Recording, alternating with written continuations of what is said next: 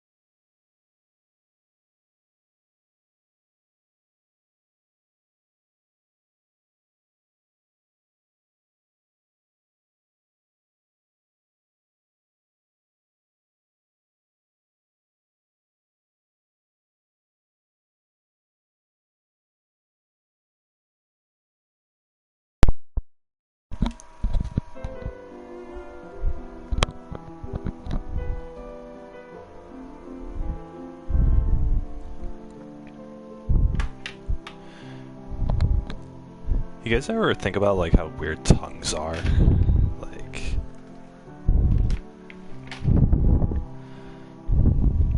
Like it's like this soft, membraney like muscle.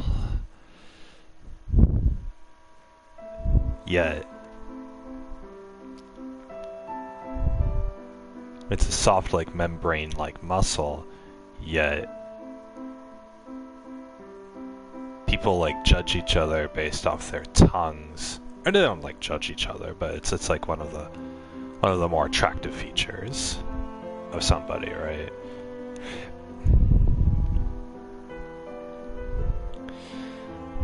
I don't know, tongues are weird, but that was so nice, you know? I don't know, I've just been thinking about that. Ugh. Anyway, I guess I'll start the stream now. Just browsing the internet for the past hour.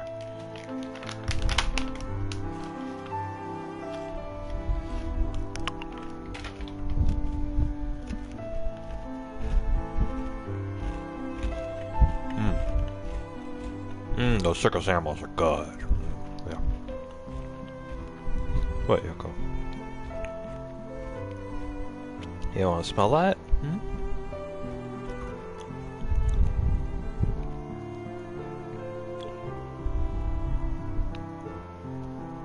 God, I woke up at 12:50. I woke up and I was all groggy.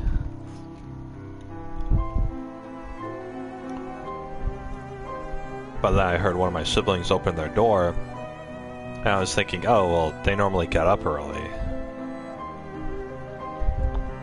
So what time is it? It's 12:50. Like, oh shoot. So I wanted to go grocery shopping today, but too late. I mean, I can go tonight. These circus animal cookies are pretty good.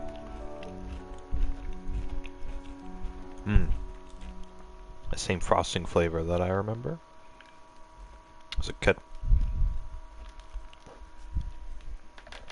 Let's see how bad these are for me.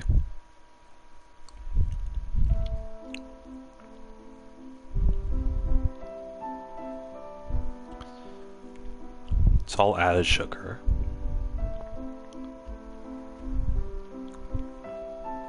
$12 grams per 7 cookies.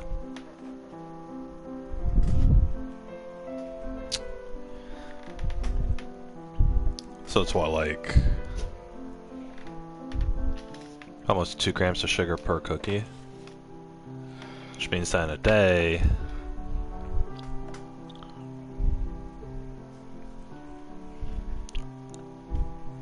I mean, I could probably have like 15 of these and be fine in a day.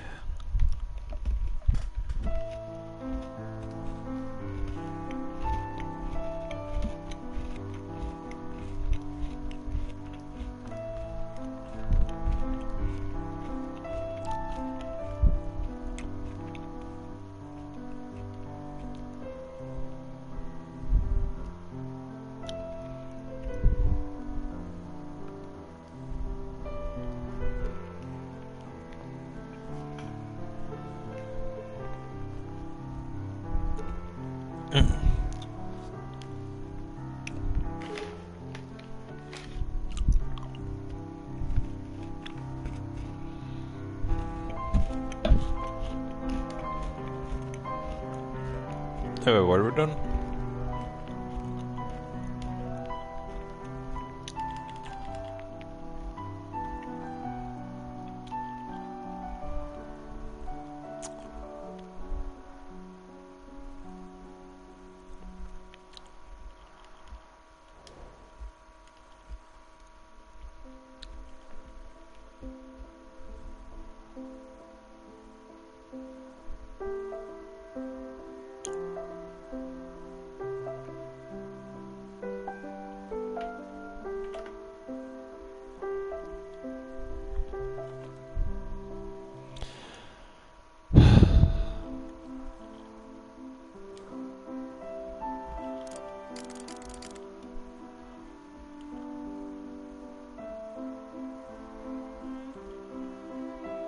These people don't have eyes. All their eyes are being covered by their hair or their hat.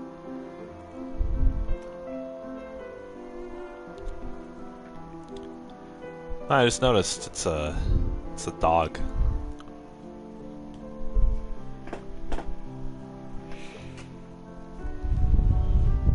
DOGGO. Doggy DOGGO. Doggy DOGGO. No internet.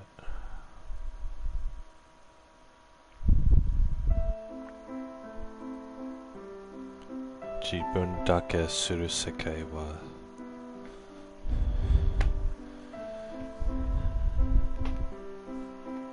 Sorry guys, we're very lethargic right now.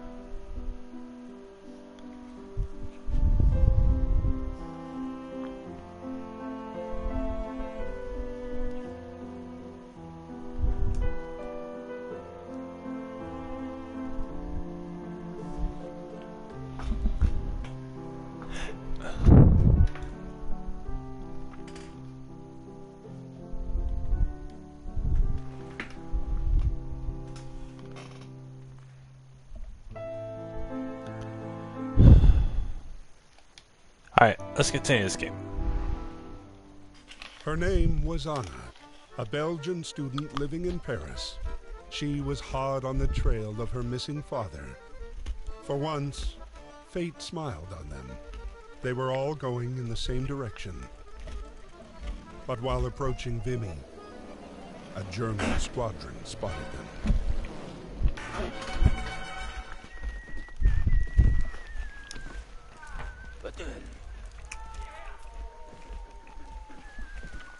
Yeah, that's right.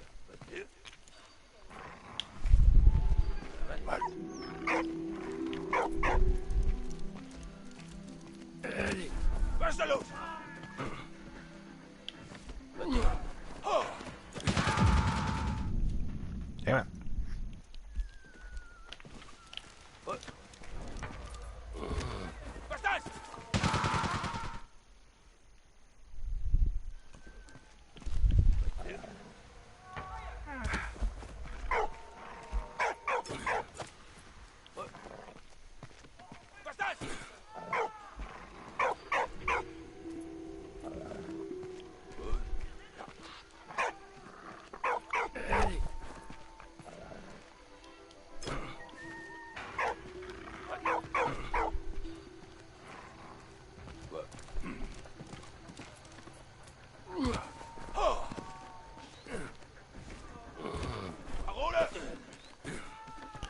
How am I supposed to do this?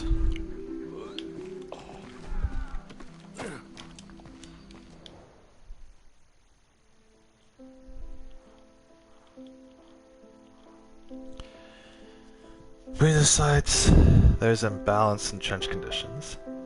They're securing a head start in trench construction, the Germans reinforce them with iron and concrete, while the Allies had to wallow in mud. The Allies' changeover policy maybe contribute to this. Allied soldiers had 7-day shifts on the front, whereas German soldiers were allocated a specific zone for an indeterminate period, giving them a chance to settle in. Really, the Allied soldiers, they swapped out people every 7 days. During a war, you live it, right? If you were, like, I mean, it's kind of synonymous to having a job like on an oil rig or something, right? They're not going to transport you to the oil rig for 7 days and then send a boat back, send you back on a boat and send some other guy to take your shift. You're going to be on that oil rig in the middle of the ocean for like half a year. You're going to be there.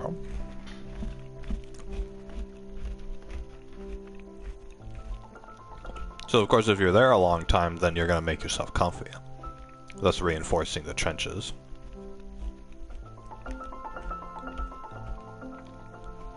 Two positions the Germans were quick to fortify. Here they built a labyrinth, a complex network of trenches and tunnels, connected to underground sleeping quarters. Allied armies unsuccessfully attempted to siege this key position on numerous occasions. Due to huge number of casualties, the position was declared impregnable.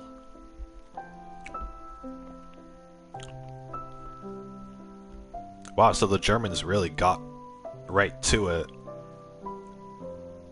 making their labyrinth of trenches, huh? Moral to the Moroccan division, whose motto was "No Fear, No Mercy," combined soldiers from across French colonial Africa, a foreign legion. Division included Moroccans, Slavs, and Tunisian and Algerian infantrymen. In 1915, the division seized Vimy Ridge, but in the absence of backup from Battalion HQ, they were forced to retreat after 2 days. Morocco Division is the only division whose flags are decorated Legion Star.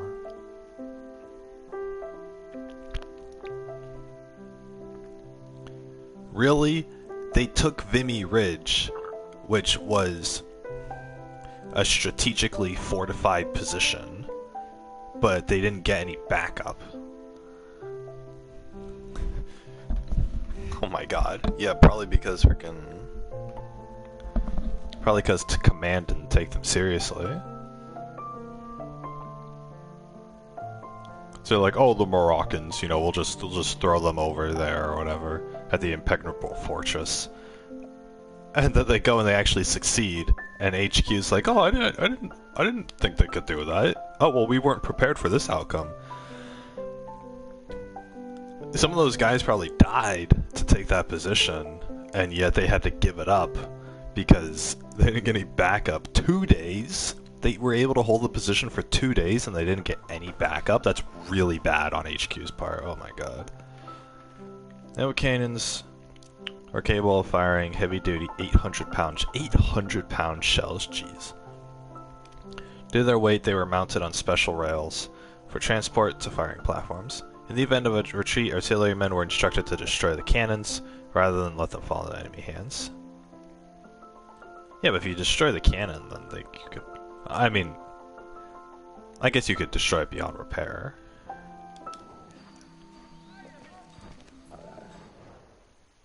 Oh, no.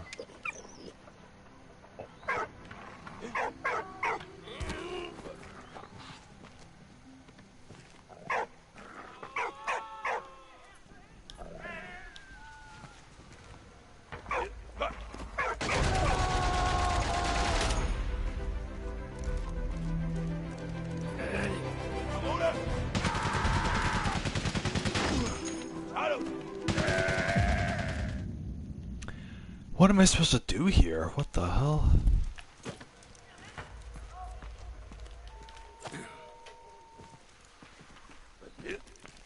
Dude, the Germans have this fortified. Oh, I just have the dog get it for me. Okay.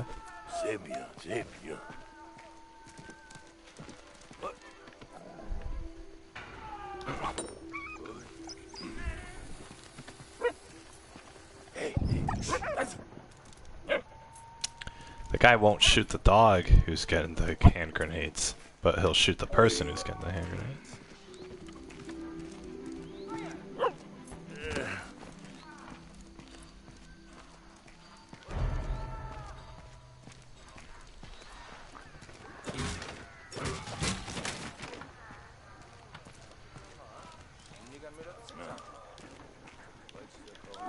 What? Oh. My god, I was glitched there for a second.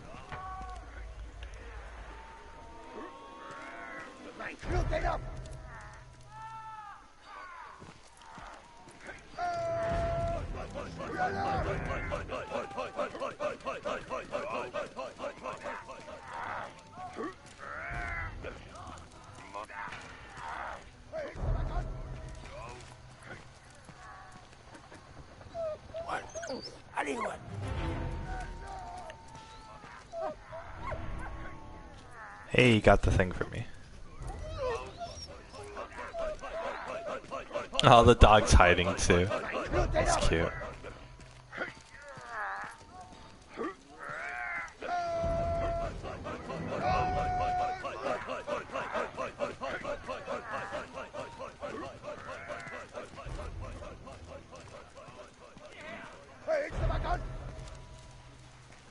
It's like a little stealth game.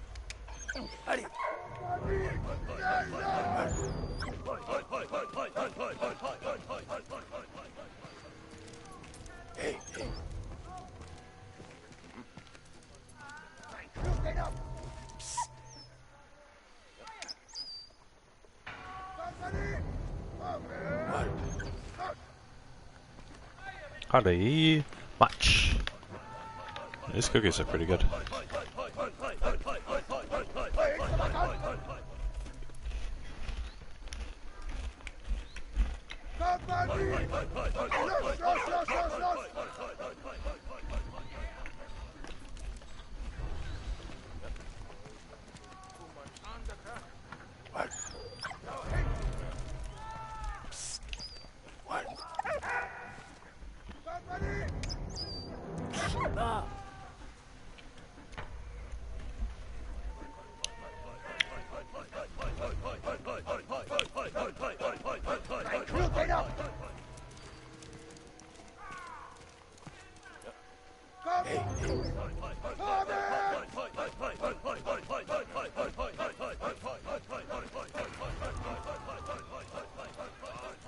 Oh.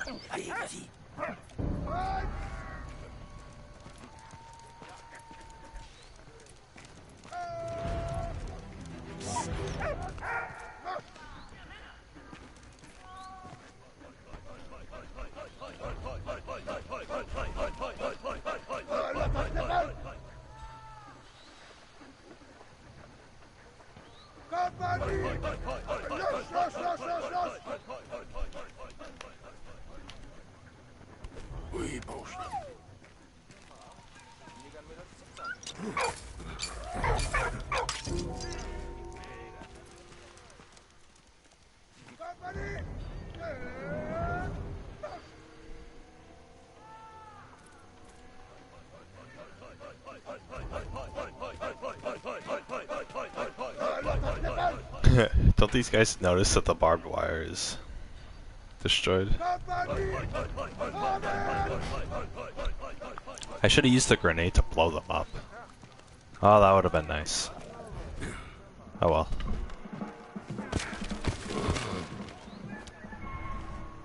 Hey, I got a canteen. It's nice to collect these because then you can learn little facts about the items.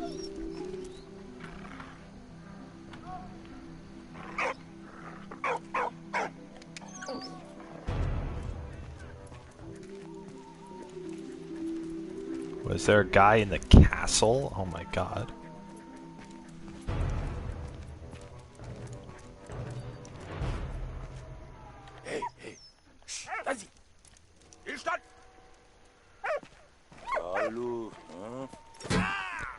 Haha, I got him.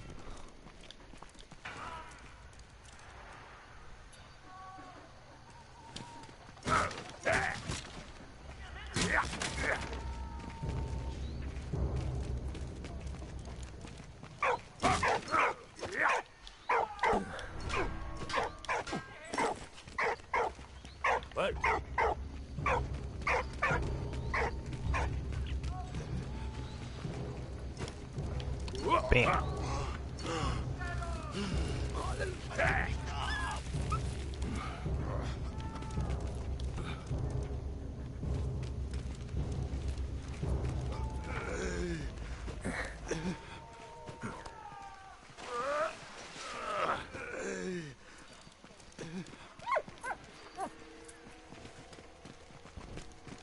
Where's the DOGGO? What?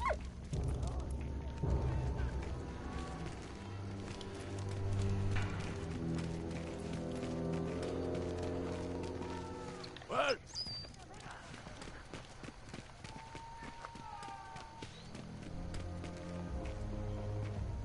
Oh. Oh, I see.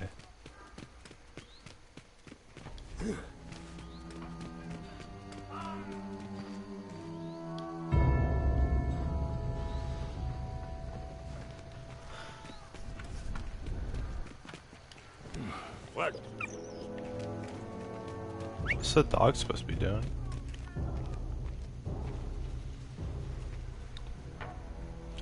You'd think like...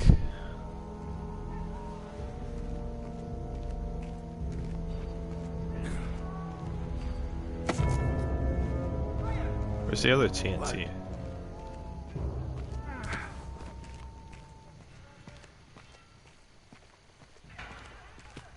What? I'm not using the hint menu. Hey, what? What? Huh? Yes, you. I thought I was gonna have to give the dog the first TNT and then have the dog place us somewhere in the background. What if I could get the dog to press the detonator?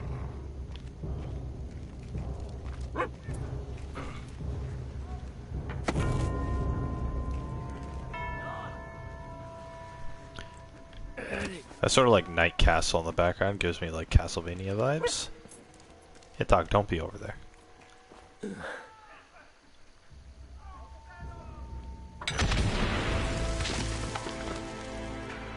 Ah, and it creates a smoke field. Nice. Big trenches. God, imagine drowning though. Oh my gosh.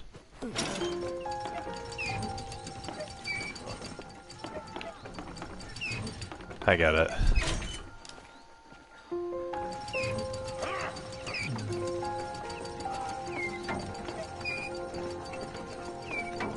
Good way to get your head blown off. Snaking like that.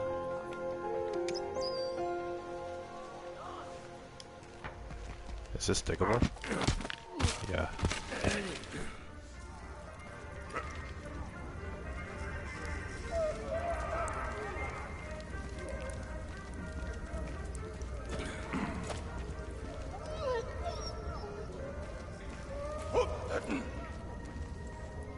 Huh?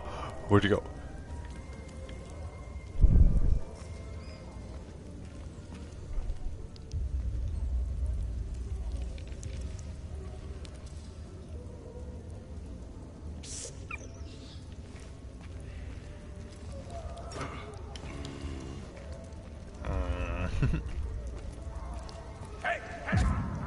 Oh, I died. Oh shit.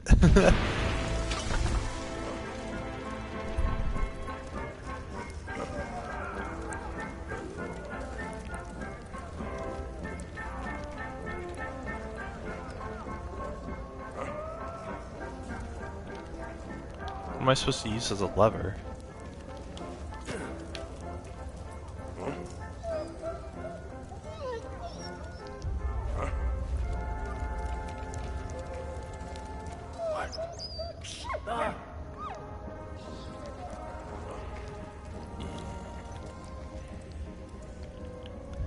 What the heck? What am I supposed to use as a lever?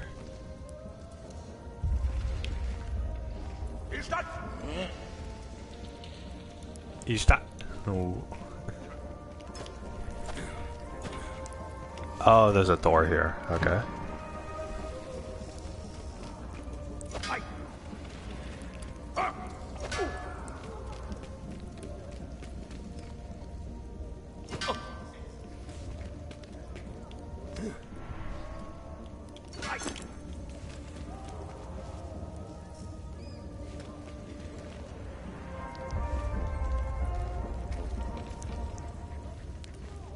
Wait.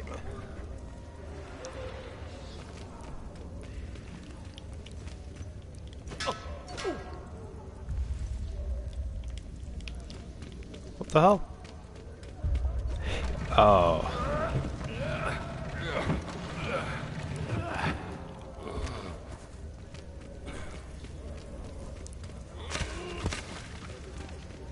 Ah, I see.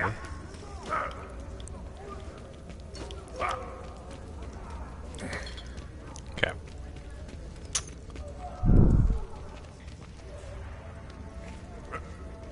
Right.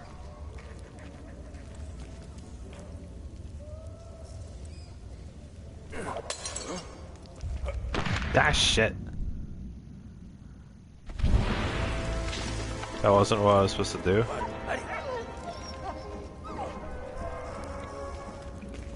Oh, I have the bottle. Okay.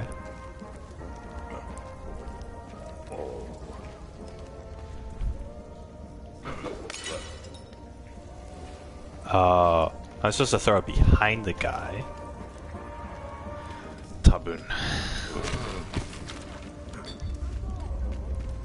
What if the red wine doesn't work and he wants white wine instead?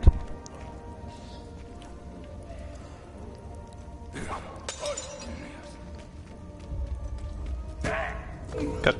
There we go. Maybe I'll play Soma next. Yeah.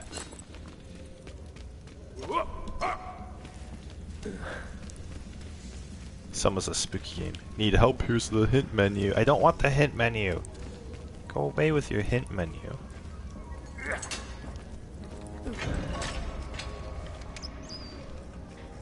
Hello, doggo.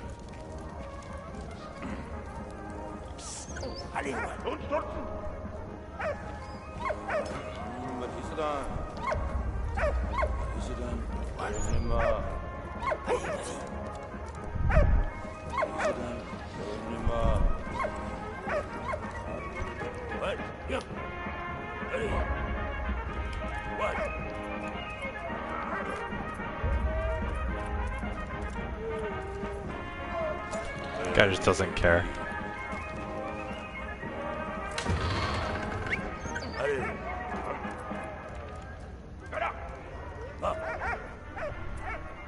Yeah, I actually got all the items in a level this time. Yeah, go pet the guy. Alright. That's a door.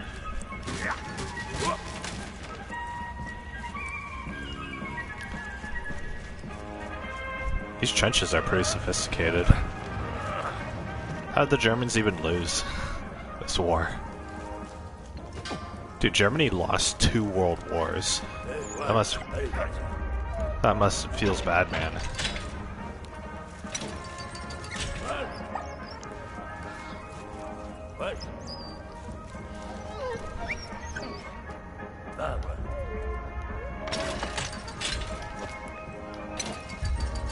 What?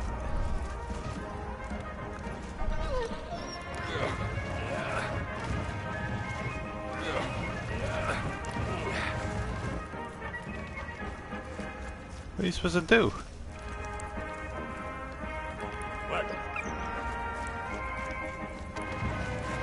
Who would put a wardrobe in a bunker?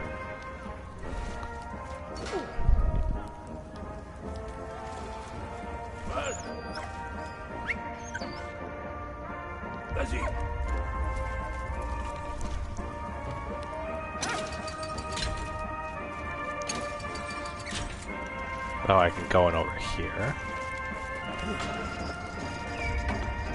That's all I get to see, really?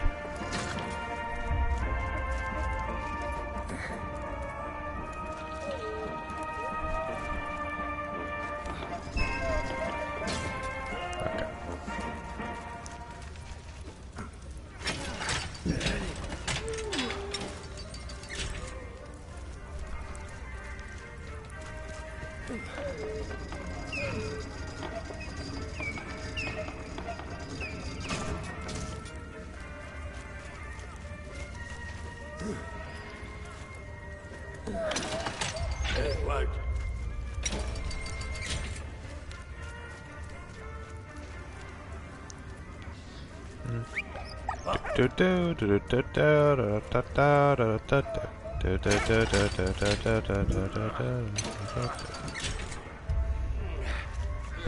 It sounds like they're playing the rhythm to Be My Guest from Beauty and the Beast in the background. Be my guest, and you never have a request. I don't know the song. I've only seen the movie twice. Once for each version.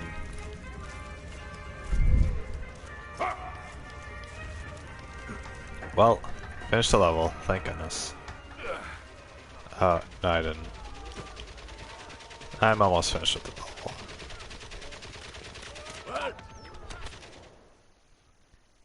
Yeah.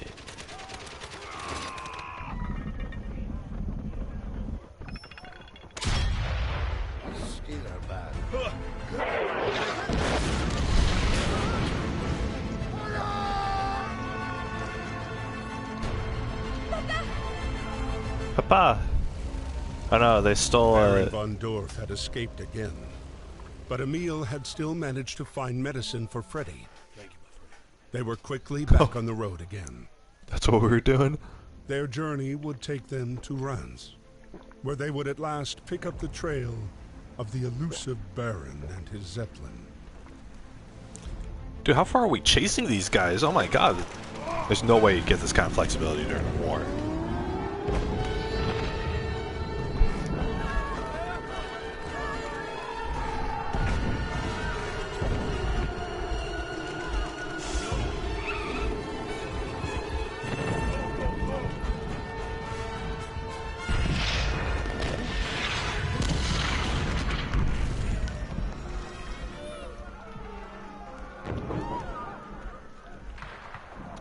Huh, glad there's a trench system in the city too. What the heck?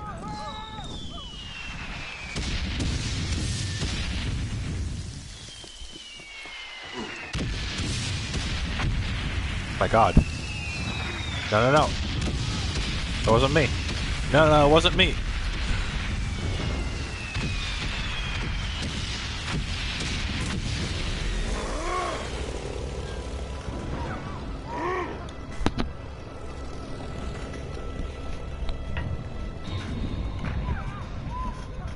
Well,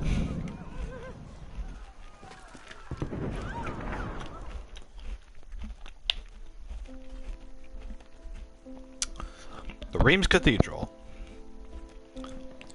City of Reims suffered during the war.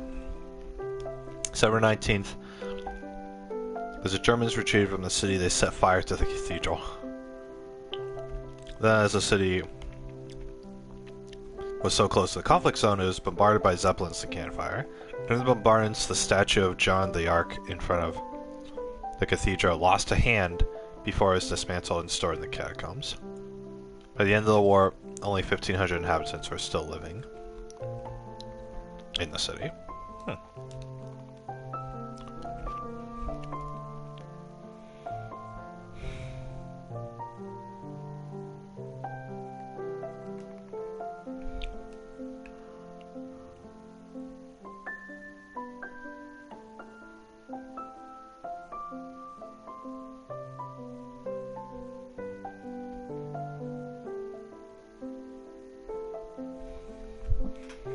Boo-doo-doo-doo-doo-doo. Tuscaranaihoho. The home front. Oh, the home front, yeah, where people that make stuff.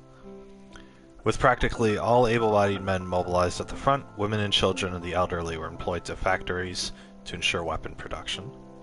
Women took on the traditional male jobs, some even held positions of responsibility. Some even held positions of responsible. Wow. This new role changed their status in society, and in the wake of the war, women over 30 years old were given the vote. Women's Institution held its first meeting in 1915 with the aim of encouraging women to become more involved in food production during the war, and the movement flourished. Yeah, and then you push for like women's rights, and then like career able people and stuff like that. It was because of World Wars I and II that it's mostly World War II, but the role of women changed. Because women used to be, you know, stay at home, take care of the house, take care of the kids or whatever, but then they were so used to working for several years that that they all wanted like their independence, and they were empowered, basically. They were empowered. They told, you can do whatever, right? So that's why like in modern society, women are so like career focused and whatnot these days. But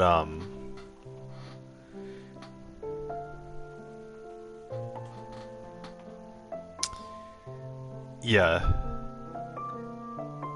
I'm not necessarily harping on women being career focused, because that's whatever, right? I don't care either way. But the thing what I do care about is the fact that the economy adjusted for this. Basically half the country is now working. And I won't delve into it too deeply, but basically what this means is that if you have double, because it used to be only guys would work jobs, right? Back, before the World War. So now that you have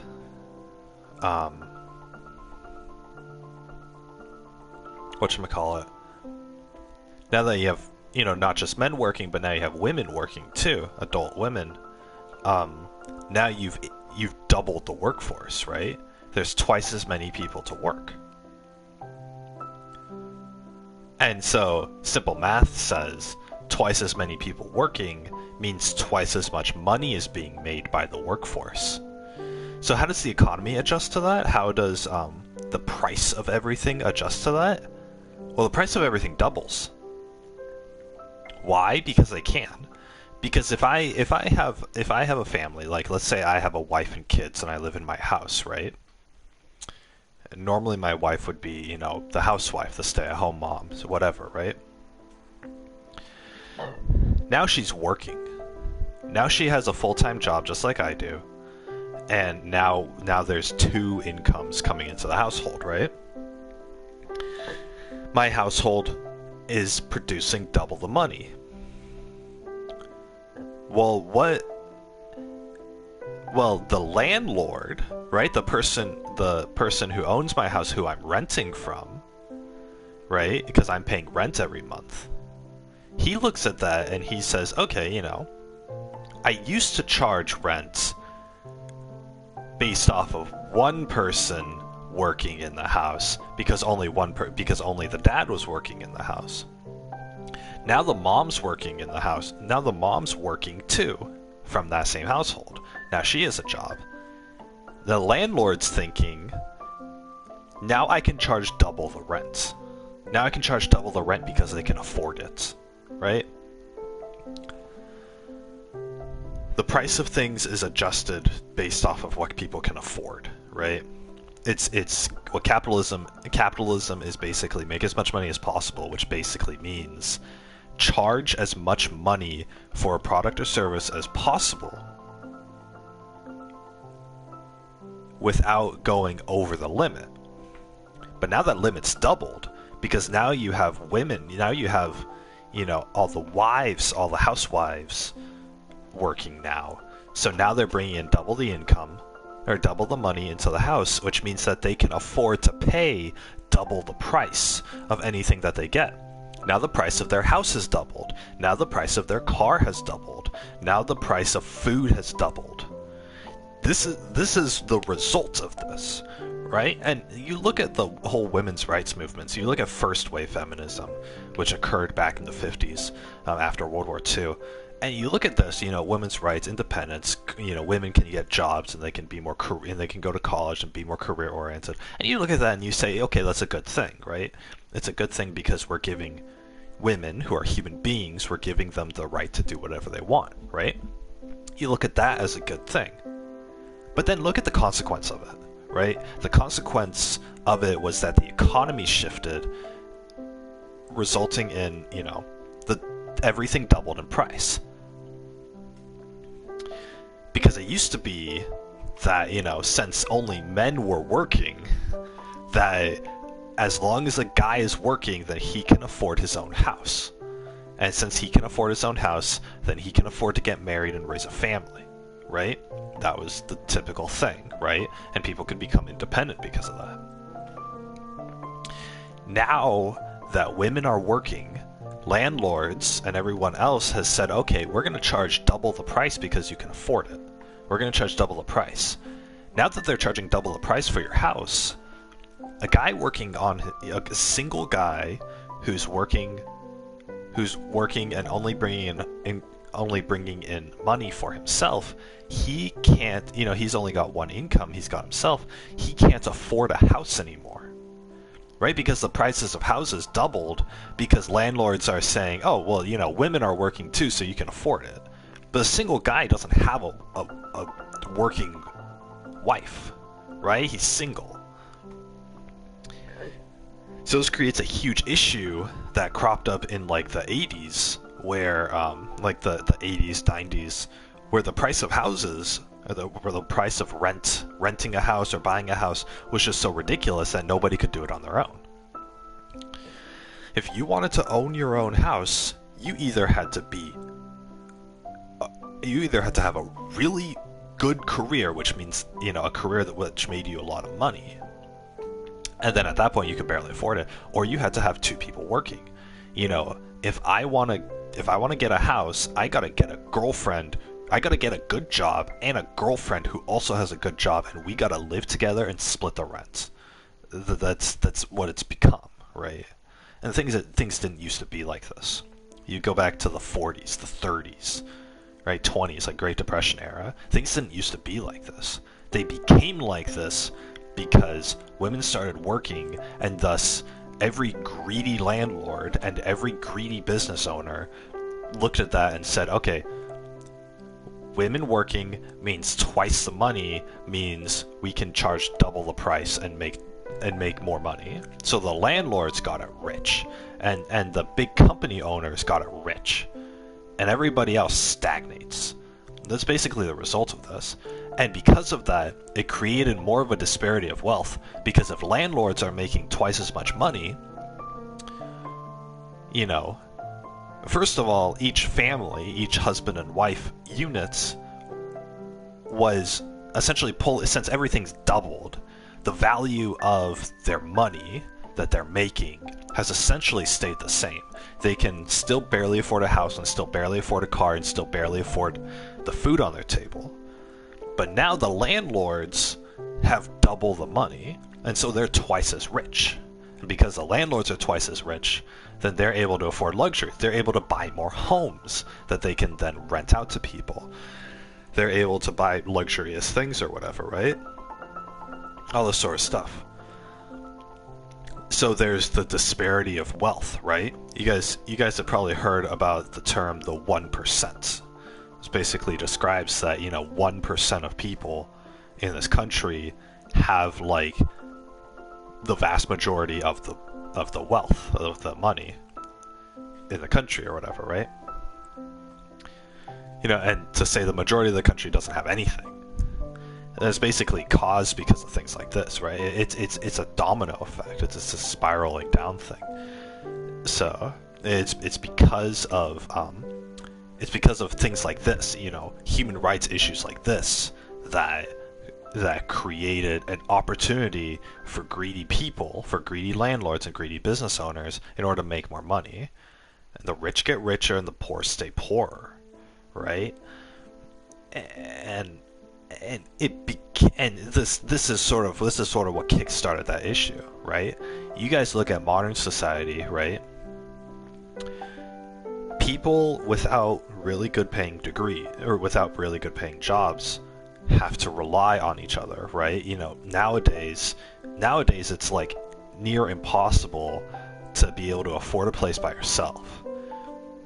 If I got a job, if I made as much money as like I was at my previous job, there's no way I'd be able to move out. Even if I went to a different part of the country, there's no way I'd be able to move out of my house, because I'm only bringing in one job's worth of income.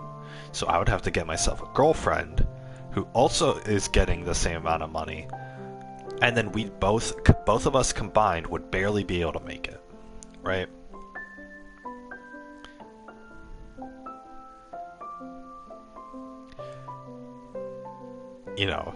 I was making what?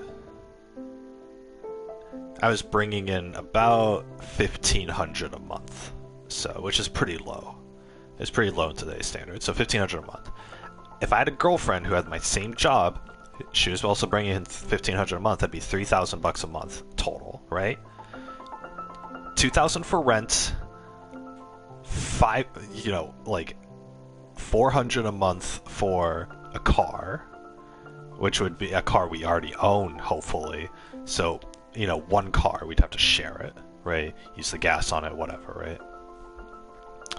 And then,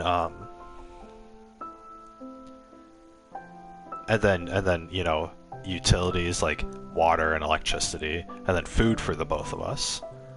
You know, utilities is like 150, and then food is going to be like 350. So that's you know, that comes out to be $2,900, and that's 100 extra bucks left in case of emergencies per month. Two incomes, two people living together and sharing a car would consume all of the money, right?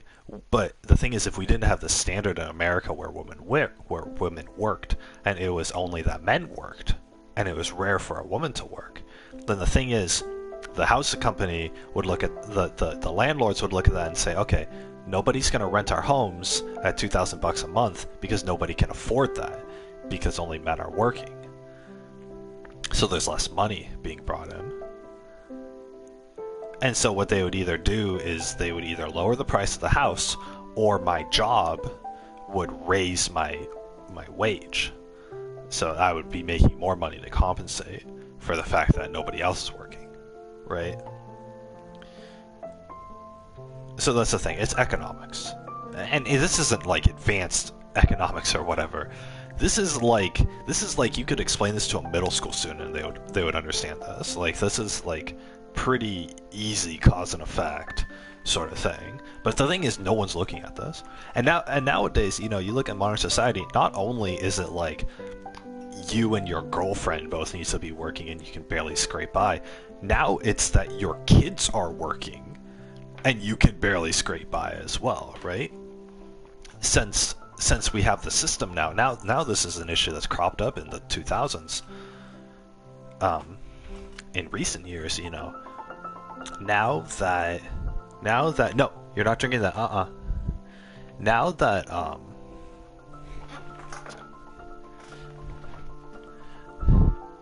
that kids can't afford to move out of their parents' house, right? I mean, look at me, right? I can't move out of my mother's house on the income that I'm making, because again, I'm single and I don't have a girlfriend or a wife who's also making money to help pay for rent. So I'm stuck here living with my mother. Which you might think, oh, that's fine, whatever, right? Plenty of people are doing that. That's the problem. The problem is that plenty of people are doing this. First of all, it's abnormal. First of all, you go back even 30 years, and people who haven't moved out of their parents' house once they hit 18 or 22, you know, after college, if they're still living with their parents, then they're looked at as weird. They're looked at as like just man-child or complete like lazy trash bums of society if they're still living at their mother's house, right? But nowadays it's normal. And the thing is, because it's normal, guess what? Just like what happened with you know, housing prices when, you know, you look at the similarities, right? You know, 1950s. Only the men worked, but now the women are working in the same household. Each household has twice the income, so now housing prices are doubled, right? Housing prices go up, the more, you know, now that there's more people in the house working jobs, the price of housing increases, right? The price of your home increases to match the income that each house is bringing in. Compare that to modern times, right? Not only is mom and dad working, but now the kids are working too, and the kids are in the same house as mom and dad working. Therefore, the amount of money that one house is bringing in is increasing. So therefore, the landlords will see that. They'll see, okay, not only is mom and dad working, now they have kids who are working too. Now instead of having the house price be 2 times, now we can make it 3 times. Now we can make it 4 times because they can afford it. Because now the kid is paying rent to the parents, now the parents can pay more to me. And they'll increase the price of the house. Your $2,000 a month house is now $3,000 a month. Because now you got a kid in the family who's 18 and he's working. or he's 22 and he's got a college degree, but the college degree isn't making him enough money to move out. So now he's working. Now the price of a house, the price to rent a house, is 3 times the amount that it should be. Now, goes to say, now if I want to move out, I gotta somehow make 3 times as much money as I normally would. I need 3 incomes in this house, right? Because if, a family, mom, dad, and the kid are working and all paying rent, that's 3 times the price. Now, if I'm the kid and I want to move out, now I gotta find a replacement for mom's income and dad's income when I go afford a new place, because that new place is gonna be the same price as my old one, right? It's gonna be the same price as when I lived with my parents, except I'm not living with my parents anymore, but I still gotta pay rent, and I still gotta pay this ridiculous price. No way I can afford that on my own. There's no way. So what can I do? I have to get a girlfriend who is also making money. That's a necessity, and we have to be living together. And both of us probably have to have a second job each. We both have a main job that we work, 8 to 5 on the weekdays. We're bringing in all that money, and now we both get weekend jobs, or we both get night shifts, or something like that, to bring in just a little bit of extra money. A weekend job or a night shift, that's not a full income. So we need both of us to be doing that, and then that'll make up for a third person, right? Because girlfriend and I, we don't have kids yet, right? And even if we did have kids, they wouldn't be old enough to afford this. So now, either this, or I gotta get a girlfriend, we both work day jobs, and then we get another roommate, right? We have a 2-bedroom apartment, and girlfriend and I get the master bedroom, and we have some third guy who we could not even know this guy. We could not even know this person who's our roommate, and they get the spare bedroom. And all 3 of us pay rent. Now, not only do I have to have a relationship partner, but I also gotta let a stranger live in our home. A stranger who's on the lease. And that's for renting a place. No way you can do this for a mortgage place, right? For a home that you own, right? I'm not buying a 4-bedroom apartment and renting 3 of those bedrooms to strangers, right? This is my home, right? But people have to. The thing is, nowadays people have to, because the price of housing is so ridiculous. Those 3 extra bedrooms are supposed to be for my children. But I don't get to have children because children don't make money. Children cost money. And with how expensive housing is, I can't afford to have a family. I can't afford to fill those rooms with people who don't work. Right? And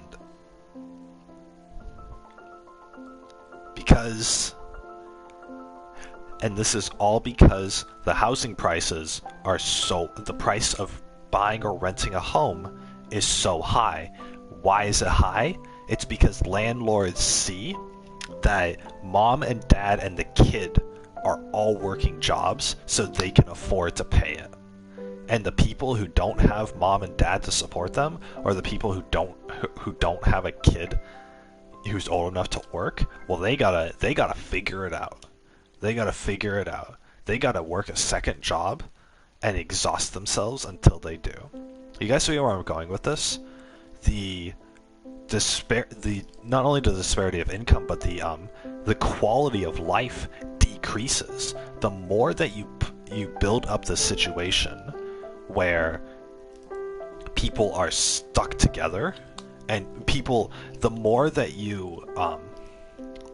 you push towards this, like, oh, I can get a job, I can work, I can, gain independence, yada yada. The more that we push this as a society, the more that the landlords and the big companies and whoever else, the more money they can make. Because if society says, you need to go get a job, and you need to contribute and blah blah, then you'll do that, and now all of a sudden there's more money in order to spend on an increased rent price, right? If we still lived in a society where children moved out the day they turned 18 and they got a job and they were able to afford their own place, if we still lived in that society, then rent prices wouldn't be so ridiculous. Because landlords would see that, okay, we can't charge more money because the kids who are working jobs aren't sticking around. And so there's no way any of these people can afford it. But the fact that these kids are sticking around means that the landlords can charge more money because they'll be able to make the money, because the family can afford it, because mom, dad, and the kid are working. Mom, dad, and the 2 kids are working. Mom, dad, and the 3 kids are working, right?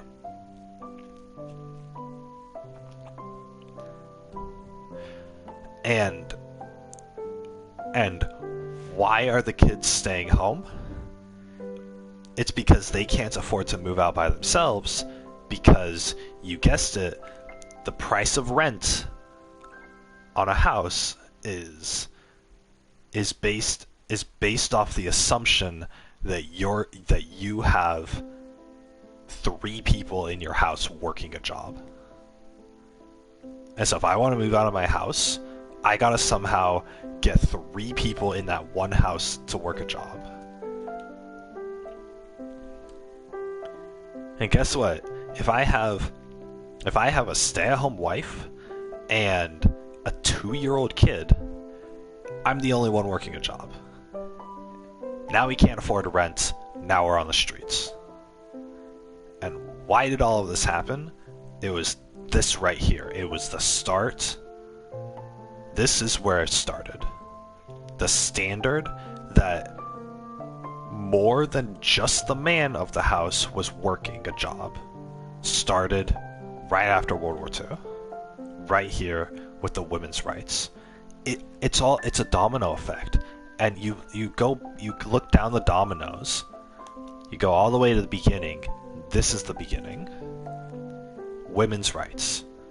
The fact that wives are not going to be stay-at-home wives anymore. The fact that they are going to turn into working class citizens who bring in an income caused the price of houses to rise. And so therefore the price of houses rose, therefore not necessarily allowing women to work. Now it necessitates women to work. Now you're husband and wife, right? Both of you have to work a job, no exceptions, right? You don't get a choice in the matter. People think like, oh, women are free to work now. They're not free to work, they're forced to work. Because they're forced to work, because everybody else is doing it, and so the landlords are charging double the price. Now they're forced to work. Women are forced to work now. It's not a freedom anymore, it's not freedom of choice. It's just, you used to be able to stay at home, now you're not able to anymore. When the values of society have shifted, it forces everyone else to shift out of a means of survival, out of a necessitation. That's the problem, because there are women out there who don't want to work, who just want to stay at home. And can they afford to stay at home? No, they can't. They have to find somebody who's rich to marry in order to be able to stay home. You want to stay at home and fall in love with a guy who isn't necessarily rich, but you're in love with him and you like his personality despite that? Good luck staying off the streets. Good luck not being homeless. Because it's sure damn impossible. It's a mess. It's an absolute mess. And this all goes back to capitalism. This all goes back to the greed for money. One person working in a household, therefore the house costs one person's income. Now there are two people working in the household. Now the landlord can raise the price because he can. Why would he do it? Because he can. Because the woman is working, the landlord sees that and says, now I can take some of her money too in the rent. And then the landlord makes more money and the family's stuck. Now the kid can't afford to move out. And so the kid gets a job and brings in an income. The landlord sees that and says, I'm already taking money from the husband and the wife. Now let's take money from the kid too. Why? Because I can.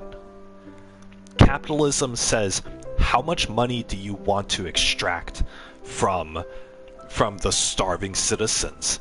As much as I can. As much as I can before I've bled them dry.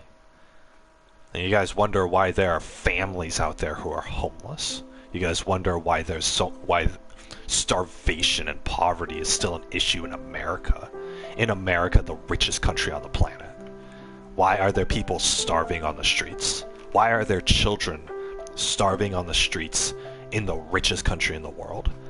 It's because the rich have employed the mentality of how much money can I take from the American people to make the most amount of money. The people living in their mansions, having parties on their yachts every weekend, they don't give a shit how many children starve to death on the streets by their doing. They'll say they care, but they don't. What they care about is how much more money can I extract from the American people before I reach that tipping point, before I reach that limit. And right now it's a hell of a lot. It's fucked. It's absolutely fucked. There are people in their 40s who are still living in their parents' home because they can't afford it to leave.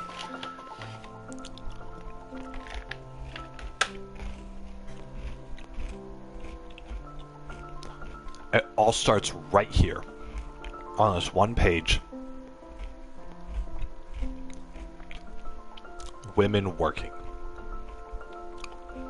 Women working and getting that extra income combined with capitalism's greed for money means that everybody's going to suffer, including the women who got the jobs in the first place.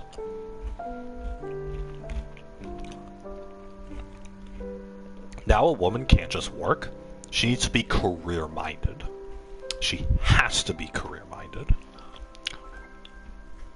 Otherwise she still can't afford to live by herself. She still can't afford to live without a boyfriend or a husband to live with.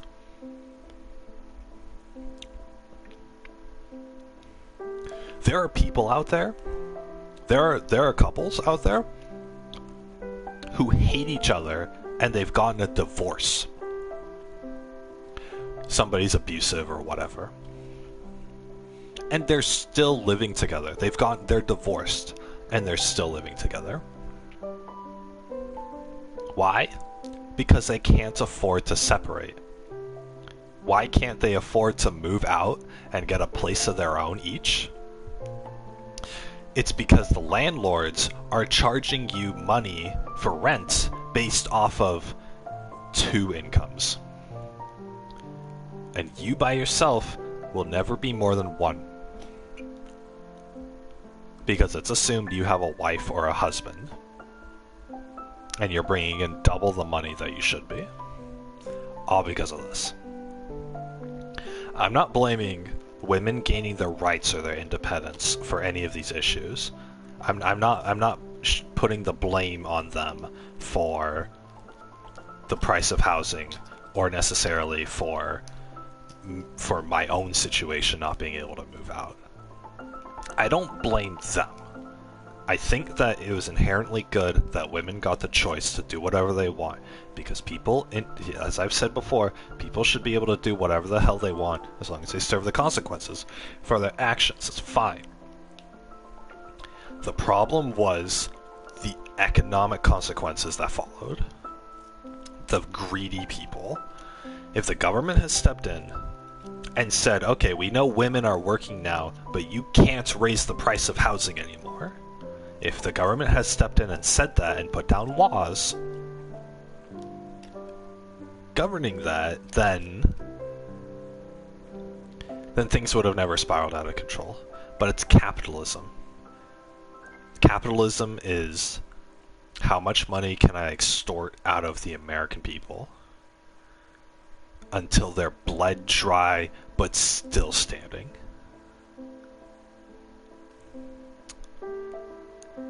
And the more this situation spirals, because it's not the end of it, this isn't the end of it. Soon a house is going to be 4 times a person's income, and you're going to have to pop out multiple kids in hopes that one day they're all going to get a job and they're all going to live under your roof, working and paying rent. It's going to become 5 people's income. Now you got to get a 3rd child doing it. 6 people's income. 7, 8, 9, 10, and eventually there's going to be a tipping point, and everybody's going to go homeless. There's going to be a tipping point where nobody can afford rent except for the really rich. Nobody can afford rent, nobody can afford to buy a house, and everybody's homeless, and there's going to be a lot of empty homes.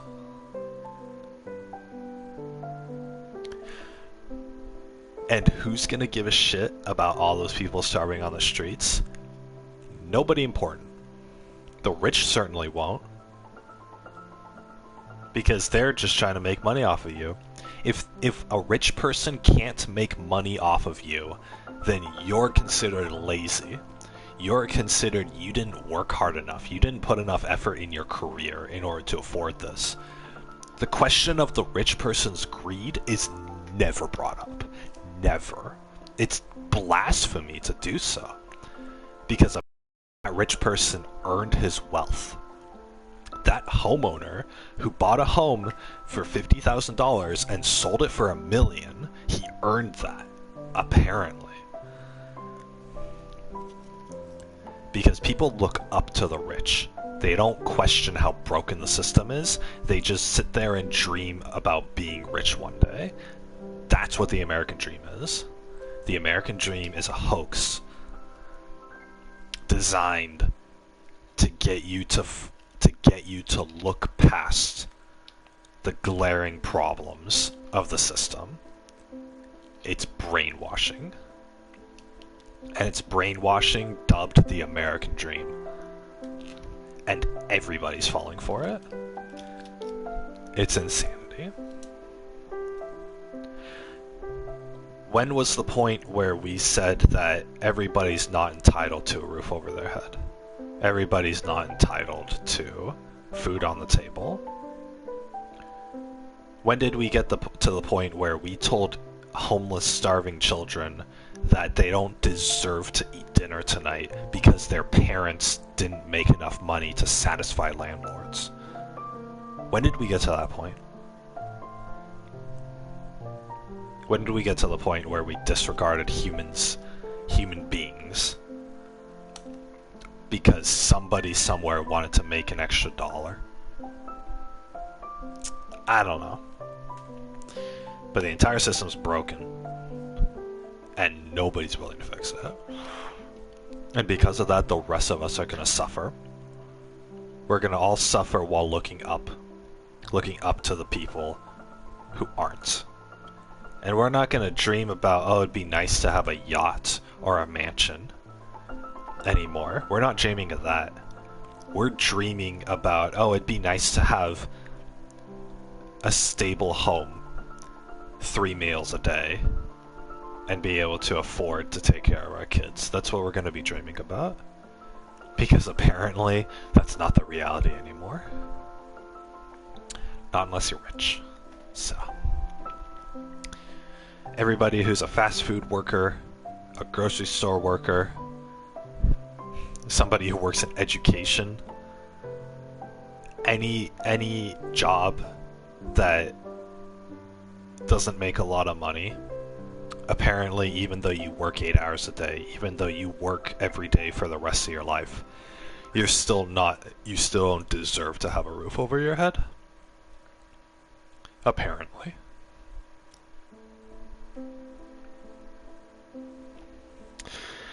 It's insanity. It's literal insanity. And it all started here. The greed of the rich all started here. And it's been a downward spiral ever since. A century in the making. So, I don't know. Sorry guys, I just went on another rant about the housing crisis. But that's basically where it began. So I don't know if that was probably too long-winded.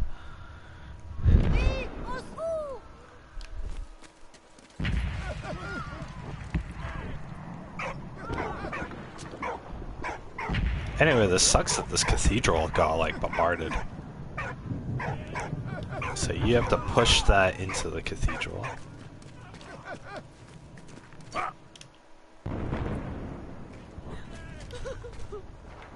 We need a lot of men to do this.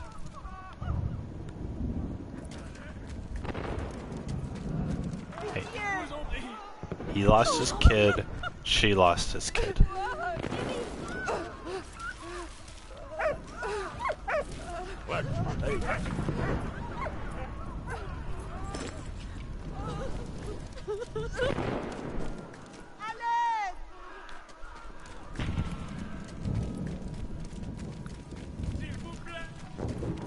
S'il vous plaît.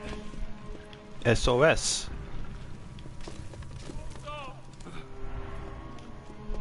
Hey, some jeans. Oh, those overalls. How about the overalls?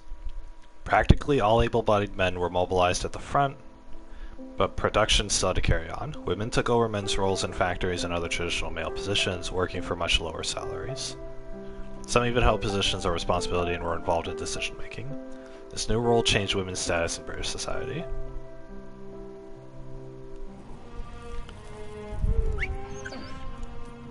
That's fine and all, but it's because things didn't go back to normal and the economy adjusted that now it's a necessity.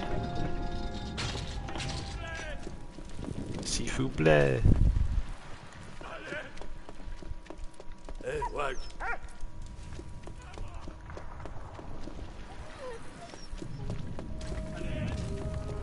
What the? No, go on the thing.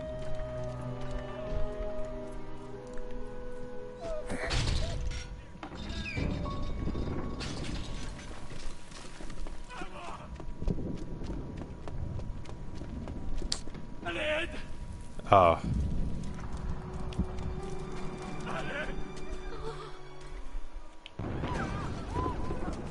Well, I'll throw it up to him once I find it. Alright, let's see here.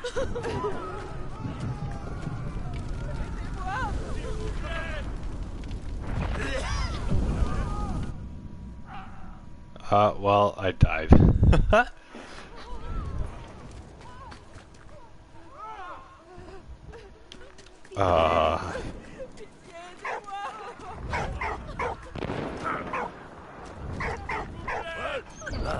Yeah, rescue him. Yeah, grab him by his hair.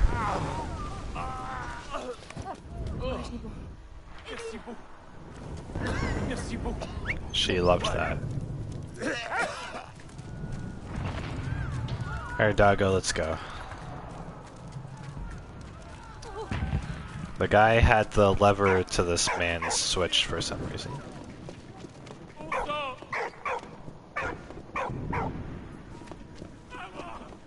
Hey, what? Ah, shit. Dang it, dog. Go down. S'il vous plaît. Alright, Doggo, go there. Yeah, good. Good boy. Alright, let's go.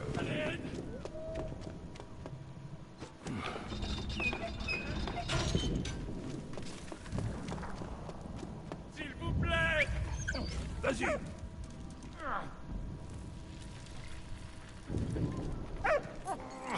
Ouais. Bah, ouais. Ouais.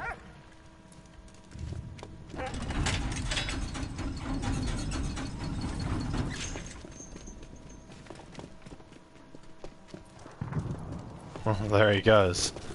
Alright, Dog, I need you to bring me up. There's probably an item up here.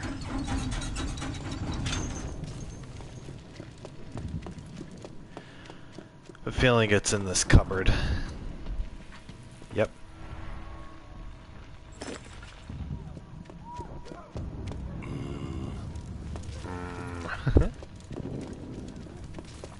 Seafood bleh. Ouais.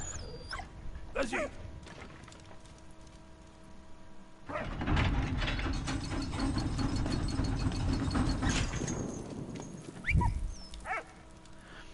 Okay, Dog. Ouais. Allez, vas-y. Bring you down. I won't leave you up there, Dog. Don't worry. Oh, whoops.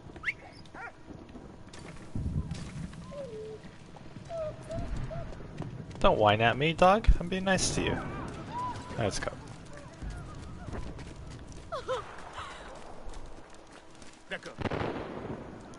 He's okay to push it. She wants someone to help his old man.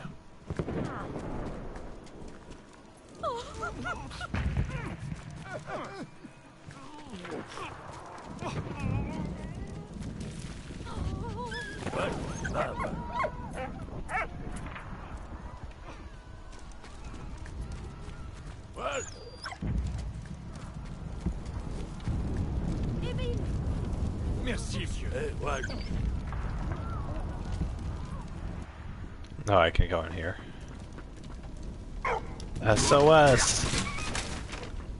Hello. Yeah, whatever. Come on.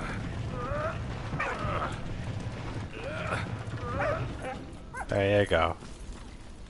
Alright. SOS. That guy's on fire. Reminds me of 9/11. Let's see here.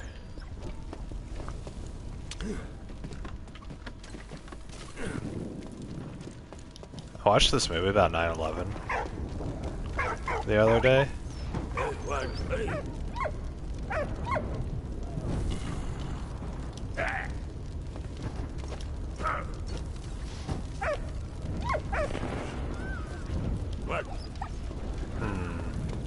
Yeah, I watched this movie about 9/11 the other day. As you know.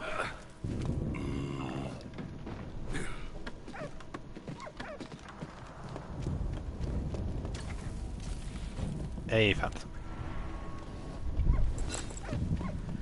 Yeah, it was a movie. But, like, I had completely forgotten about 9/11.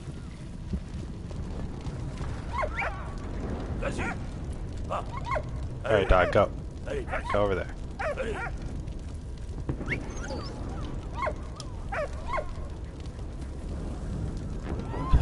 He just slid down. It's kind of cute. What am I supposed to do? I can just kind of just leave him.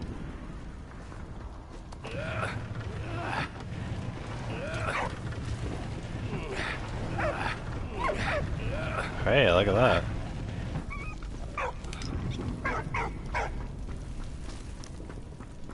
This dog keeps barking. Let's go. I guess I need wire cutters to cut a rope.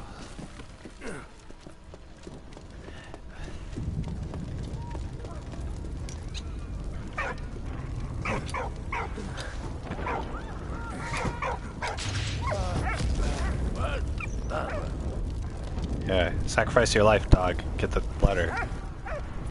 There we go. Got the brevet marine. This game really reminds me a lot of like This War Is Mine. This War of Mine. This War Is Mine. This War of Mine. Oh, merci. She loves me now. Now he's ready to push the cart. Oh yeah, she found her husband, now he's ready to push the cart.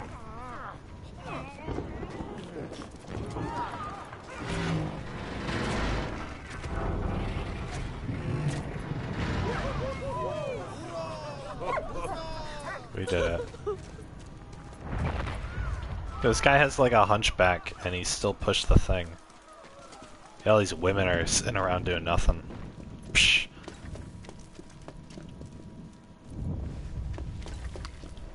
Aren't I missing? I'm missing this. I don't know where that'd be.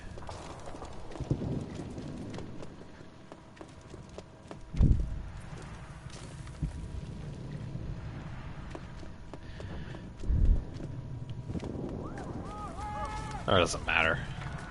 It's probably down the hole.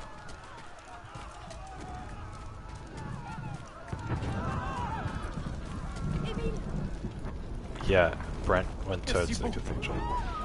What? What? Wag.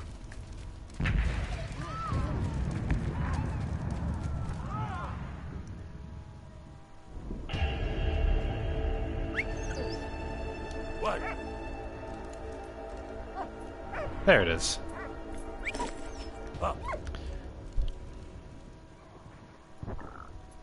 Where'd you go? Oh. You went up there. Alright. Come on, dog. Doggo. Dog dog. I'm gonna name the dog Henry. Yeah, go on, Henry. Go, sick him. Whatever. Wasn't this originally a German dog in the first place?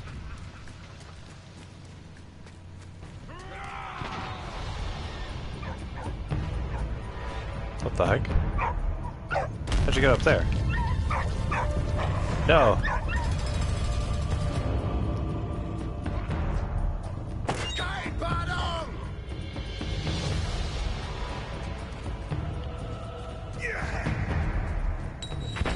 Oh, a boss battle.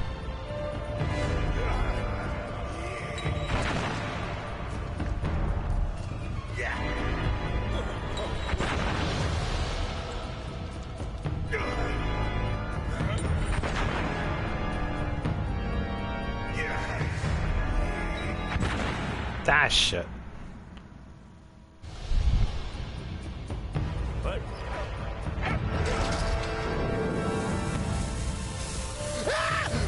Oh, that smash! Are you kidding me? I just happened to be at the wrong place at the wrong time. Oh,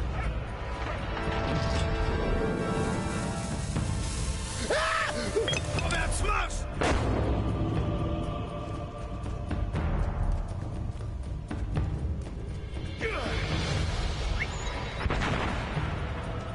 Come on, throw your stick.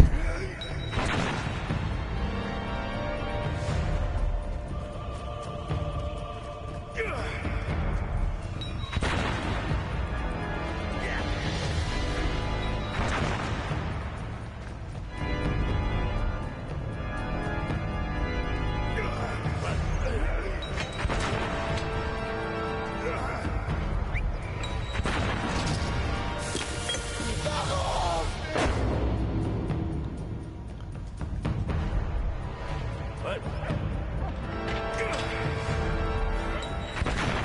Oh my god.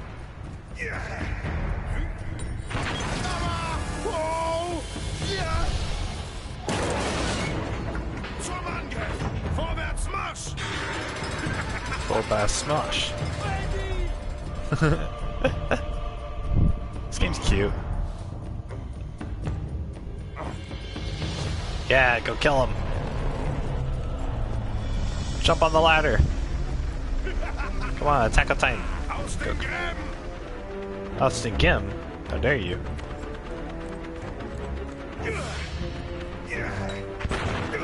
Ah, shit. That was a dud. Nice. Ah, shoot.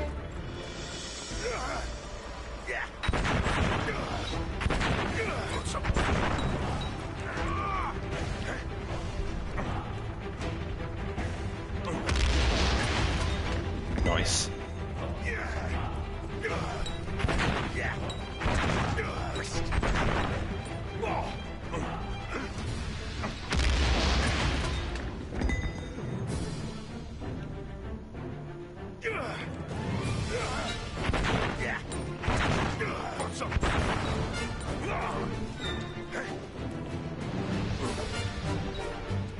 Oops.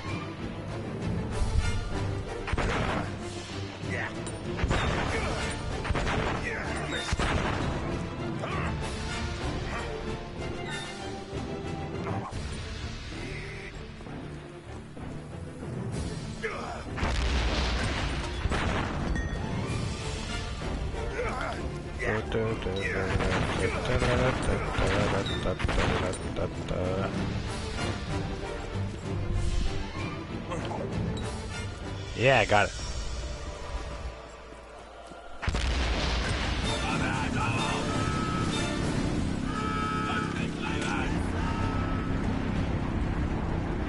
Oh no, it's Carl.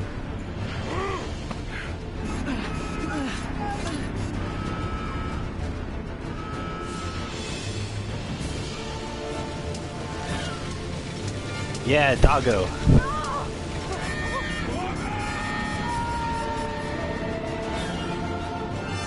Oh no, Carl and her father are both on top of that? Wow, they showed the wow, I just got through the tutorial, didn't I?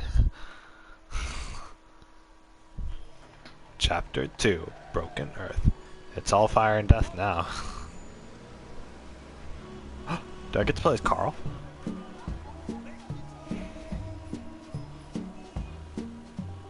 That was earlier. Anna was training to be a veterinarian when the war broke out. The Germans were only 20 miles from Paris when she received a letter from her father. He was in good health, but implored her not to return home to Belgium until the war's end. Patience, however, was not one of Anna's strong suits.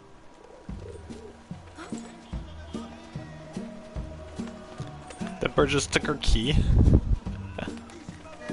What the heck?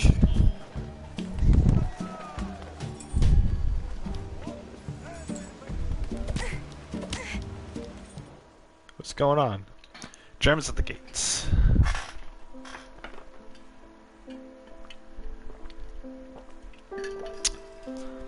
Anyway, I hope I'm not too long-winded in anything that I say, guys. And then my rants or whatever. Germans at the gate. September 1914. German advance. Picked up within 20 miles of Paris. Government had already fled to Bordeaux and was expecting Paris to fall. The north, most of Belgium was occupied, but under the king's command, 75,000 soldiers kept depressed and used to out of German hands.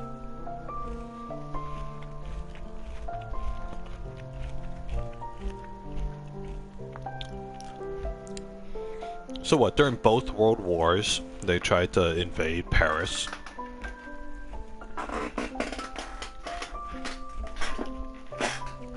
September 6th to 7th, General Gallieni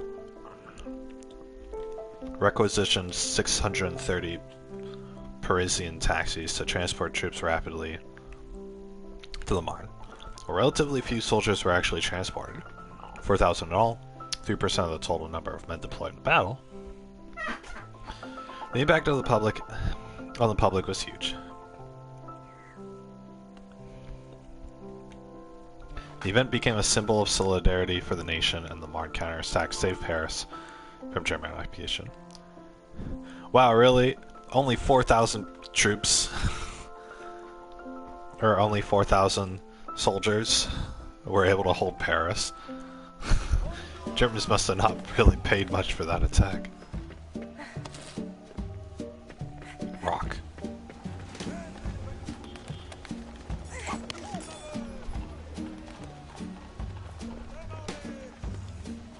Pigeon really wants the key.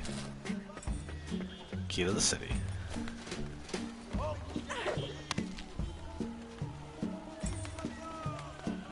What the hell?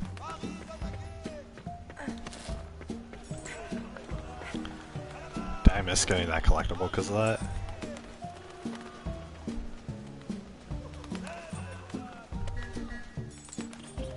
Give me my key back. I missed! God damn it. Come on. Okay, good. My key.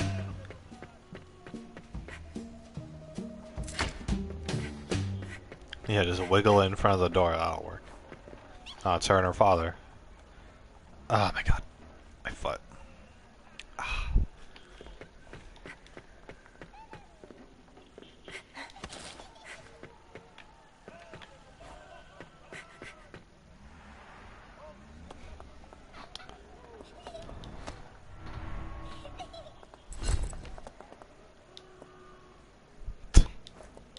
Who are these people?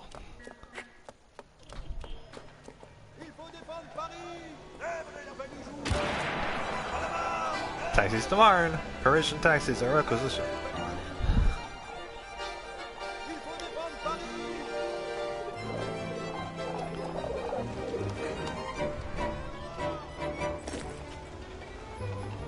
Did I miss an item?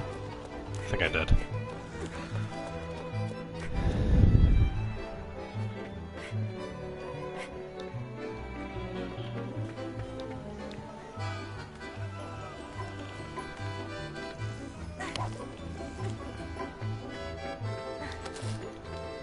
Sounds like the song to Guys and Dolls. There we go.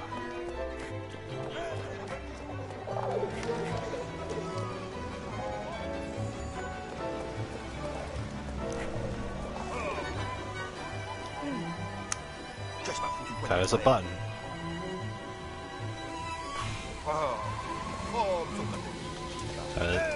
Oh, he needs a tire. She needs to find an X-shaped hole.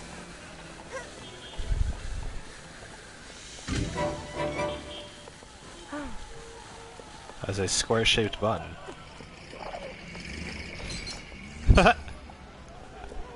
Yeah, how convenient. Does she need an X-shaped wrench?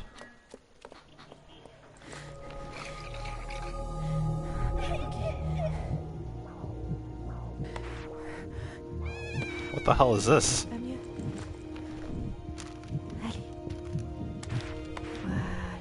Need to do a rhythm game in order to put on that bandage.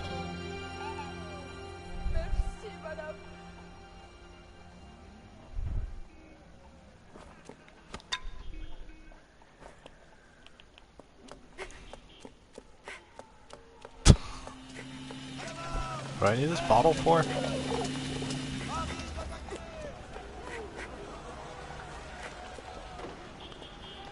Guys and dolls. There's just the guys and dolls. I need a piece of paper.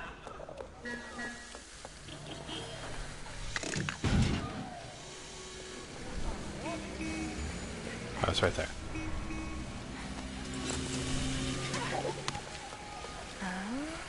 I need a bottle? Really? Oh, bottle's right here. Good thing no one took it. Alright, oh, put the bottle right there.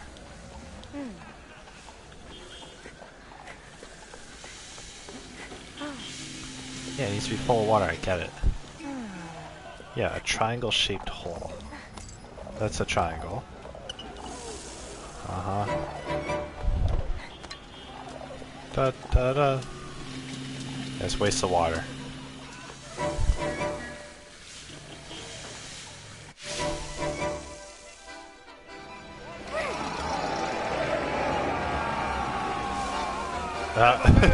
Everyone's just, it's just a ride.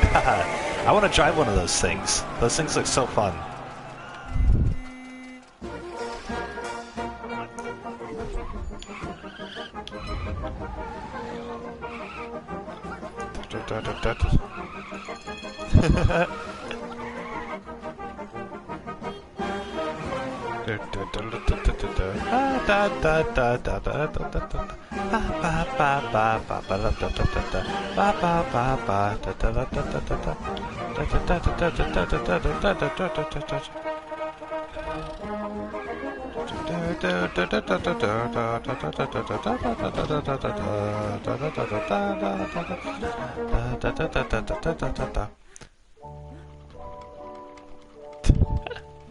She is going way faster than everyone else.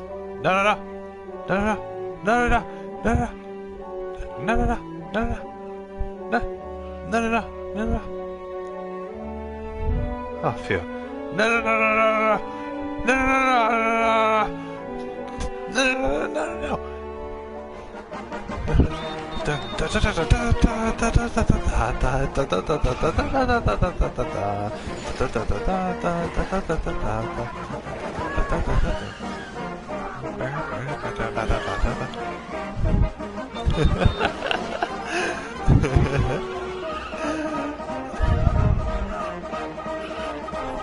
Ah, shit.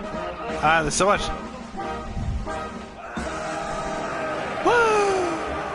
Yeah, taxi driver. Taxi racer. September 7th, 1914. Taxis drove all night. Anna was proud to help the soldiers reach the front line. When Anna arrived at her destination, she discovered the horrible truth with her own eyes. Is that her dad? No, it's not her dad. Alright, what achievement did I got? Complete one taxi mission without damaging the car. Good.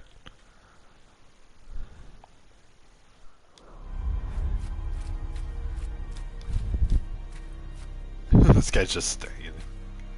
I want to drive one of these. This would be cool. I saw something like this. I saw something like this. It was a three-wheeler, so it had one wheel in the front and two in the back, and the back, and it was just this part, this front part, this like with the seat and the steering wheel. I saw something like this, and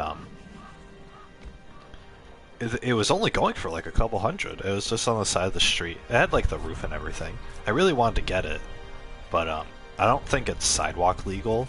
And I don't think it's street legal either, so I don't know what I would have done with it.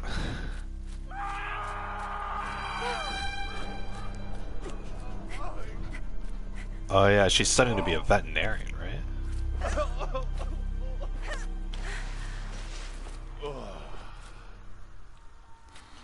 Hey, oh. No, no, no, no, no, no.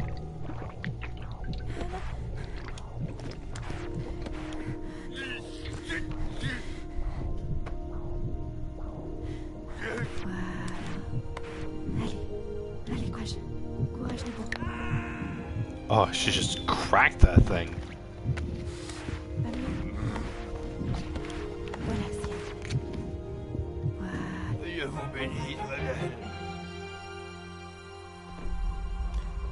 Is he just gonna fall asleep there? Dang, I would probably fall asleep there after it. 7 months went by. Driven by compassion, Anna devoted herself, body and soul, to healing the wounded and the sick. Every life saved was another small victory over the war. The conflict, however, raged on. Dang, she just volunteered to do that. See someone suffering in front of you and you can't turn a blind eye. It's true heroism.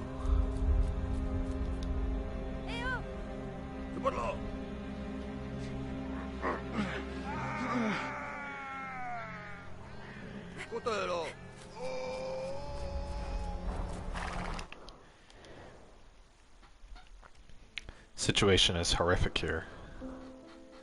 Yesterday I was in my warm, cozy apartment and now I'm in the depths of hell.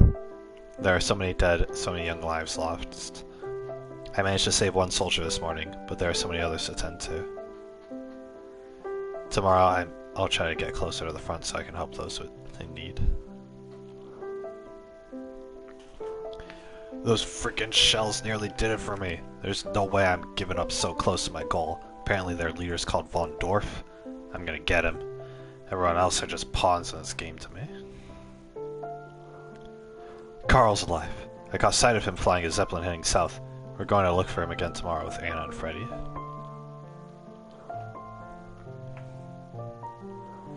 This morning in Pris, Von Dorf made us capture some scientist. The army is interested in his work and apparently he'll help Germany win the war. He seems like a nice fellow, but it's hard to find out anything else about him. Von Dorf is keeping him closely guarded. Not a day goes by that I don't think about my Mary and my little Victor. I haven't seen them for 8 months now. I miss them so much.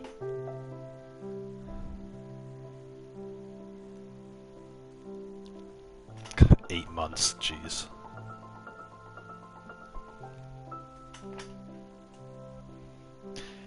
Wait a second, why did France kick out all the German citizens, or all the German people, if the Germans were just going to use them as soldiers? Wouldn't the French want to keep the Germans, like, kind of like in the country, but like kind of locked up or whatever, to make sure that they can't be used for the war effort? Because they said, like, that Carl guy was living in France, and he didn't want anything to do with the conflict. And then he got sent home, or he got sent to Germany, and is now fighting as a German soldier against France. He's probably killing French soldiers. Why did France do that? Why would France send home, you know, deport somebody just for them to turn into an enemy soldier, right? You're giving the enemy their soldiers. It's a stupid move by France. I don't understand what the point of that was. Put him in like an internment camp or something if you're that worried.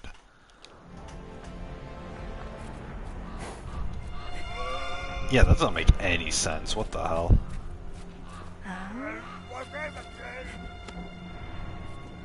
He wants water.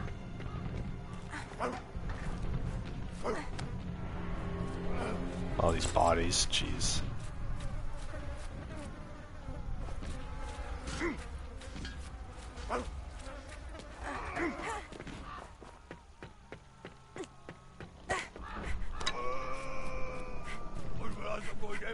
There's plenty of water on the ground. We're gonna saw off this dude? Oh my god, no, please.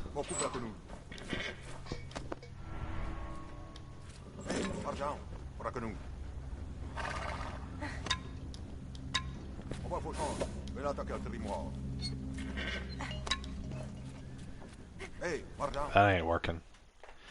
The Hecatomb. My god. The first 3 months of the war saw especially heavy losses. August 22nd, 1914 was the bloodiest day of the whole war, with heavy casualties. The number of wounded were far greater than had been anticipated, and the military health services struggled to cope with the scale of the conflict. It sounds like COVID. It sounds like how the hospitals were affected by COVID. It's just too much. Nurses. Nurses were the angels of the Great War and were generally volunteers recruited by the Red Cross, the Army, or the American ambulances to work long, grueling shifts in hospitals both at the front and behind the lines. They play the role of carers, mothers, and confidants. They often feature in soldiers' memoirs and were sometimes their sole companion in death. The majority were demobilized at the end of hostilities. Their sole commandant, or their sole companion during death. Jeez. Can't imagine. Lève-toi.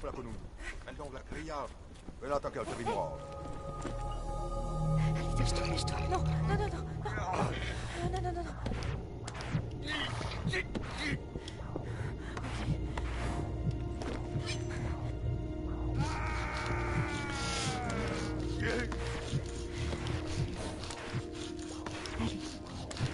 Courage, Niveau. We just cut off the dude's hand with a saw.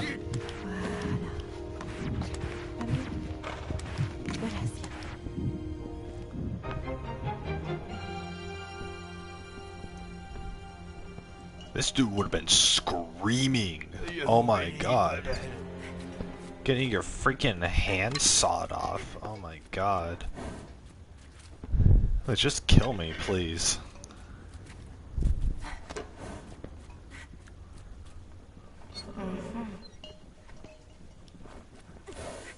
Well.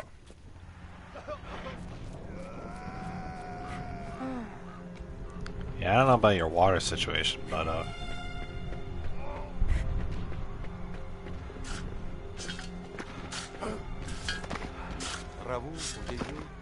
he wants a cross.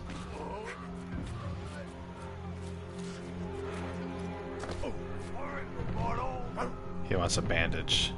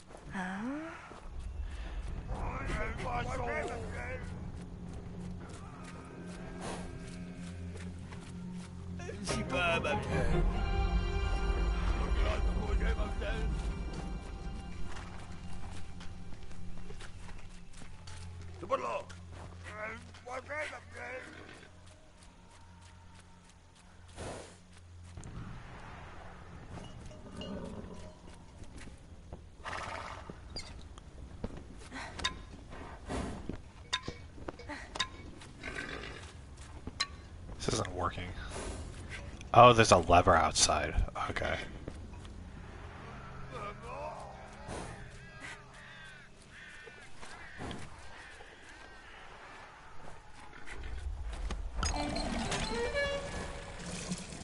Well, close enough. Alright.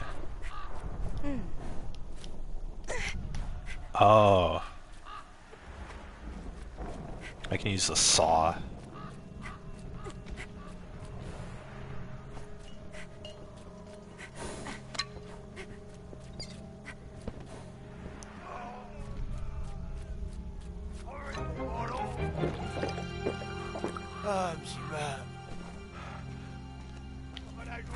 That was the only thing keeping him down was thirst. I think I left the saw over here. Yeah.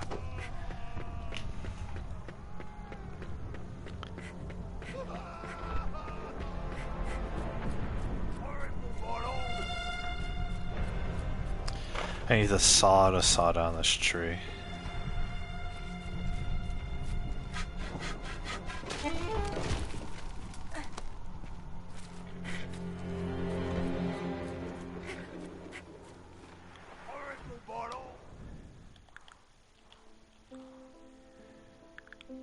Need whatever that is.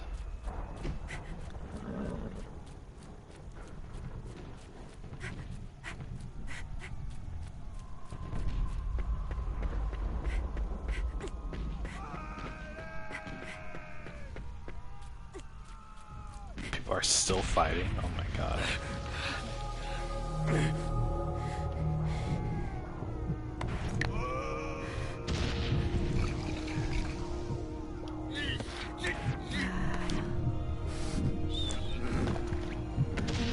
I think this little rhythm game they're having me do.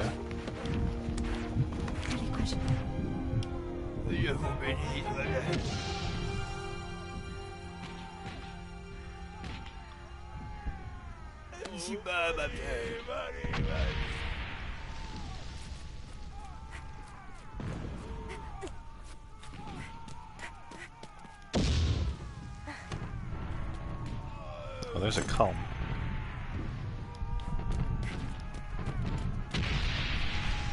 My god. They could bomb this area at any moment and they'll lose a doctor. I don't need help. Go away, you stupid pigeon.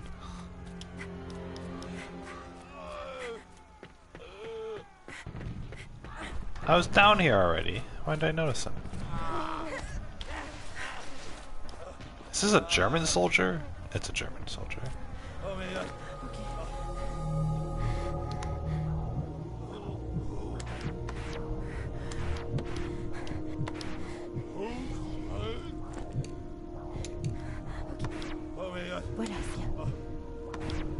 Courage, Nico. Oh my god, we just took a bullet out of his body?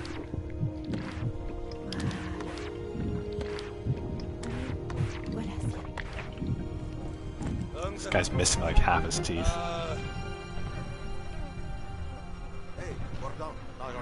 The French officers were talking about Belgium. The German army was about to experiment with a new weapon near Ypres, Anna's hometown. Anna got en route to warn her father about the imminent danger. Reaching the outskirts of the city, Anna was greeted by the screams of siren. The deadly gas was already here.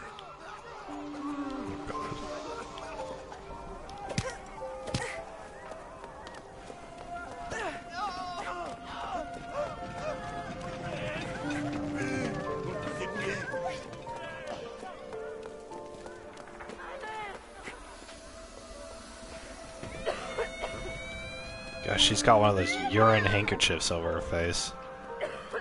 She's looking for a boyfriend.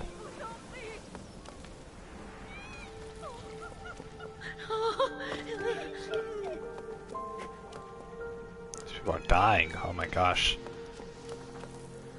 This game's sad. What the hell? All these people dying.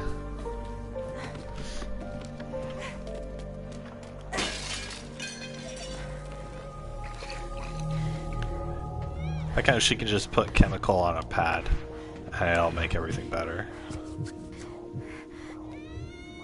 Oh.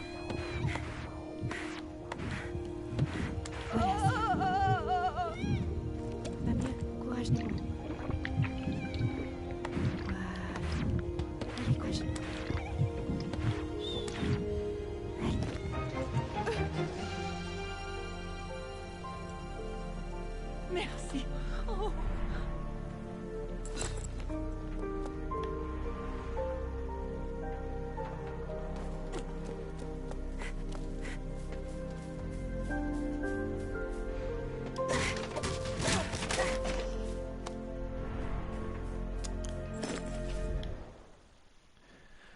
Letter from a Scottish soldier. Hello, pal. I'm in the town of Ypres in Belgium, a pretty wee town that must have been bra before the war. The beer too ain't bad.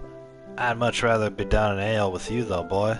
I'm off to the front in 2 days. Take care of yourself and say how do to the family. John McCormick.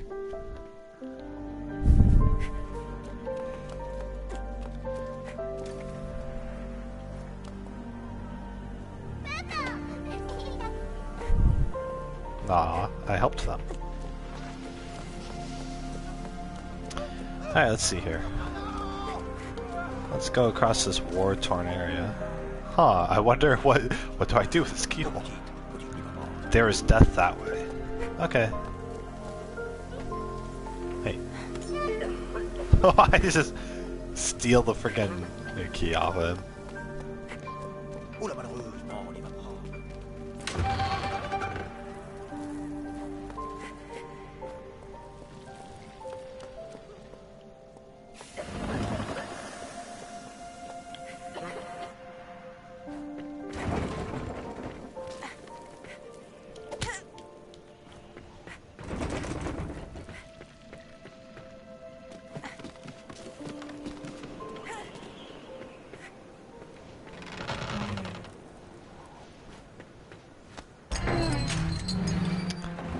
Oh, I see.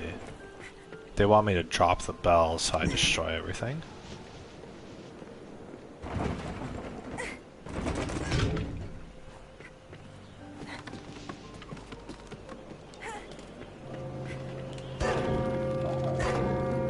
That's cool. There's this point and click adventure game that I wanted to play, but I tried the demo for it or something and it was like really difficult.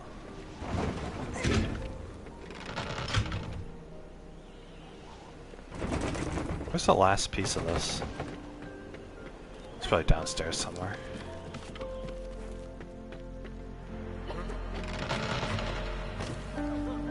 Yeah.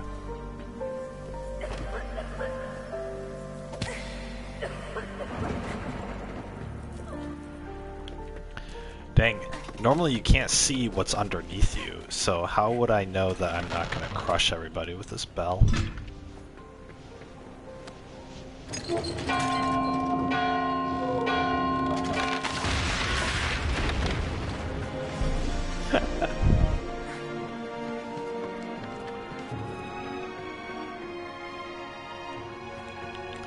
How am I supposed to get down there?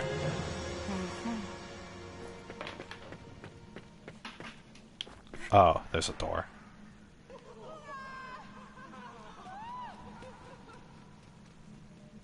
There they go.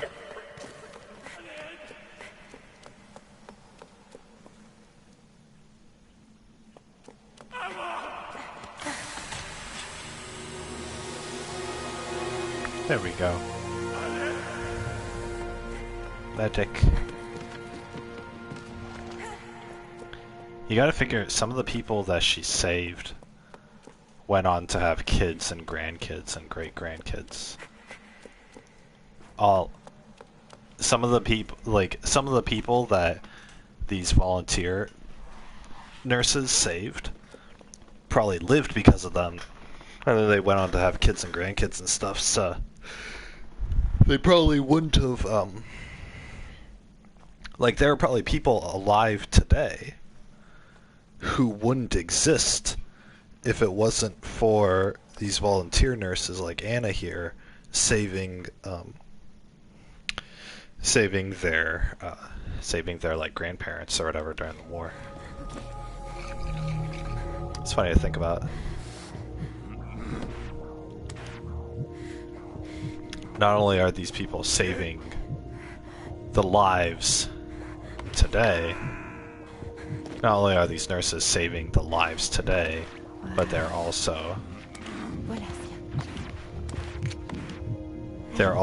saving the lives of these people's kids and grandkids that they haven't had yet, right? They're creating more life.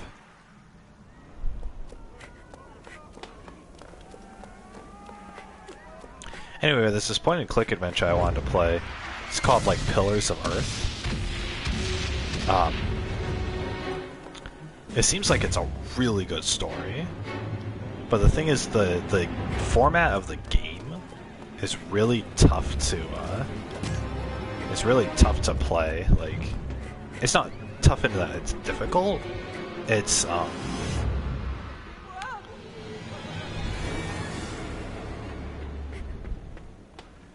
tough in that it's difficult. It's tough in that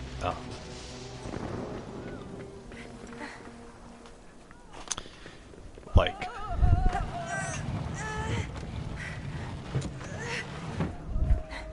it's tough because it's boring. That's basically what I'm trying to say. So it's boring.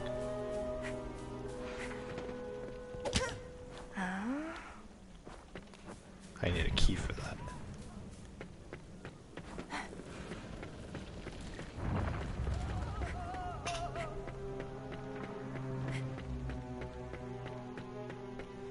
It's a boring point and click. The thing is, the game itself is based off of a book.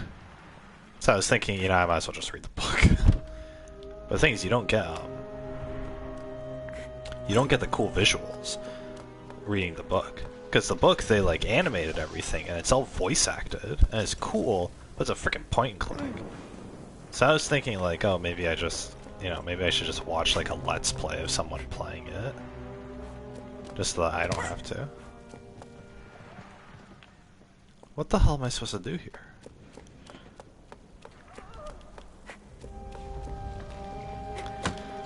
Oh.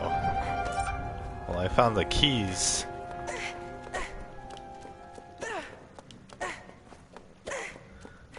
To that room, but I want to help this lady.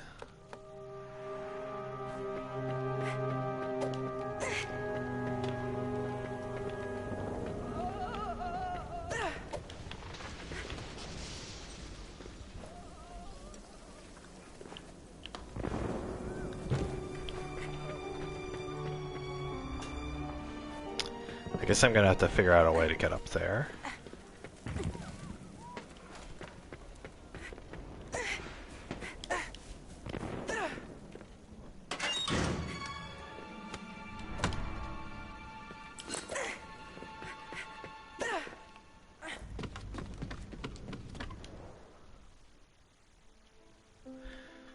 Stereoscopic camera. Camera that captures two simultaneous images on glass plates, enabling relief images. Use of the camera is relatively widespread because the device was small and readily transportable. Yeah, people sure like taking pictures. Let's look at Instagram. The main selling point of a freaking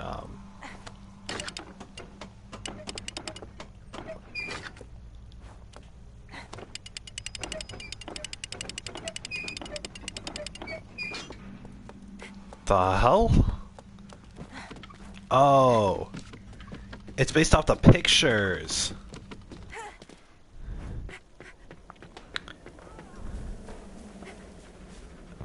Okay, this was number 2, 6. So 4, 6, 8.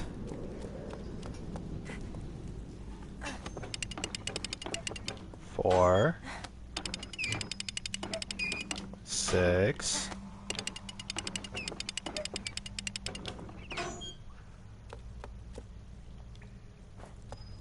That should have worked. 4, 6, 8. Damn it. 4, 6, 8. What's wrong with this? Die! Freaking 8 is number 3, right? 4 is number 1. And 6 is number 2. Unless there's a 4th painting. Lady, I don't know how to help you.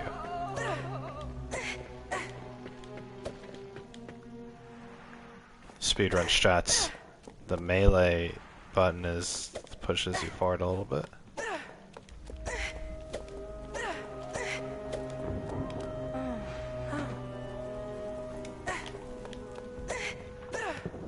No, I'm not taking your hints, you stupid game. I'm figuring this out myself.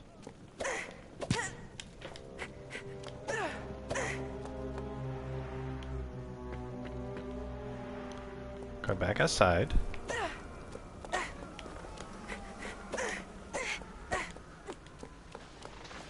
Still don't have that.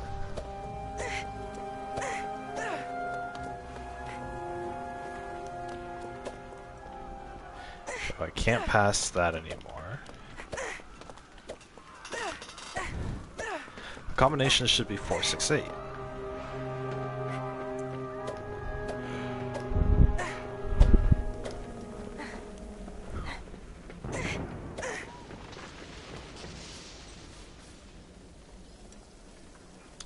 Yeah, Roman number 2 is 6.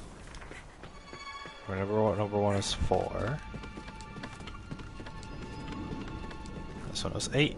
So it's supposed to be 4, 6, 8.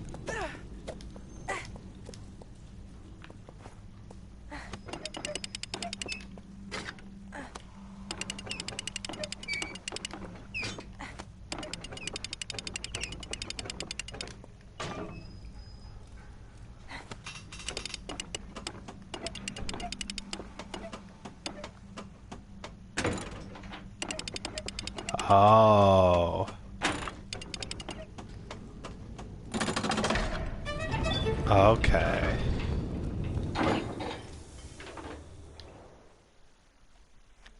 Ypres, a town in ruins. Dubbed Wipers by British troops due to its difficult pronunciation. The Belgian town of Ypres was a key strategic position during the war. A hub for road, rail, and canal networks, it became the target for sustained bombing in 1914. In 1915, the Germans even used chemical warfare on the town. By the end of the war, the majestic cathedral and town center were nothing but ruins. Oof. But yeah, that looks like ruins, jeez. In the wake of the technological advances of the early 20th century, the vast scope of this industrial war brought developments in all fields. Read his 330 historical facts. Thanks for giving me an achievement about reading this stuff. Aircraft, submarine, dirigibles, and tanks. Great progress is made in the fields of medicine, surgery, medical hygiene, and radiology, thanks to Marie Curie's work, who took thousands of x-rays of the wounded. Yeah, gee, it's not until you need a war in order to fund this stuff. Did you guys know that we spent that, like, it's stupid. It's like 3/4 of our government spending, of the money that the government spends on stuff, is just on military. We're not fighting any wars, but we're spending 3/4 of, we're spending the vast majority of our government money on military stuff, right? We're spending it on, like, making fighter jets and, like, bombs and, you know, submarines and things like that, right? Things that cost, like, billions of dollars to create. You know, that money would be better used somewhere else, right? Like, I don't know, solving the housing crisis or getting homeless people off the streets, but no, we gotta have more fighter jets. Anyway, the reason I bring that up is because if there's a war, then all that money that's spent on military is going to be spent towards fighting and winning the war. So if winning the war means we gotta get better at surgery, that, you know, medicine and surgery, then we'll put the war money towards medicine and surgery, and therefore we'll make progress towards that, right? It's such a broken system.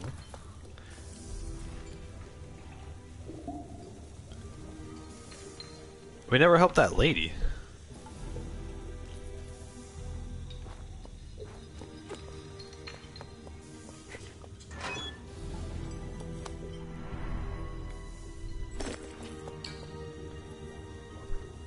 Oh, these are the blueprints for, like, tanks and stuff.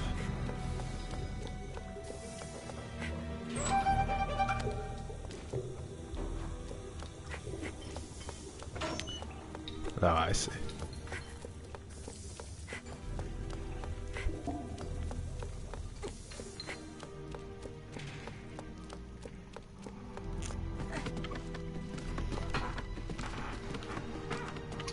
Bada bing, bada boom.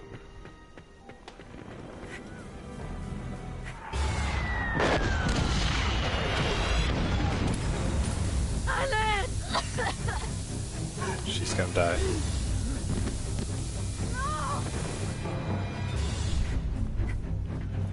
Dang, that lady couldn't figure out a way out of that room.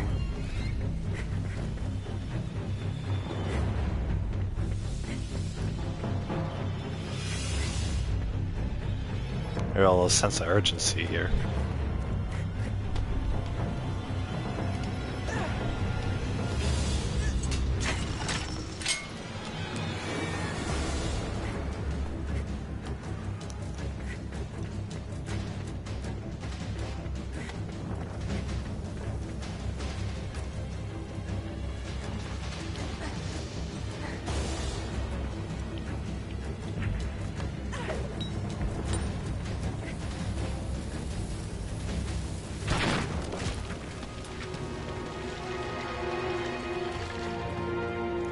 Hey, lady.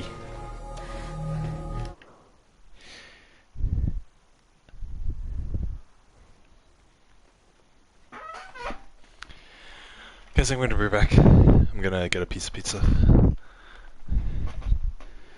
And use the bathroom. Be back.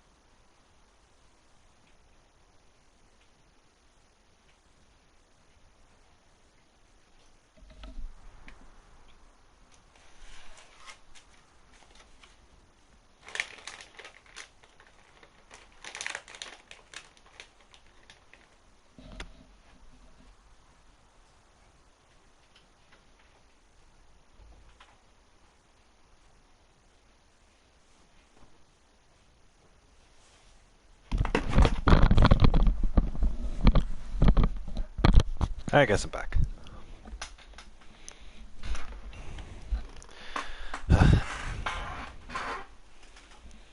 Got a piece of pizza. I'll eat it once the next cutscene comes up.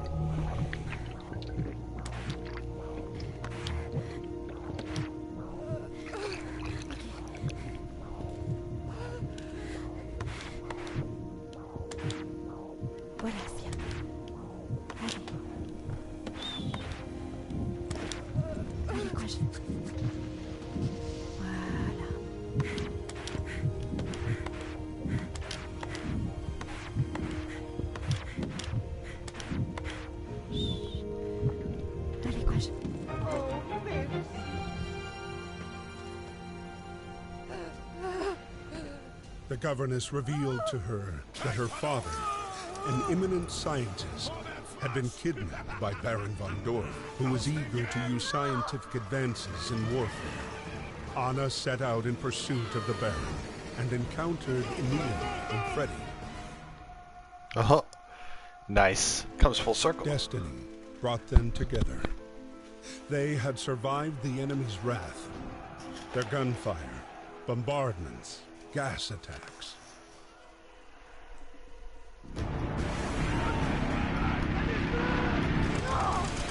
Now, with her father within reach, Anna wasn't going to let him slip away.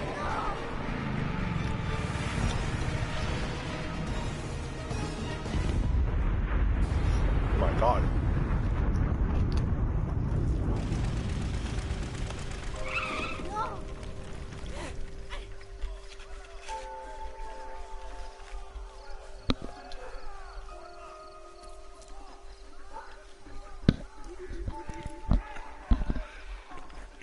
Oh my god.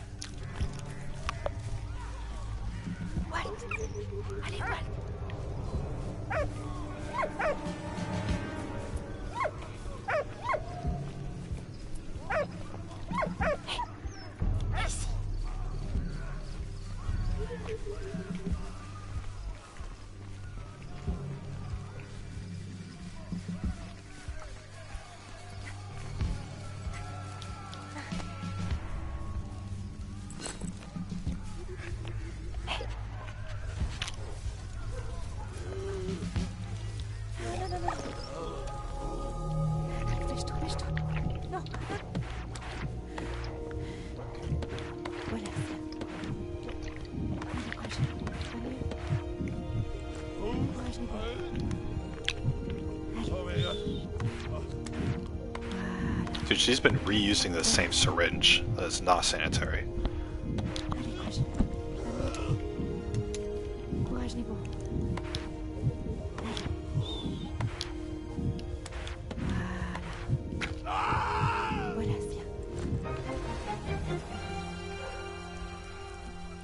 She's like, shh, and then she takes a bullet out, and the guy's like, ah.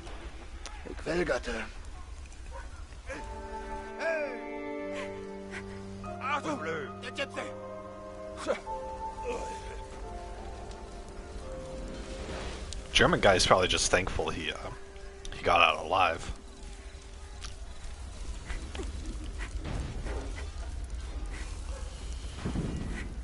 My god. Talk about a crash site.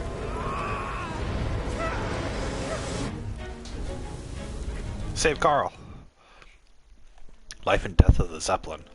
Zeppelin was effective at the start of the war, and in 1915, London suffered over 50 Zeppelin raids. 50 Zeppelin raids before the Royal Naval Air Service intervened. The craft's weak spot was obviously its hydrogen-filled balloon. Hydrogen is lighter than air, hence its value in aviation. However, it's also highly inflammable, and the slightest spark sent the craft plummeting spectacularly groundward in a ball of flames. Of the 92 craft used during the war, 68 were destroyed. Yeah, I mean, you just, like, get close to it and you just shoot at the big balloon. It's kind of a big target. Oh, jeez. Oh my god. Facial disfiguration. By 1918, there were 20 million war wounded, all countries included. Roughly 70% of the injuries came from shrapnel and only 1% from bayonets. Facial injuries could result in having a jaw, nose, or eyes removed, but progress in surgery saved and patched up many victims of facial disfigurement and amputation, of which there are 200,000 post-war. My god, 200,000 people got their face disfigured? Christ, look at this guy. I mean, yeah, he can still function, but holy hell, that's gotta hurt. Oh my god, his whole eye is just out. Oh, Jesus. Oh god. I don't wanna look at it anymore. Virgin Mary statuette in case. A case containing a statuette of the Virgin Mary, another example of trench art. To overcome their boredom, soldiers would set to work transforming anything that came to hand. Unexploded ammunition, empty cartridges, and shell debris were all turned into day-to-day items and put to a more pacifist use. Aw. Dude, we gotta save Carl.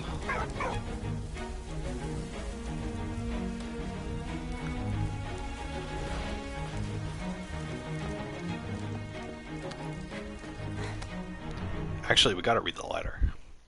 Letter from a soldier. Dearest Emma, we are on the retreat.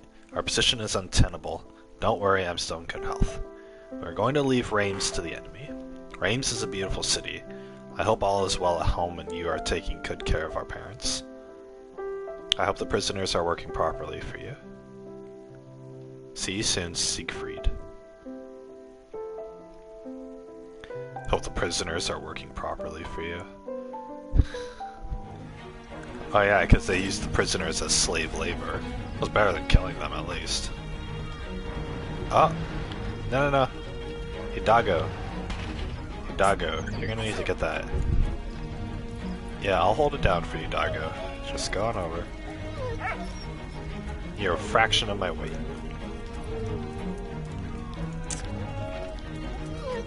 Doggo, come here. Oh my god, what are you doing, Doggo? Thank you. Yeah, get Doggo. Alright. Let's go. Yeah, we did it. Let's go.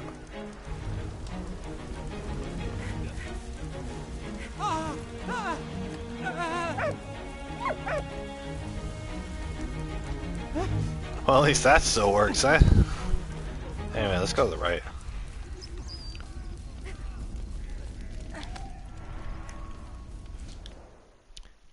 A broken P08 pistol designed for German artillerymen.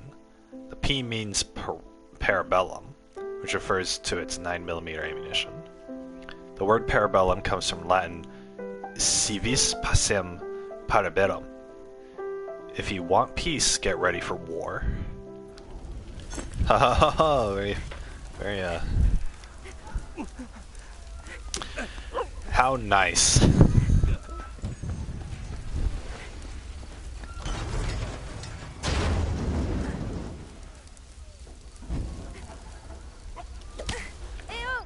Hey, get that can of food.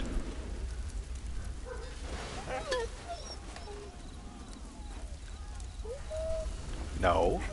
Don't go back. Come here. Okay, good. Good Doggo. Oui, bon chien. Yeah, oui, bon chat. These people all spoke different languages. How could they understand each other? She's from Belgium. The black guy's from America, and the old guy's from France. They all speak different languages. So what here? I'm gonna have to go.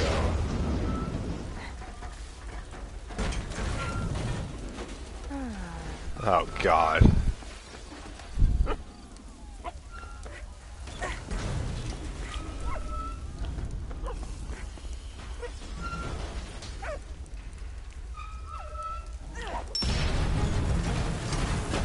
Nice. That's pretty cool. I don't need help. Okay, dog, get him out.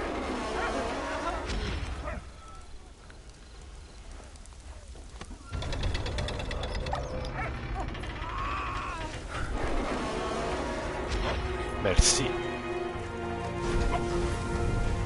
Hey, Carl. I know I'm not your wife, Carl, but you know what? Whatever. Ah, fuck. Va mieux. Allez. Courage, Nemo. Voilà, Sia. Voilà. This minigame keeps getting harder and harder. Allez.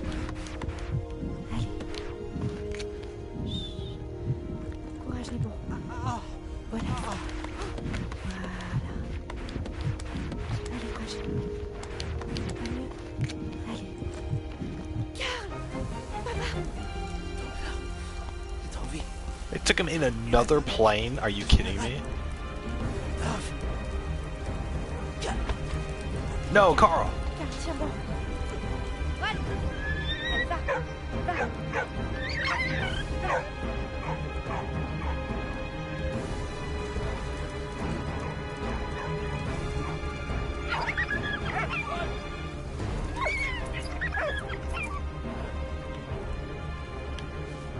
We know what to do. Because we saw it. But how can these guys understand what a dog is saying?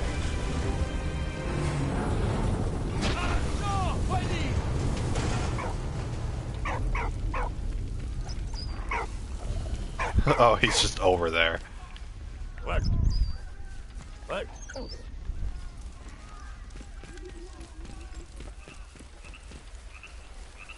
What? What? Whoa. Come here. Get away,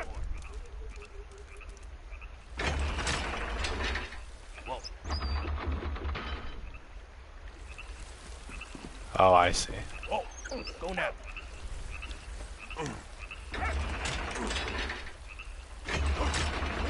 Why do I have to... Hey, whoa. Nice. Whoa. Damn it, dog. Whoa. Oh, it's not the dog's Hey, fault. whoa. Whoa.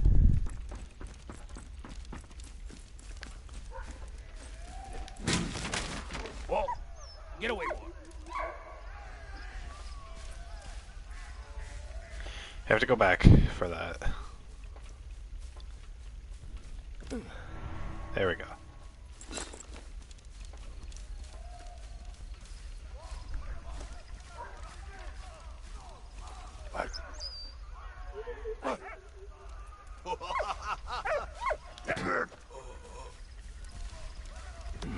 Dynamite. Alright, cool.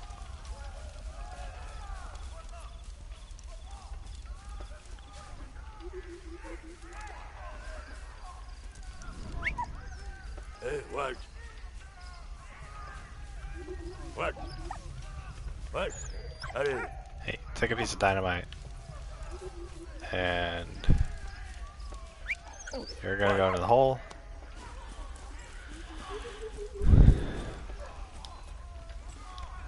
Yeah, boy. Good boy.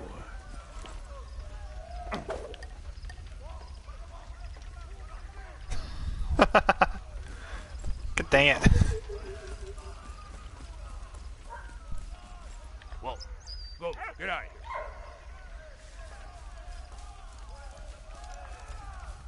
I don't know what to do. Think I know what to do.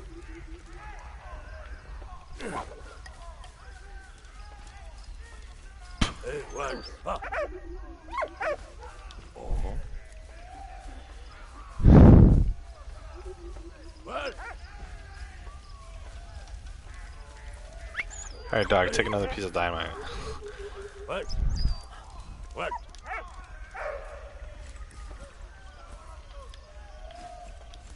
Keep it up. Yeah.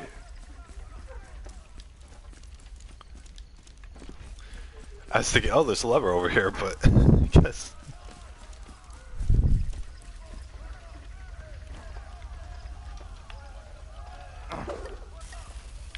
Oh, shoot. I didn't think about that. Okay. Hey, whoa. Shoot, whoa. Get away, boy. Go. Get out of here.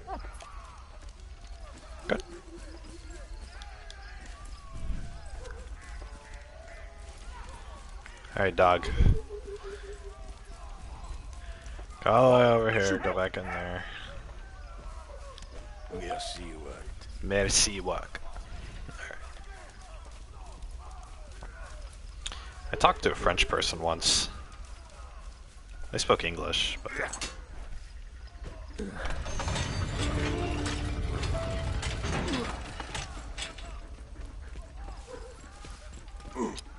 Merci, mon ami. Merci, mon ami.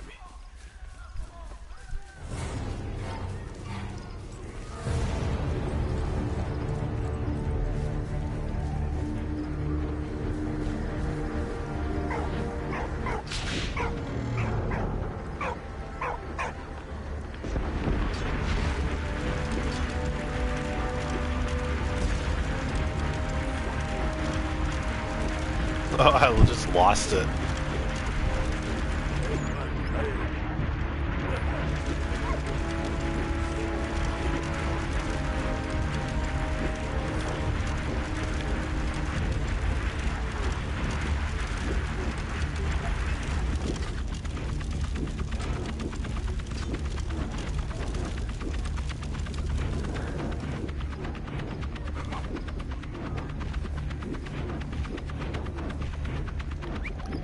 Okay, what do it's just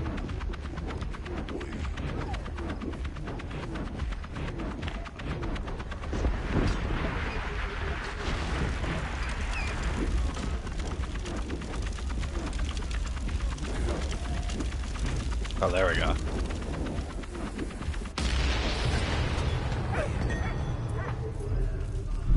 You'd think it'd be pretty easy to create fire. Oh, there's Anna's taxi. Ça va aller, allez. Émile?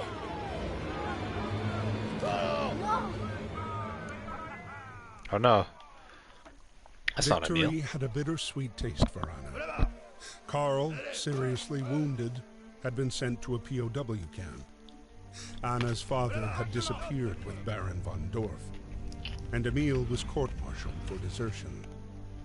Cited for his bravery in Reims, Emil was fortunately pardoned and set free. Oh, good. Free to go back to the front. Oh no.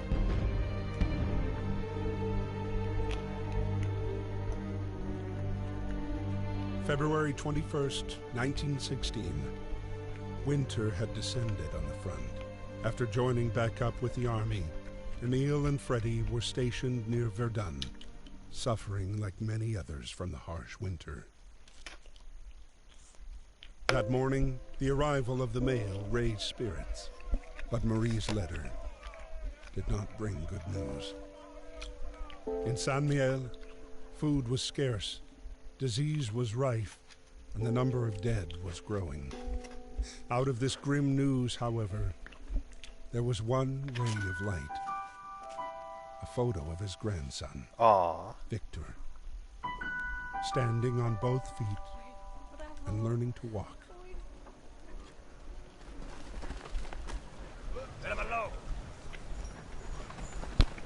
Aww. Don't worry.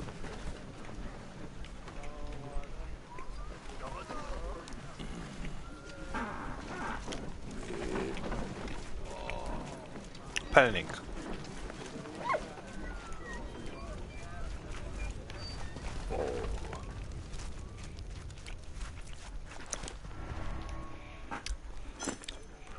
So they're basically just like, oh, you deserted, but we need more soldiers, so you're going back here.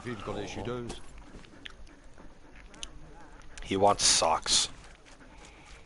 Alright. Let's find you some socks. Am I not wearing socks?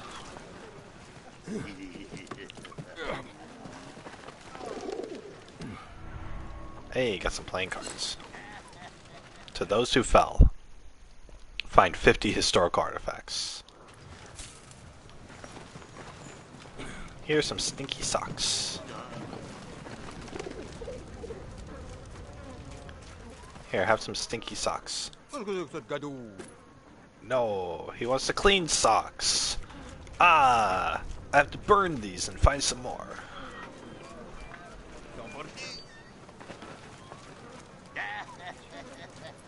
That piece of environment on the left, like, like rotates in and out. Huh. Oh well. What? What are you doing, dog? Doggo! New diary entry. Yay. I'll never be able to thank Anna enough for saving Carl after the Zeppelin crash. Dang, a father-in-law caring that much about his son-in-law? Knowing that he's no longer at the front, and that he's a prisoner of war has my mind at rest. I'm so relieved he's safe from harm. I hope Marie is doing okay in St. Michiel, despite the German occupation. Oh, she's in a German-occupied city? Oh my god.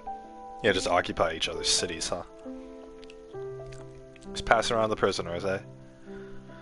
I'm sure the majority of the people fighting this war don't even care. Like, they just want to go home. They don't understand why they have to be in foreign lands as prisoners or as occupiers. How much luck can a guy have? There's this huge cathedral, makes me think of you. They sent me back to the army. It's not going to make my search any easier.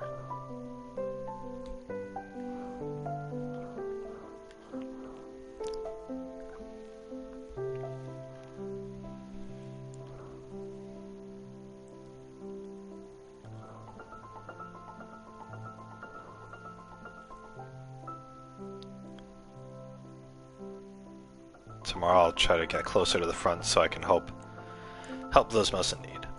Another endless day. For every life saved, there are so many lost. These poor young men.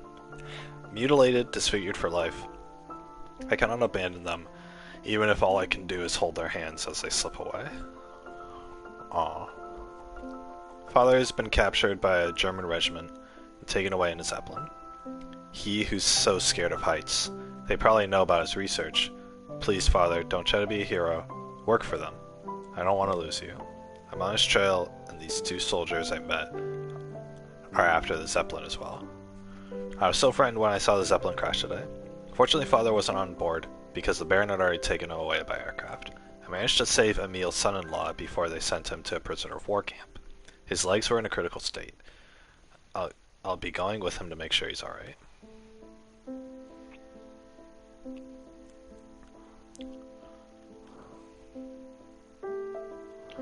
As he grows, Victor reminds me more and more of Carl. Not a day goes by without me thinking of him. The Germans are requisitioning all of our crops. There must be food shortages in Germany. I managed to hide some for next winter. I can't wait for this stupid war to end. Haha, little do you know it's gonna be like 3 more years.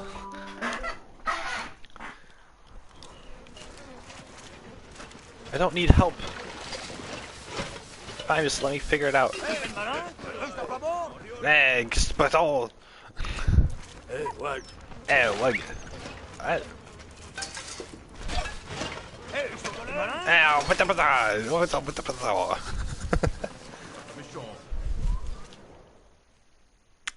Feeding soldiers at the oh boy, more history.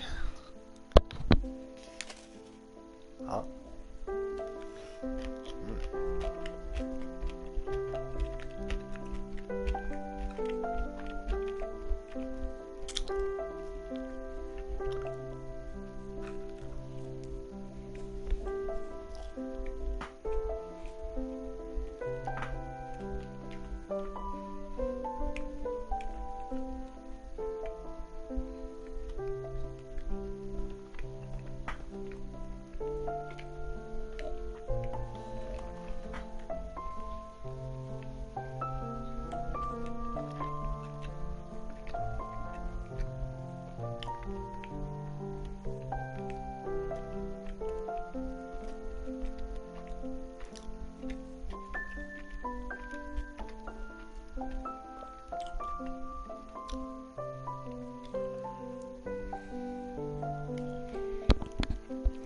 Okay.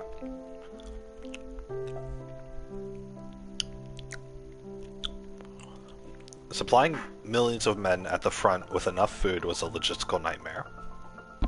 The diet was mainly composed of bread, rice, soup, and sometimes meat and dried vegetables. Sometimes meat. Oh my god.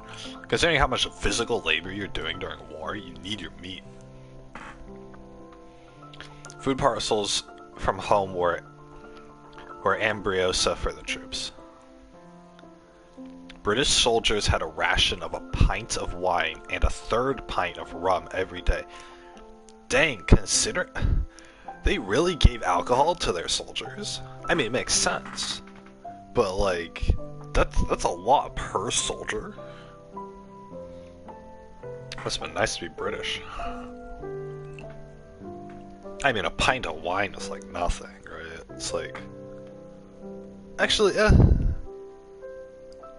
pint is about a water bottle. So each soldier got a water bottle of wine per day. That's pretty nice. And a third pint of rum. Every day, really? Can't imagine, like, I'd rather get meat than alcohol, like... Or, I mean, I don't know, actually, probably one thing, I don't know. One of the soldiers' fatigue duties was to go behind the lines with containers to fetch their company's rations. Sometimes food did not reach the front line, and infantrymen could go without food and drink for several days. Oh my god, several days?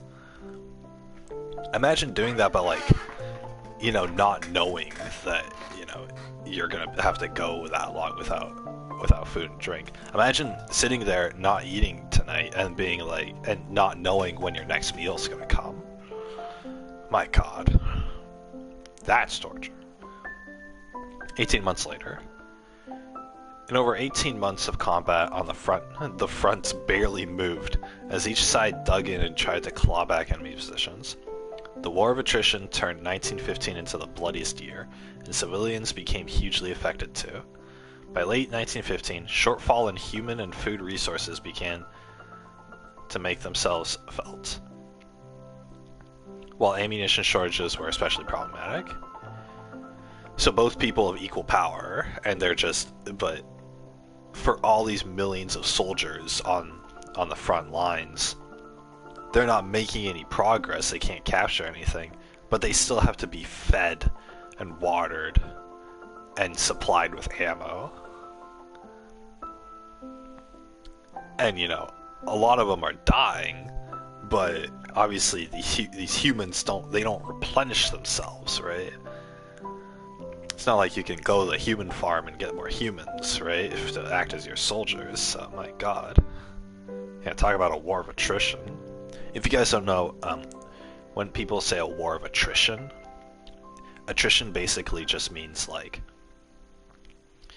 you have to hold out your position and see how long you can survive, right? Think about a besieged fort, right? Like a besieged castle or something, right? The soldiers can't, like think about like a castle and on a hill. Think about that. And like there's an army coming up to the castle on the hill. If you don't, or the army can surround the castle, but this castle has really big walls. So what happens is it becomes a war of attrition. The people in the castle are safe, but they can't get any food. They don't have the means to get any food or water or supplies from the outside world because they got this enemy army surrounding the castle, so they're trapped in the castle. The War of Attrition is basically describing how this enemy army outside the castle is going to make sure the people in the castle, they can't invade, but they're going to make sure the people in the castle don't get any food and water, don't get any extra, so it's only a matter of time before the people in the castle run out of food and starve to death. That's a war of attrition. And so basically the people in the castle, while they're relatively safe, right, high, tall stone walls and everything, they need to, the people in the castle need to figure out a way to get the enemy army to leave so that they can get more food, so that they don't starve to death in their fortress, basically. That's kind of a war of attrition. And this is basically what it was too. During World War I, if what they say is correct, and the front barely moved, that means that on that line where the two enemies are fighting against, right? On that border that says basically like, okay, you know, the British army and the German army are fighting against each other here. If that's barely moved, then it becomes a war of attrition because neither side can leave. Because if one army leaves, then the enemy army is going to be able to push forward and advance. Because now it's undefended, right? And they don't want that, so both armies had to stay there. But since both armies have to stay there, they have to be constantly fed and constantly given water, right? Nourishment to survive, for the soldiers to stay alive, right? For this 1.5 years. And they have to be constantly given ammunition in order to keep fighting back, right? Because if one side gets ammunition and the other side doesn't, then of course they're going to attack and they're going to be overwhelmed, and then, you know, they'll lose. So they have to be fed so that the soldiers can stay alive, and they have to have, you know, their ammo stocked. So it becomes a war of attrition because these two, you know, all the countries who are involved have to constantly feed the soldiers that are on the front line so that they can hold the line and defend. That's what it is, strategically. Which is just simply depleting resources. Because if you think about it, the soldiers who are fighting, these millions of men, they're not doing anything valuable. They're not working farms to produce food. They're not making products to sell for money. They're not doing any of that. They're sitting in these trenches with their guns and occasionally firing their guns at the enemies. That's all they're doing. It's a drain of resources, essentially. So that's why wars are expensive, is because in a normal society, you know, these people are going to work. You know, you have everybody working and contributing and, you know, like, you know, making food for everyone and stuff like that, right?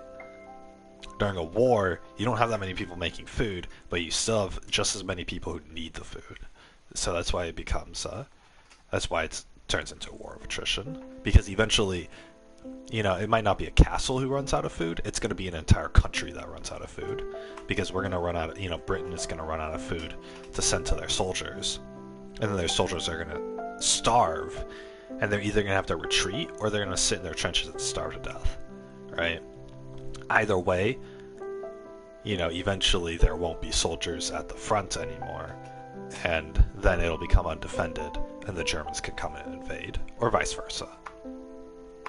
So, it's basically this game of who can last the longest in this predicament, who can last the longest, and it costs thousands of human lives in order to play the game, basically. So, everybody suffers while playing the game.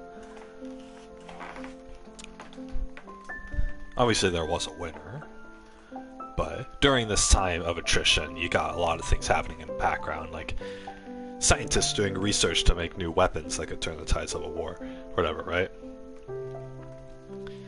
You know, during World War II, you guys probably know,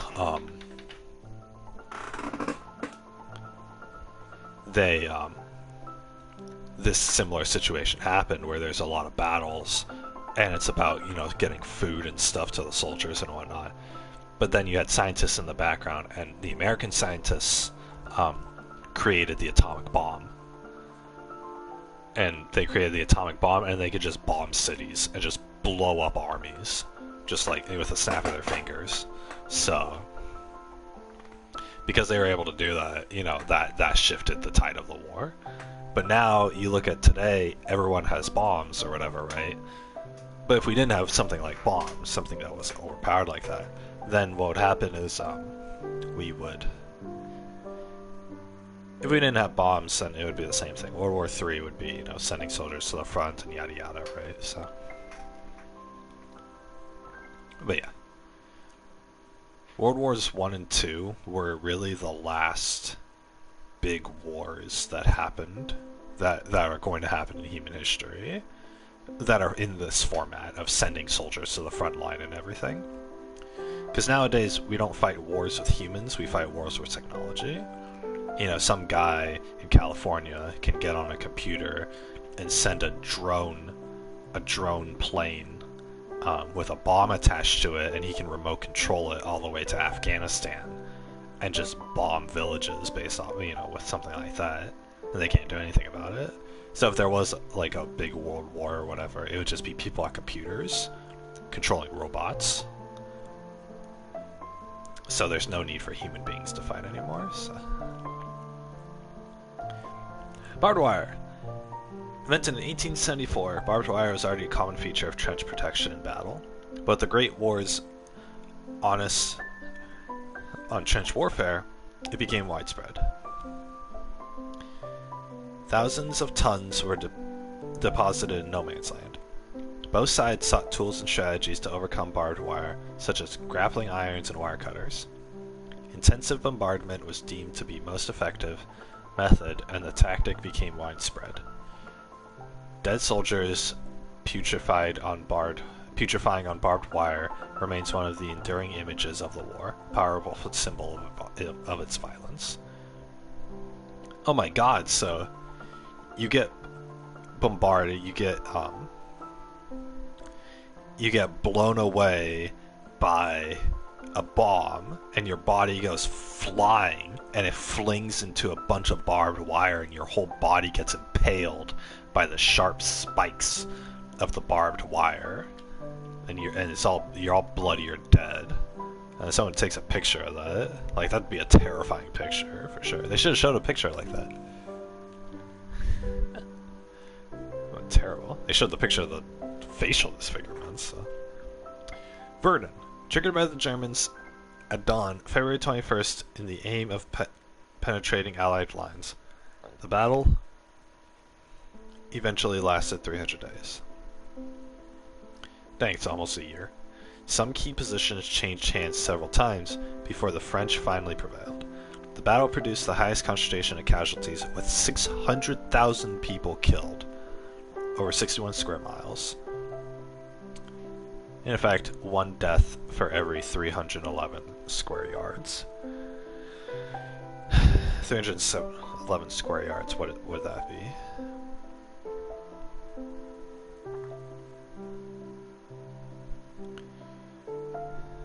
Wonder how many square yards a football field is. You guys think of like a football field? That's probably like 10 deaths per football field or whatever, right? Just imagine like 10 people running down a football field and they all get shot to death, right? And imagine hundreds of thousands of football fields, right? Just all across the countryside. It's pretty much how much death there was. Military decorations.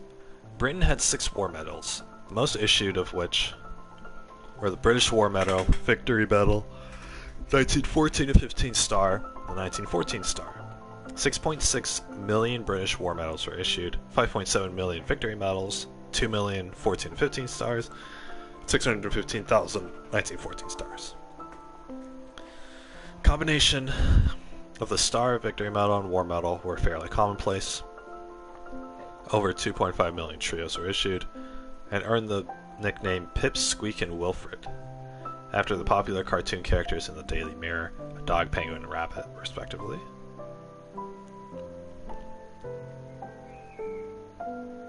The dog was named Pip, the penguin was named Squeak, and the rabbit was named Wilfred. I don't know if those are the most fitting names. I mean, Wilfred the rabbit sounds fine, but Squeak the penguin? Anyway, they got a bunch of medals. Congratulations, guys. Congratulations. You risked your lives for a cause that wasn't worth it. Anyway, what the hell am I doing? X. I'm not allowed to get food. I get in line. What? Hey.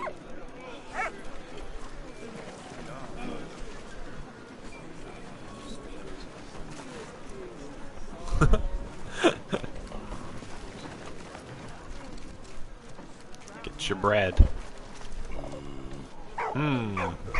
What?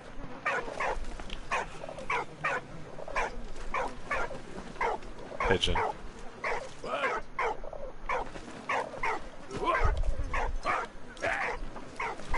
Oh, can I hit the tree?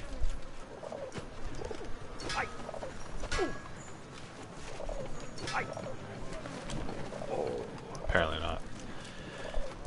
Alright, I forgot what I was doing in here. I complained a lot about the housing crisis again. Hey, he doesn't want it.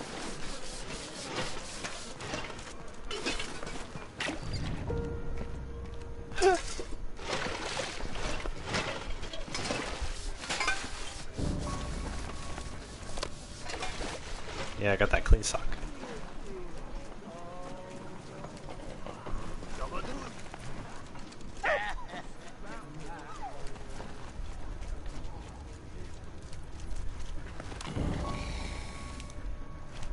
Yeah, burn the sock. Clean socks are very nice.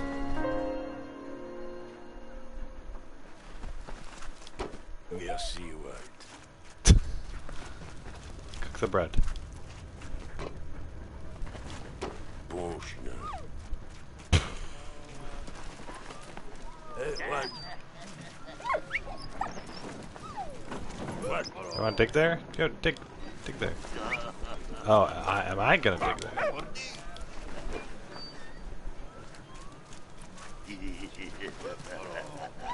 No, dog, go away. I'm gonna dig there, yep. No, I don't want the bread. God damn it.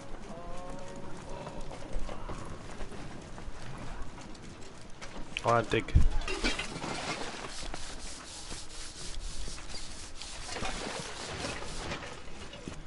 Scrub dub dub. No bread allowed. Alright. A lot of this bread's probably stale. What do you want, dog? What are you barking at? What?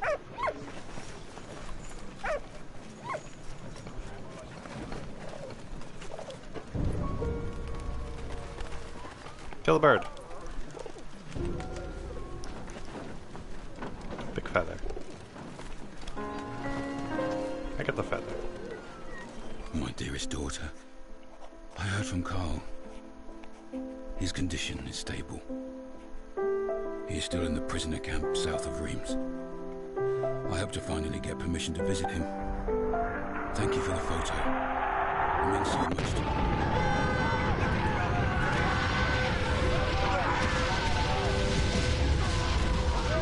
Oh my god. No. In the bunker.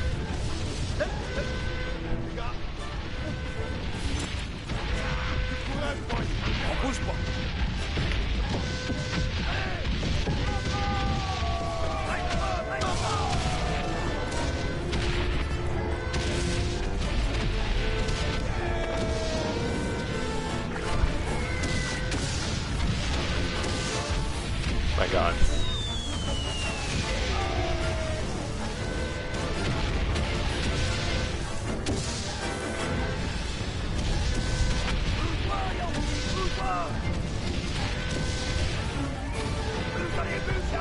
No, this is all our dynamite. It's gonna blow.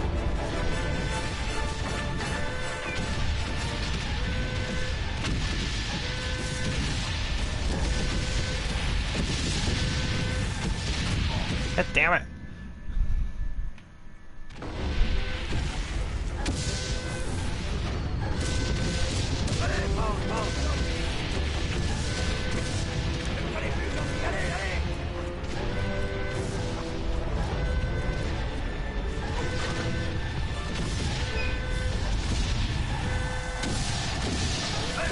Go, go, go.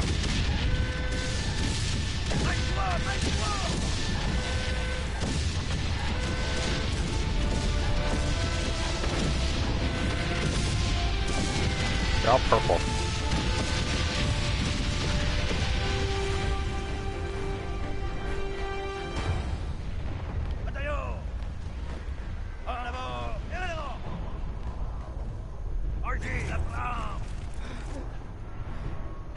It's a whistle. Everyone's following me. Yeah, follow me. I'm tough. I'm a tough guy.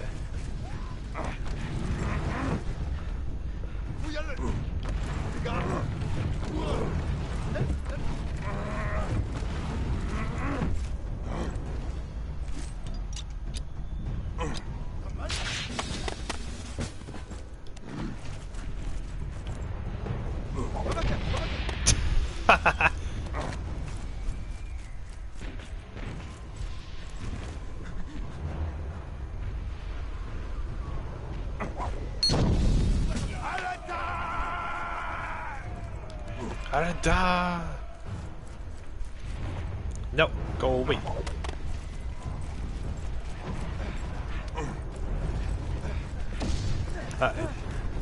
My guy doesn't even have a gun. Oh, scary, yeah. Yay, a letter. Letter from a Tunisian soldier. Dear father, dear family, I am cold. The land we are defending is frozen and covered in snow. The ground is so iced up it's harder than rock. We cannot dig. The cold is so intense my hands are burning. I hope everything's fine back in the village, and you're still receiving half my pay. Tell me if you aren't. By Ahmed. Oh, that's nice. So the village gets compensated for...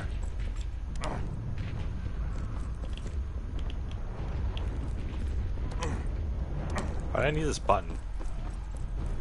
So the village gets compensated for so the dude's family back in Africa gets compensated.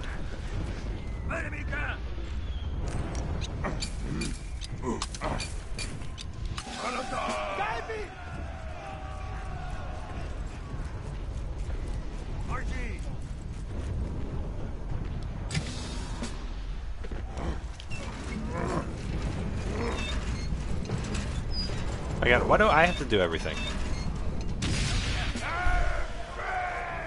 Ah, go, go, go! Dude, all these people have broken teeth.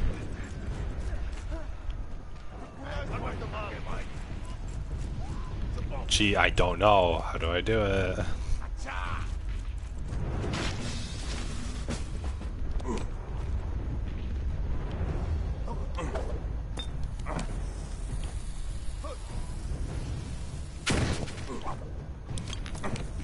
Oh boy.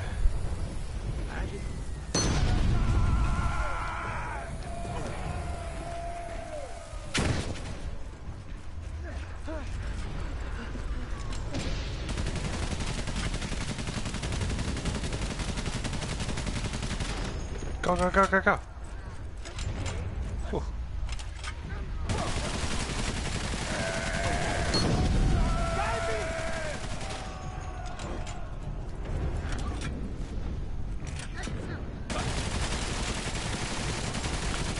They're just wasting all their bolts on nothing. Gotta max that stuff.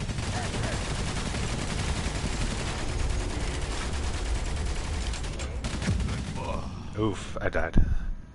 Anyway. Yeah, there's a stick.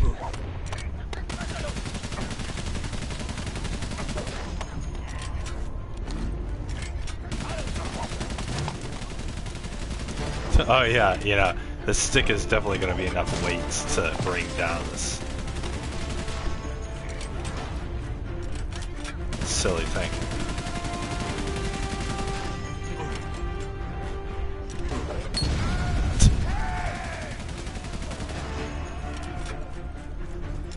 Let's go. I'm doing everything for these guys. Up there, up there.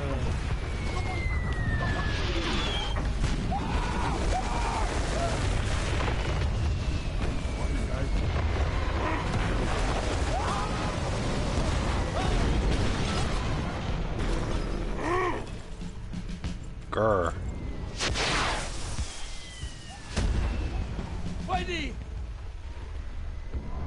Okay. I need to find the flag.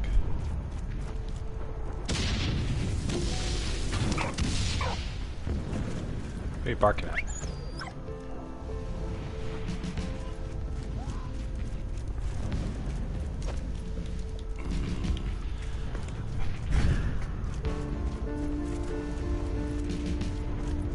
I want to use the telephone. Destroy the windmill. And bomb the trees. Bomb the windmill that's in between the trees. Okie dokie.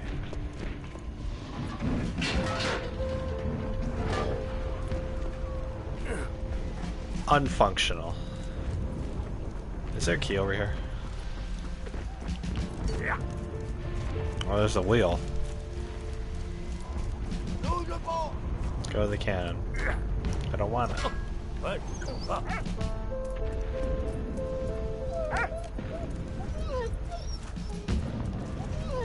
Good boy. Alright, dog, you need to go get the other one.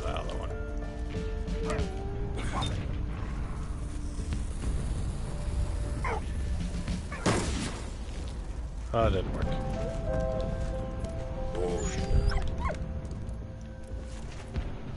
Could grab one. There, we're going.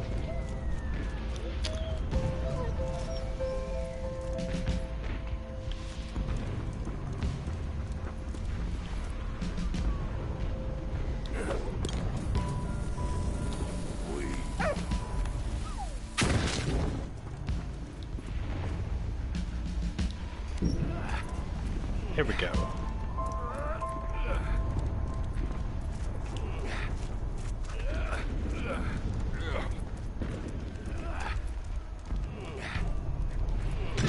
There we go.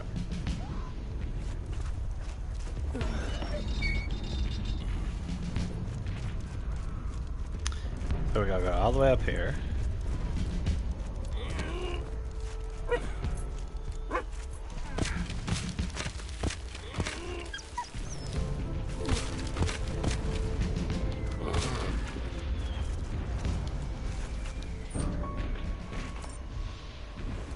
Hey, I got the special key.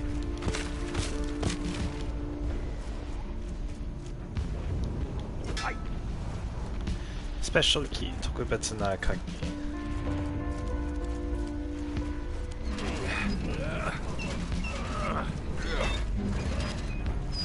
Yes, let it go. There we go.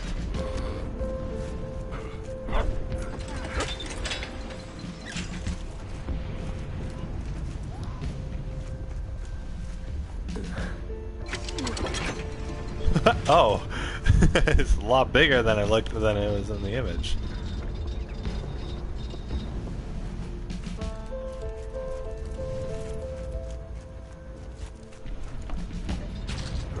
There we go. Alright, get it out of the way. What's up? No. Sepia. Yeah, Sebion. Alright, let's see here.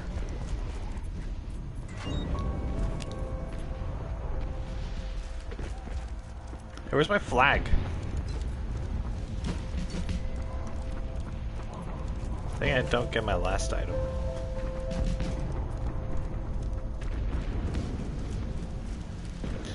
Oh well, whatever. There you go.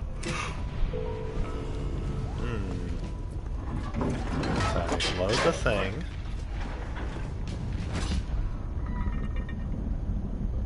I adjust the aim. You're joking. Oh, it's to the right of the windmill where the 3 trees are. I don't know where that is, dude. Oh. It's right there. I have to bomb where the 3 trees are? What the hell? Fine, whatever. Just...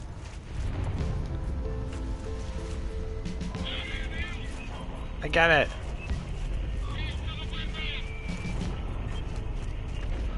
What? Do I only get one? I don't just get one bullet, do I?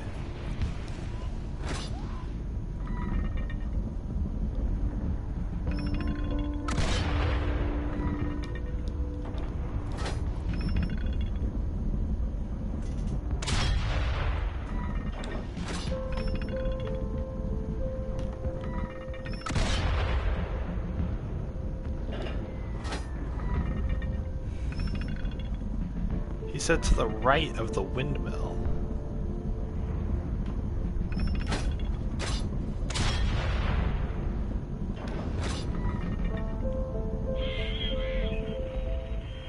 There's the windmill. To the right of it. There are the 3 trees.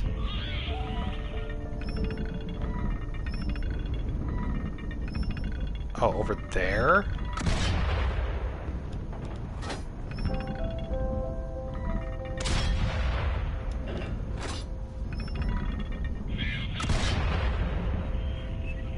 There's the... Yeah, to the right of the windmill. There are the 3 trees, yeah, huh.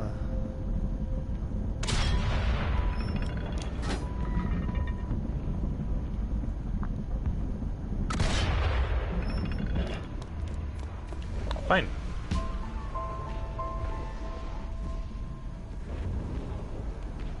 I'm not unlocking that. Yep. To the right of the windmill, there are the 3 trees.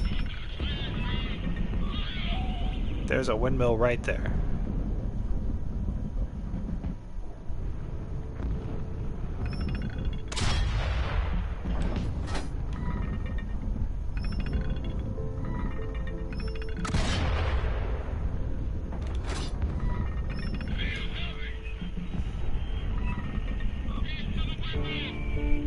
East of the windmill.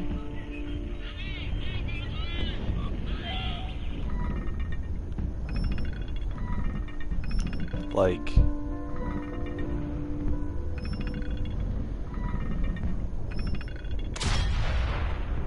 right there. I don't understand, Sergeant Major.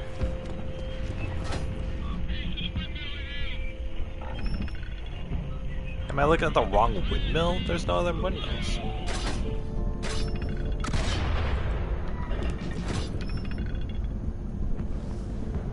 There's no other windmills.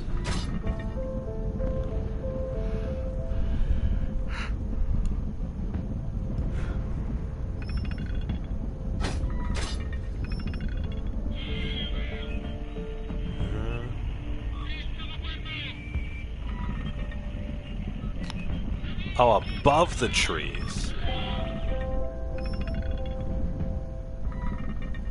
East of the windmill and above the trees.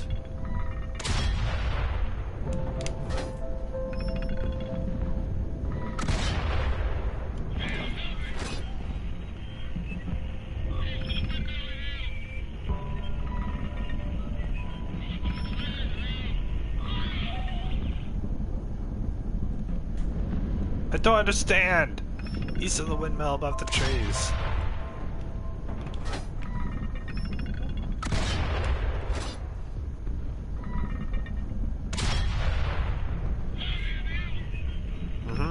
East of the windmill.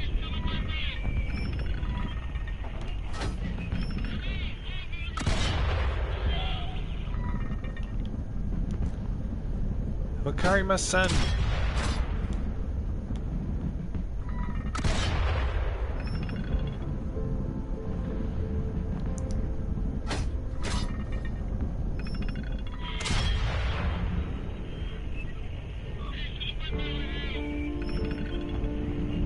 I don't understand.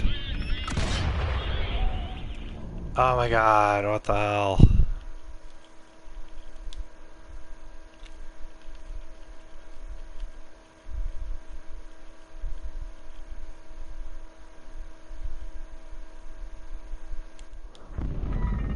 East of the windmill.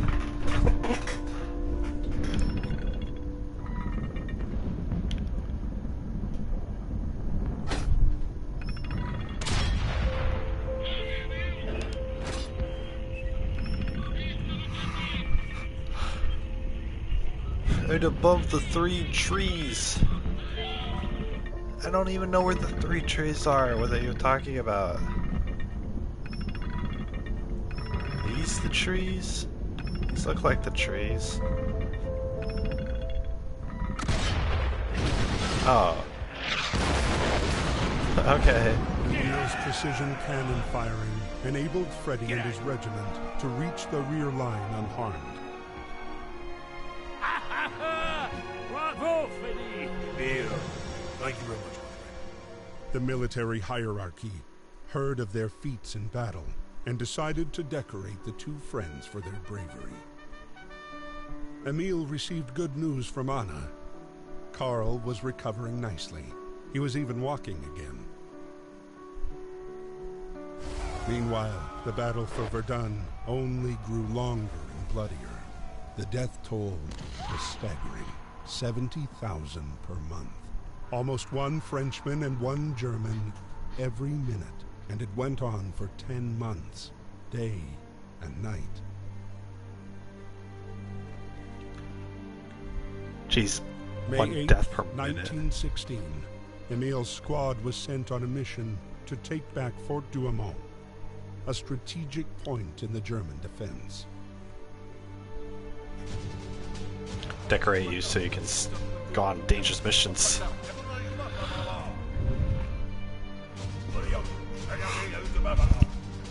Yo, why did they give me a uniform? What the hell?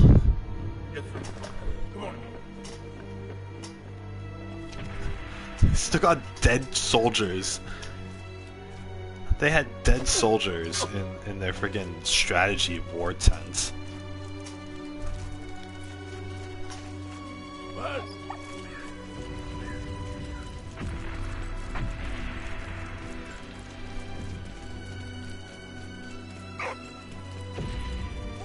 Death below. What?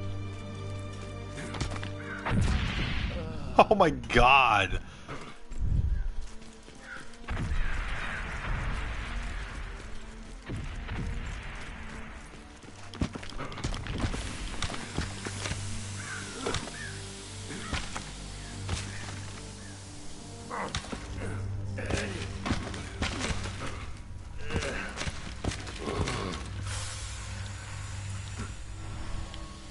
Yeah, got the golden spatula.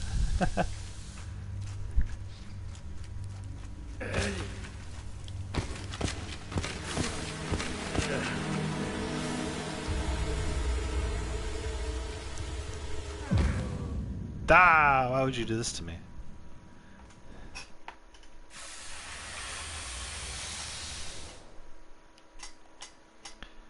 Fort Douaumont.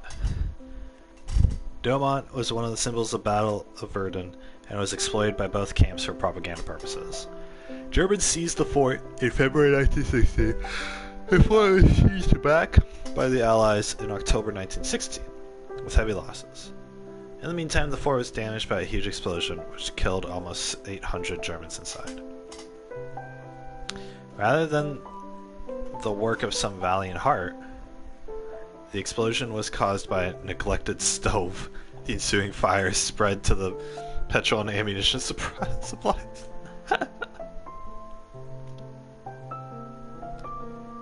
Oh my god. Imagine dying because somebody left the stove on.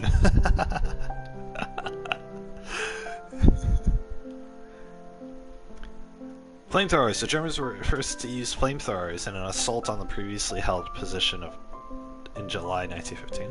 Though the attack was expected, the use of the weapon came as a surprise and caused a large number of casualties. Its psychological impact was huge, but British troops soon learned to cope with the slow-moving operatives lugging heavy equipment and did not adopt the weapon themselves.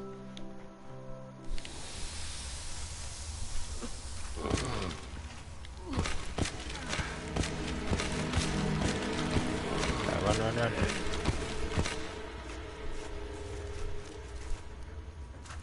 Dog.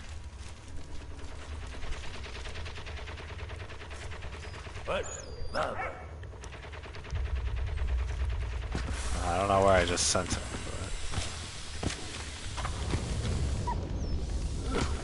What? Hey.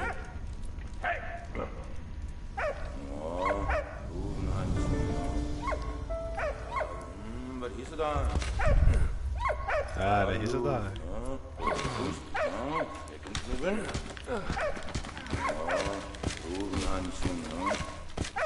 He's a dog. Nimmer. Hallo. Fuß. Ik kan knoeven. Wat is er dan? Is dat? Wat is er dan? Nimmer.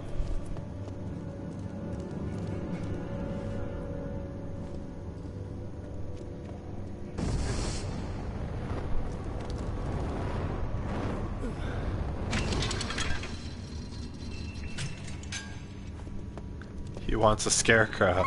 They're gonna give him what he wants, eh?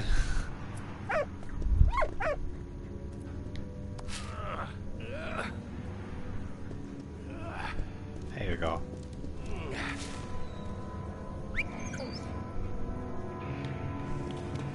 Hey, what?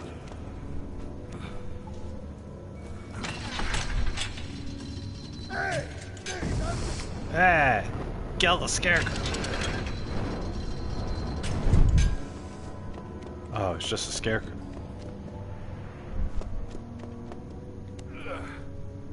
There's like an infinite number of these.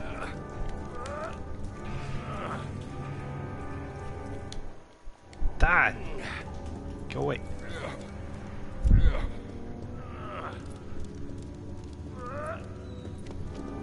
What?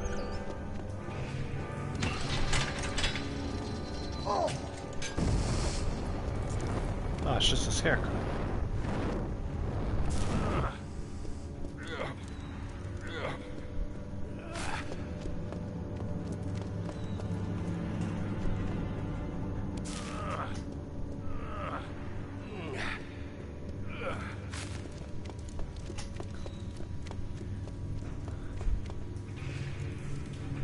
Hey, how do you eat? Headache food. Fuß. Ik kan knoeven. Yeah. Emil, hurry up.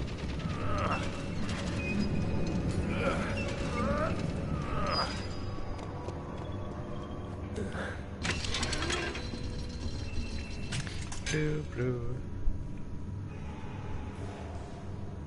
Dismiss. I want to spend money, but I don't have any money to spend. Oh well.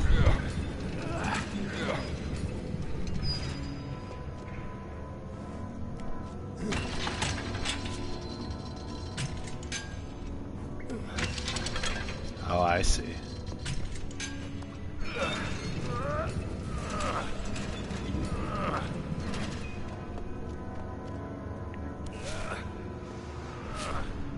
Haha. Yeah. Send him up. Yeah, kill him.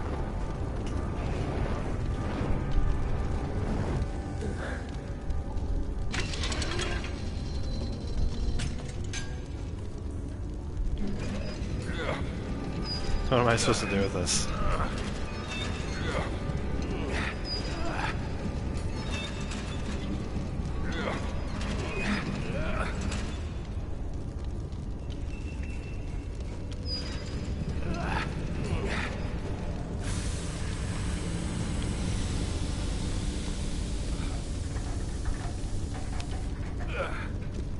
Then I have to do this, right?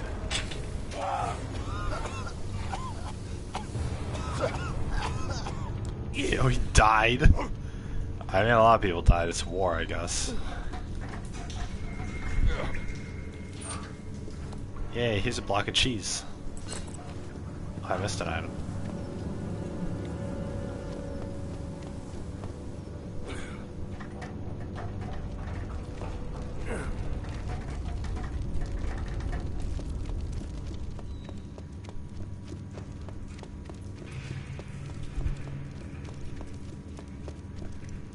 Yeah, what do you want me to do about that guy, huh?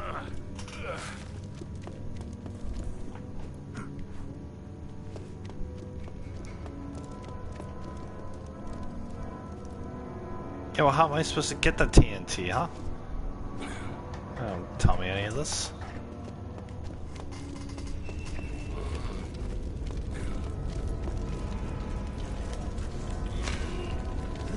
Hey, there it is. Concert program. Concert from a program behind the lines, where entertainment was laid on for troops as in civilian life. Theaters and cinemas were set up to boost troop morale. There are also brothels that were regulated to prevent the spread of sexually transmitted diseases. Yeah, we don't want STDs coming around, so let's just set up a bunch of whorehouses.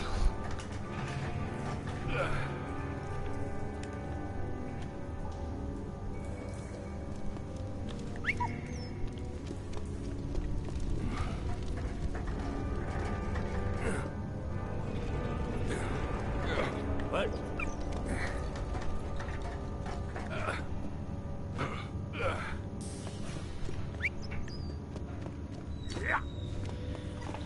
He wants the dynamite. How do I get him to get the dynamite?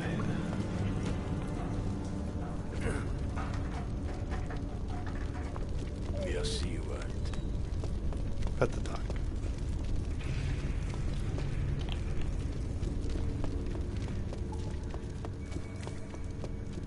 Hey, Jimmy John.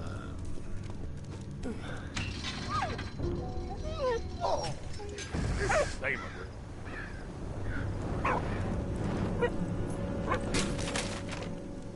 whoa, go now.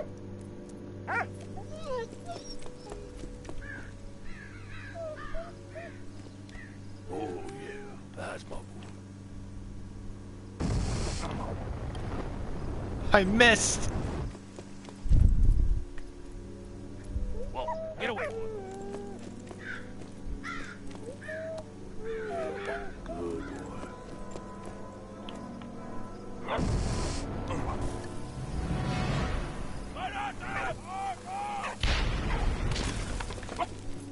Whoa.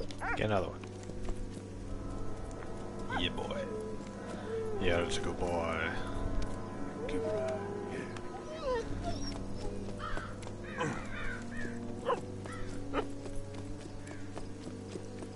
Whoa. Go now. Hey, whoa.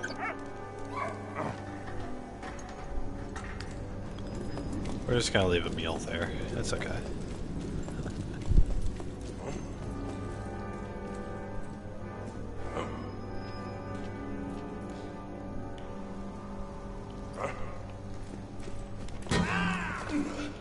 There we go.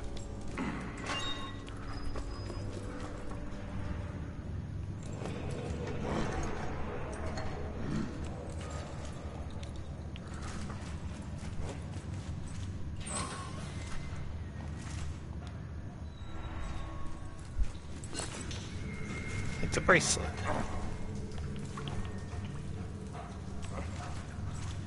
The way he holds this, it's like a baseball pitcher. Maybe he played for the Little League.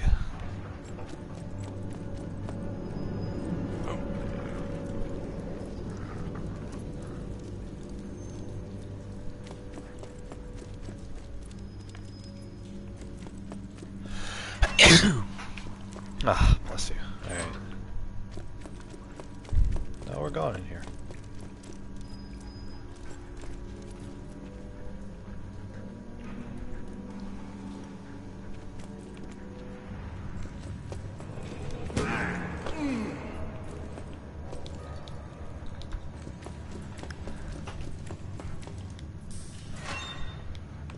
Can of food.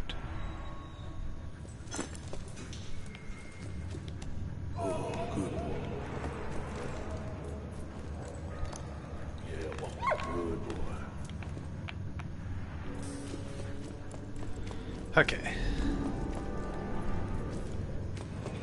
What am I supposed to do now?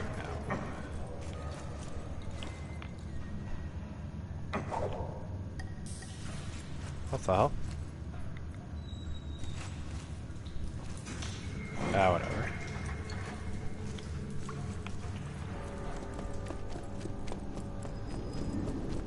Whoa.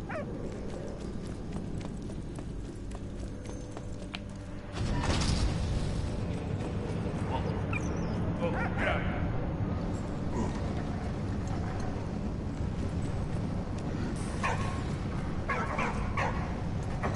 Whoa, shoot.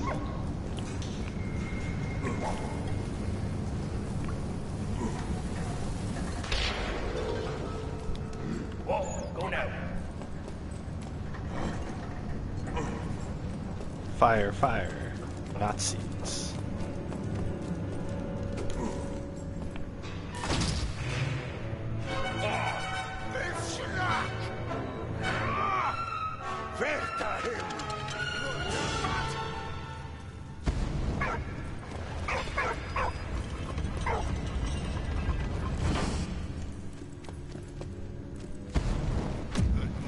Oh no.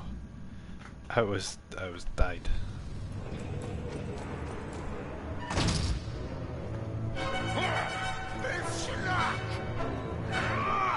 They've shellac. Weg dahin.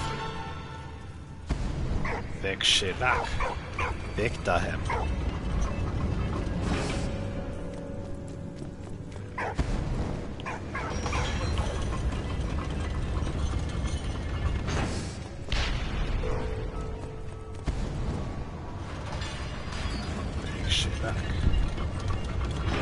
Weg dahin.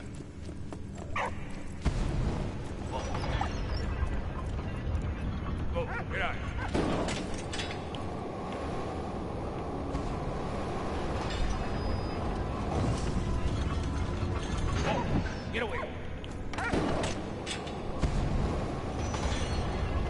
Dang it. Whoa. Go now.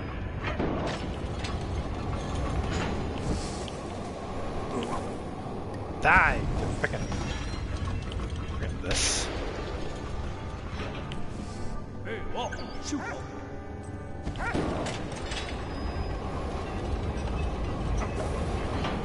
Die! Stupid. Boom. Whoa.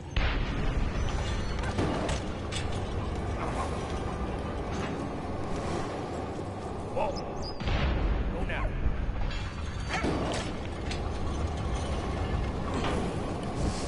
I missed! I missed.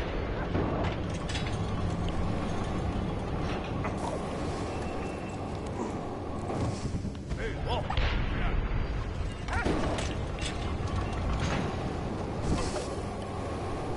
Oh, finally. Okay, good. Vorwärts, Sauhaufen! Kein Pardon! Los, Go los! fight that Sauhaufen. Yeah. This guy said guns and I don't. They could just shoot me.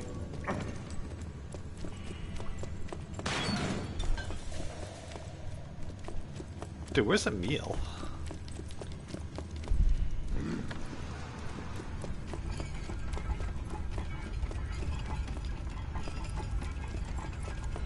I didn't bring any dynamite. Whoa. Go now. Kavime! Ach, der Wurzel! Hinter der Wurzel! No, not the heavy the booster. No, don't do it.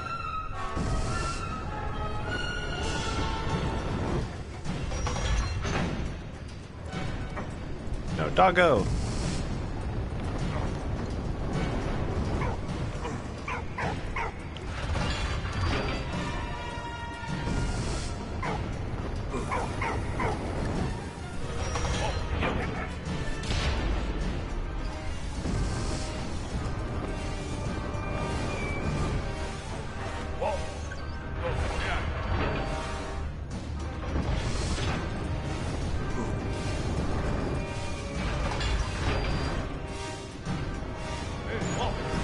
What's that even do?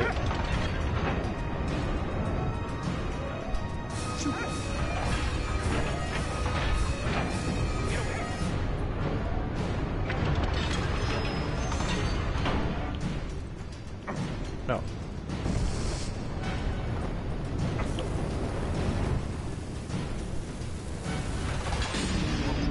Go now.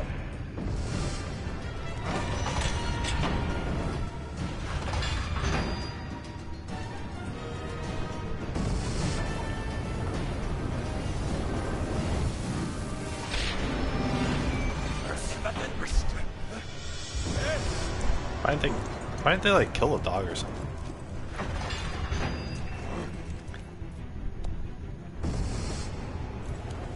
Like they could do plenty to prevent me from succeeding here. Was ist da los? Parole!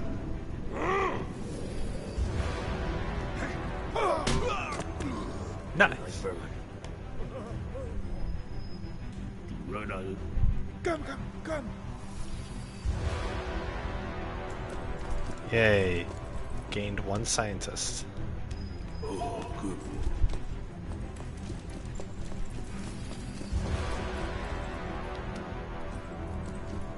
Yeah, good boy. Oh no. Flamethrower tank. Gotta run.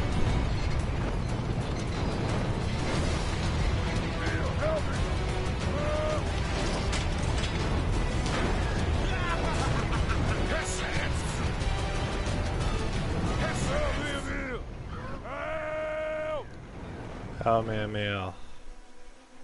Dude, Emil finally made it up here. He doesn't have the doggo with him though.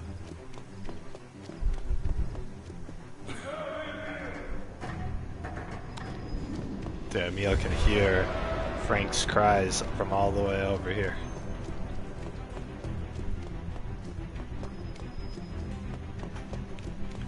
Well.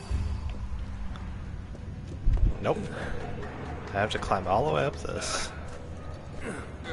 No.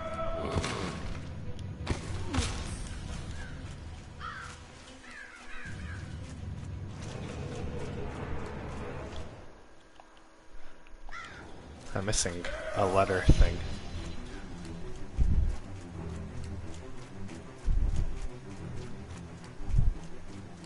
We're walking on sunshine.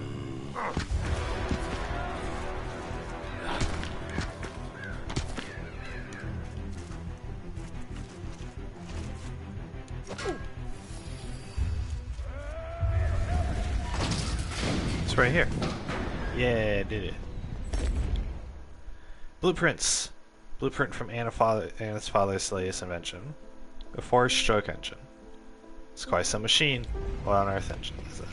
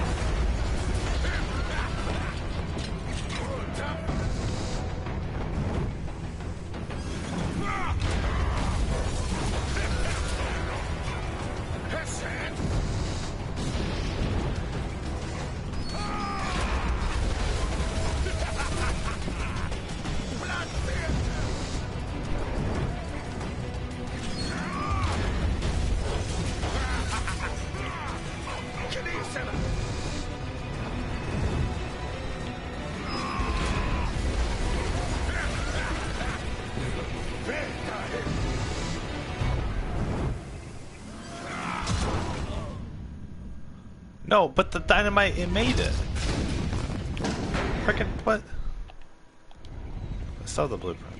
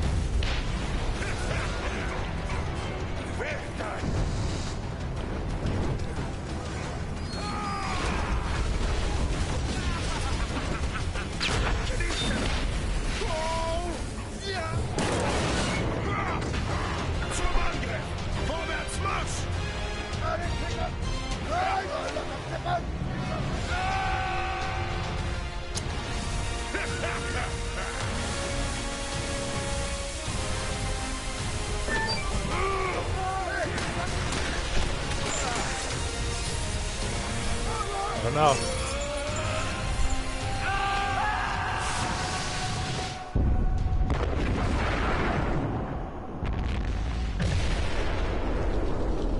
No! They exploded everything. Despite the fort's partial destruction, the Germans held their position. The mission was a failure.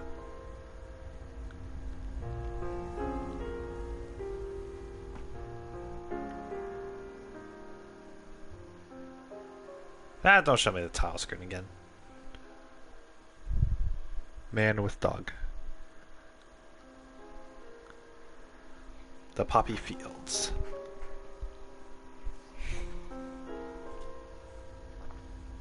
My darling, war has taken away a very dear friend. He was like a brother to me, and his death affects me much more than I could imagine. No, what? The black guy In happy died? news, Carl is safe from the trenches, and his condition improves steadily. I'll go and see him on my next leave. And what about you? How are you? Are things in Saint Miel any better? Carl discovered things were not, in fact, any better.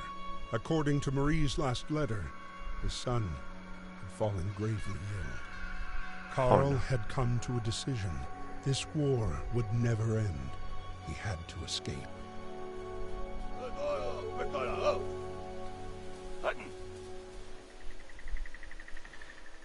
Dang, Carl's gonna escape? Hell yeah. Schwander Nichtlings der Blunderklum. Blunderklum. Dabei kam ein Trecker anderer Summern. Hä? It's dog.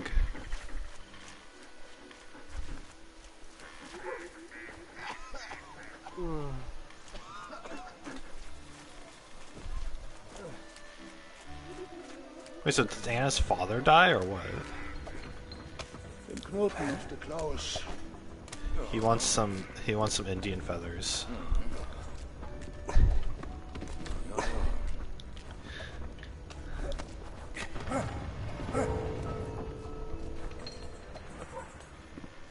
Snark Frantike! Don't snark frontique at me.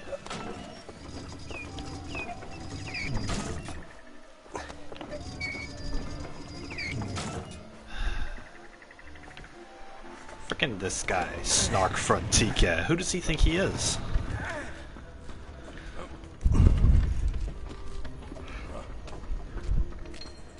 Ich welgerte als dabei.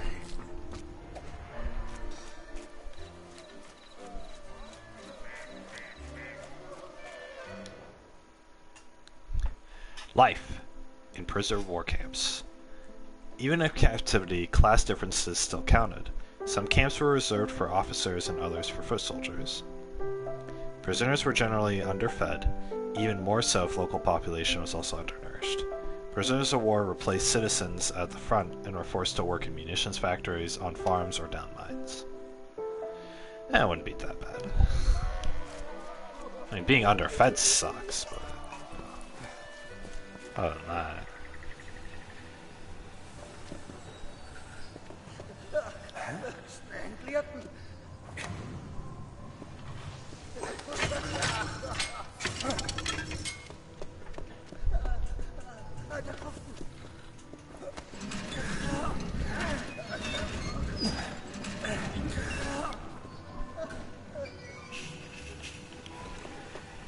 What's going on?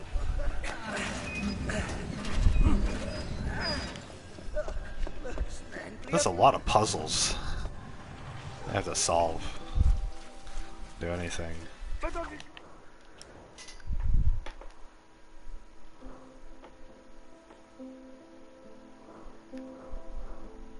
Sad day today. Freddie and Walt perished. May their souls rest in peace. Emil saved my skin again today. What a deluge of shells. I got to write to my younger brother. He's worried about me. Dude, Freddy died?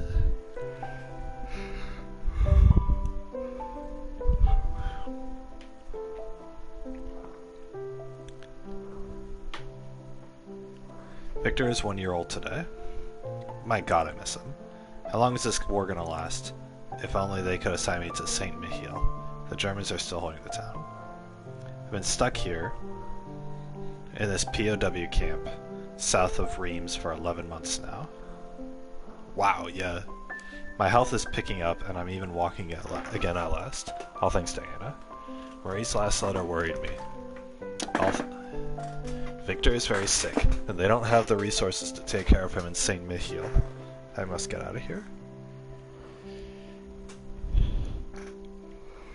Victor is sick. He hasn't eaten in 3 days. He's pale and weak. He needs meat, but I have nothing left to give. I hope he improves soon. Carl's last letter reassured me. He can walk again. There's a nurse taking special care of him at the prisoner war camp. My god. All this is so sad.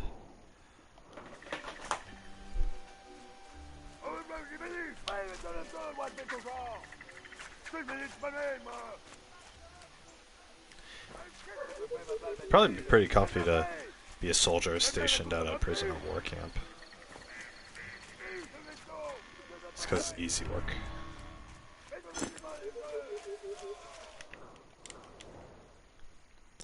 Many soldiers had notebooks in which they wrote their diaries and memoirs. These notebooks provide historians with first-hand account of the horrors of war experienced by soldiers.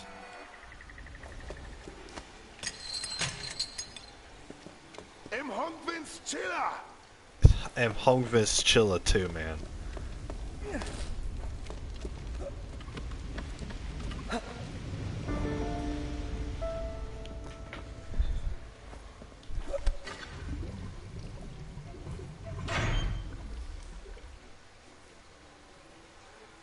It's an enclosed system.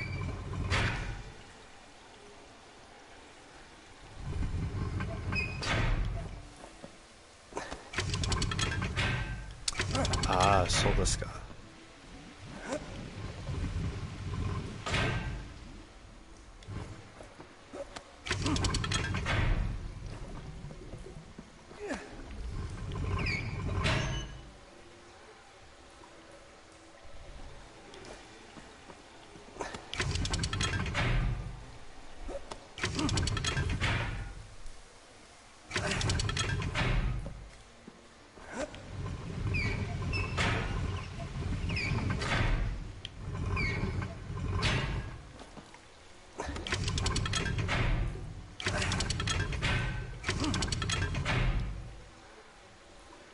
Not Scott.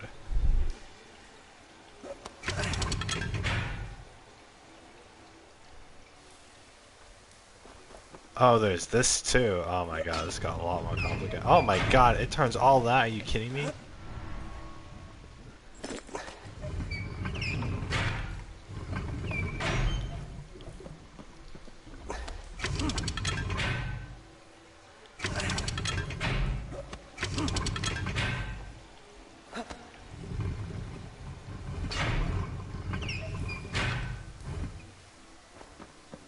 I got the water outside there, I guess.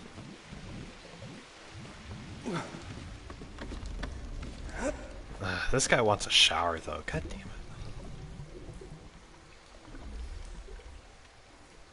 How am I supposed to get him a shower? No, I'm not taking a hint. Okay.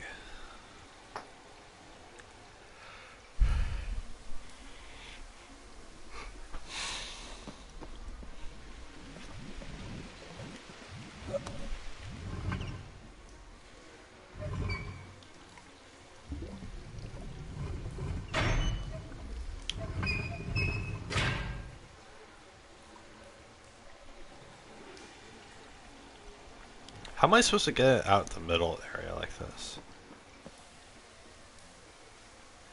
How am I supposed to get it down here? That's the question. I don't think there's a way for me to do that. Go outside first.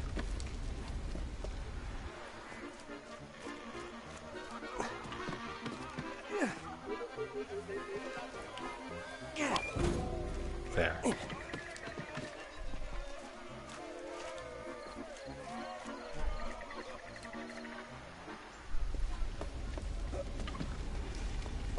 Pick up a cannonball. Alright.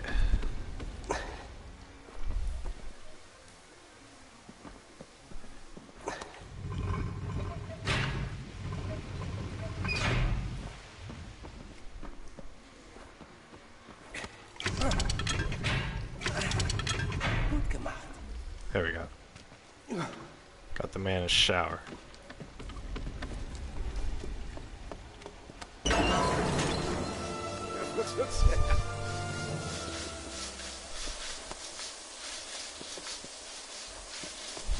Enjoy your shower. Alright, let's go. Hey, I'll let you take a shower if you give me your belt.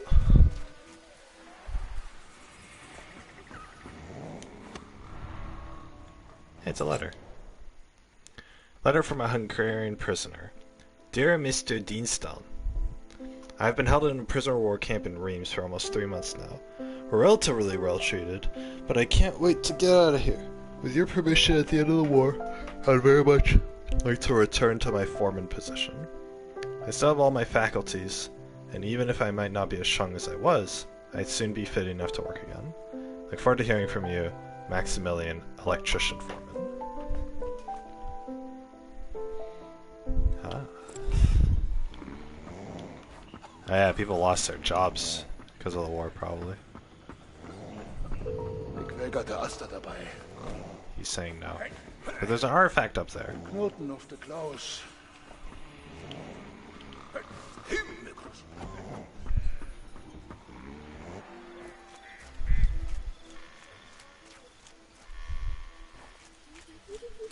Did you guys ever watch the movie The Boy with the Striped Pajamas?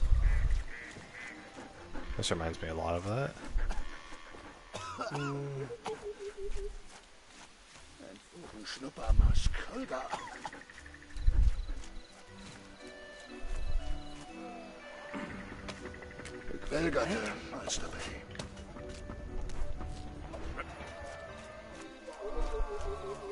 Wait, so did the dog die too? Oh my god, if the black guy and the scientist both died, and the dog was with them.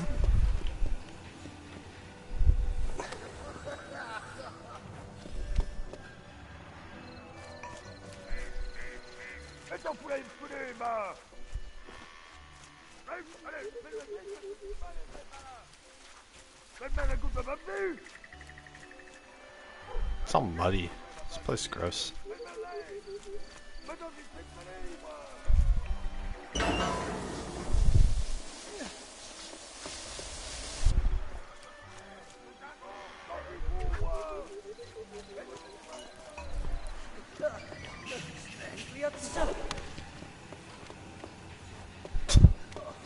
What am I supposed to do here? I don't know where to get a medical kit, dude. I don't even know what I'm supposed to do with this.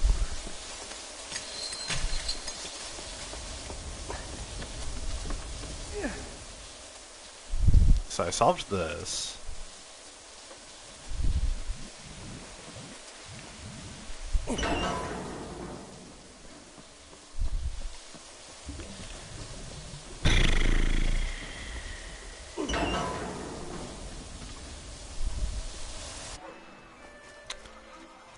Okay.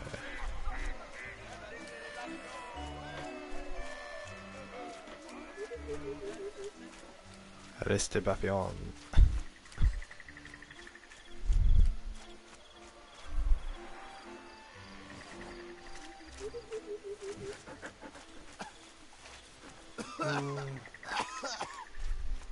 Als da kaum wer Trommeln anbackt.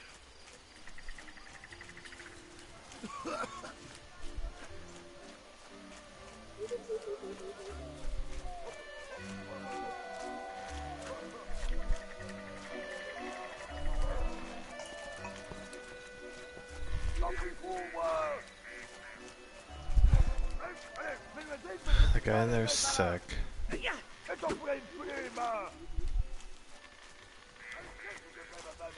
Okay, I'll eventually figure it out.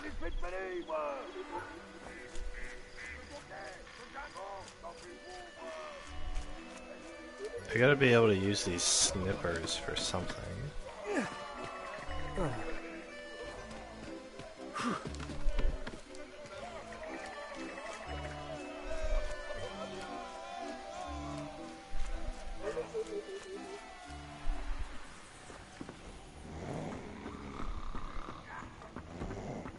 Gequälgerte Aster dabei.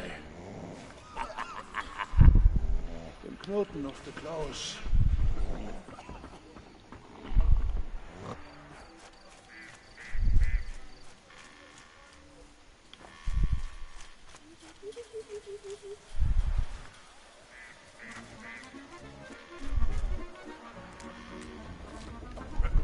Oh yeah, what was up here?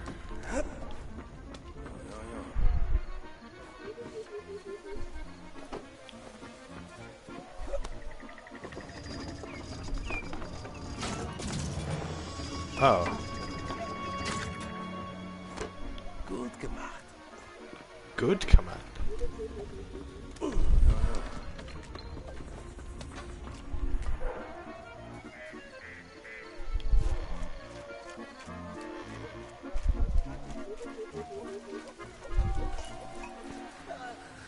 Alter Kroften. Danke. Gut gemacht.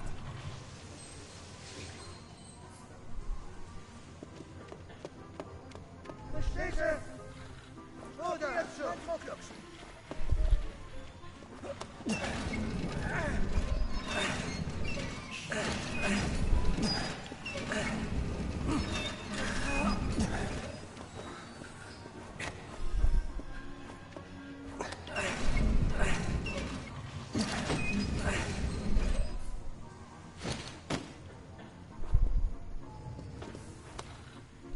Gut gemacht. Help push all the laundry bags. What the hell? Oh, I got a handkerchief. Does that mean I'm important?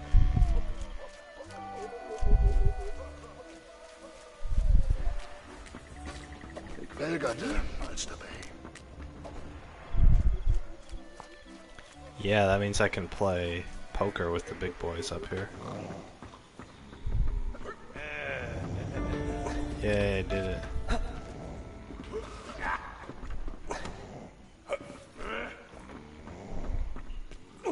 Haha, I'm just kidding. I'm not a poker man. Bye.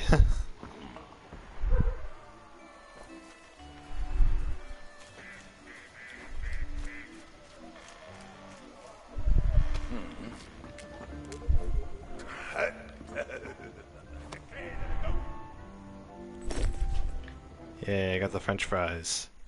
Biscuit box.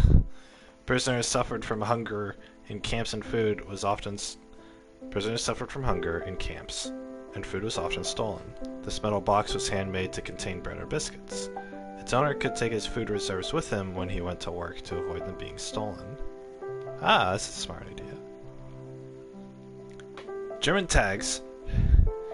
Erkennungsmarken were not the same for all soldiers at the start of the war.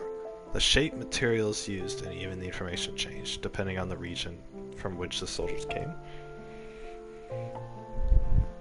In September 1915, a standard model was introduced, a disc with soldiers' names, dates, and place of birth, and regiment details.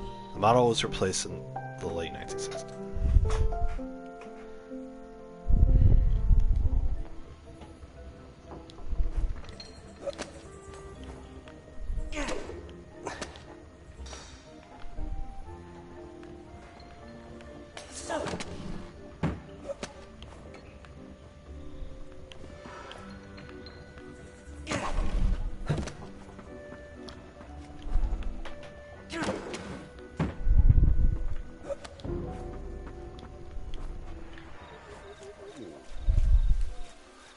That guy has spoken. Oj, det får gå upp i.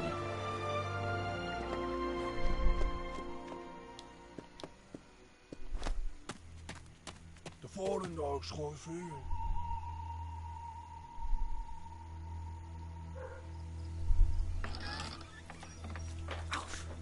Oh boy.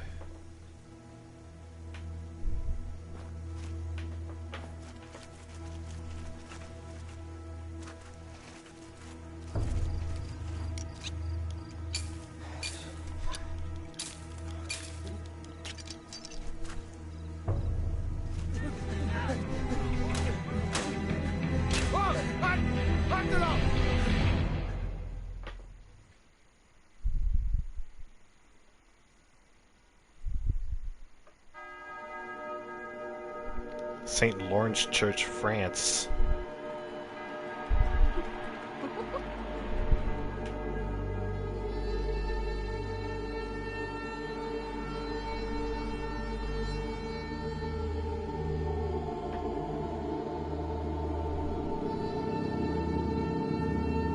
What the heck?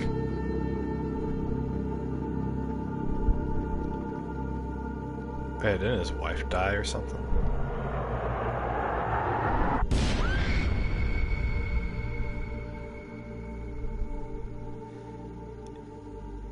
The chapel got bombarded while their wedding was going on? Aw.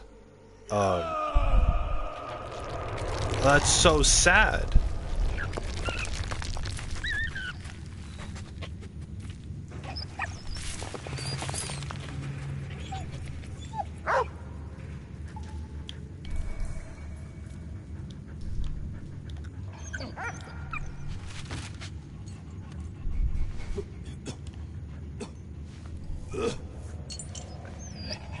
Good boy.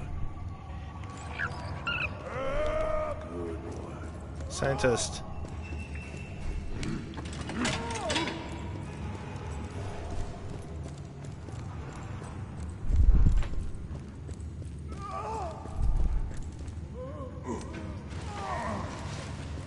Oh, good thing he had his research.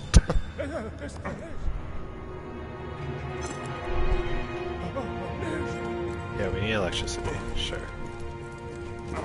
You're a scientist. Oh, you have a battery. He just happens to have an electric battery. Yeah, good job, man.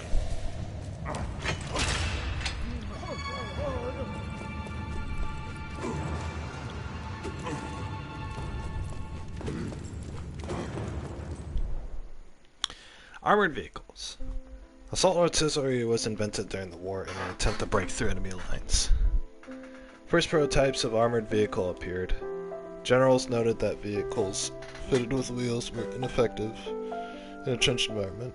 Engineers thus worked on prototypes to overcome the problem, and caterpillar tracks proved to be a perfect solution to the problem. Wait, what? Oh. They had tanks on wheels? Those look so stupid. It's like, oh, we'll just... They literally just put a freaking cannon on top of a car. Because those look just like the, those look like just like the old-timey, like, 1920s cars. But just with, like, a little cannon on top. It's so lame. God, it's like a Halloween it's like the Halloween costume version of a tank.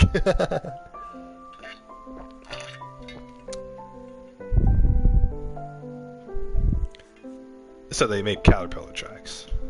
That makes sense. Wish all cars had caterpillar tracks. That'd be cool.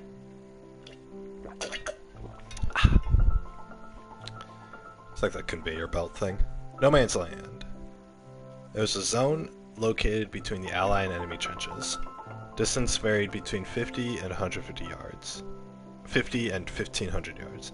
The zone was watched closely day by day, and anyone venturing out would be shot, but by night it became a theater of espionage when barbed wire and traps were set to protect trenches. Most battle casualties resulted in this zone.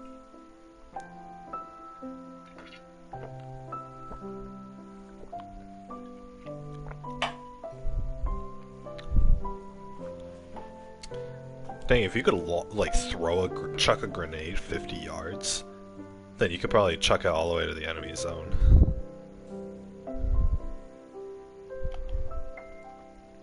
Flashlights. Flashlights were common in the trenches. Army-issued flashlights were made to fit in a cartridge belt and functioned with batteries. Cool.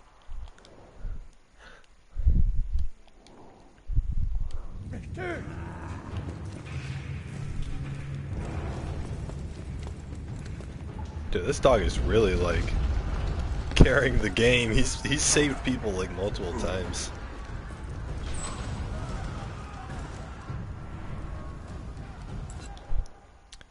Broken German bayonet. This long, broad, flat German bayonet was designed to thrust into an enemy's rib cage and break his ribs. Does it kill him instantly or what?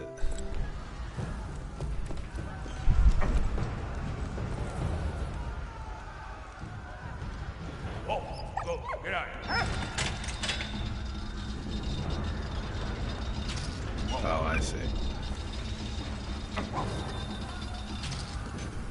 Whoa, get away.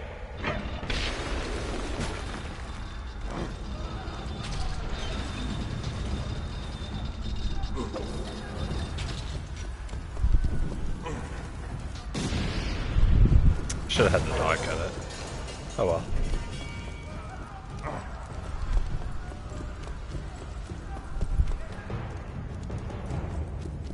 Here you go. Do we get to ride this tank? Heck yeah.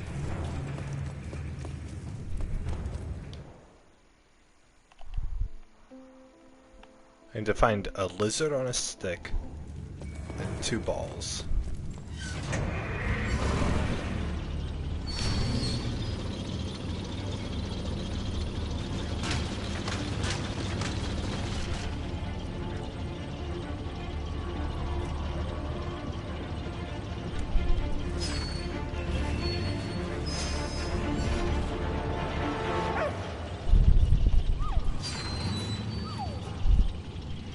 Why doesn't the dog get in with us? Back it up, back it up.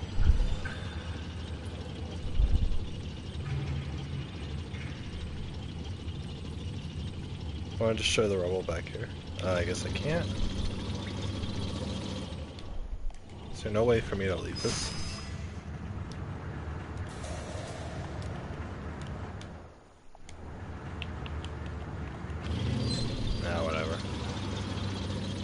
I'll probably be able to get out, and then I'll have to go back for this.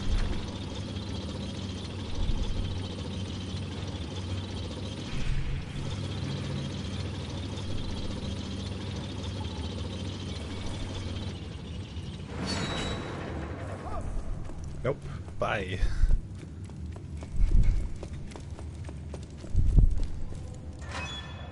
Yep, there's a lizard. Dead rat.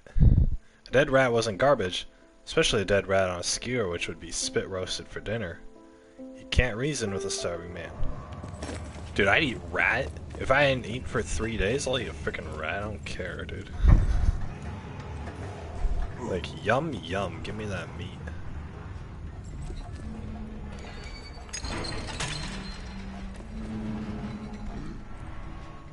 Hey, got the coins. German coins. German currency, the mark, underwent rapid devaluation during the war to help the German Empire provide for the war effort.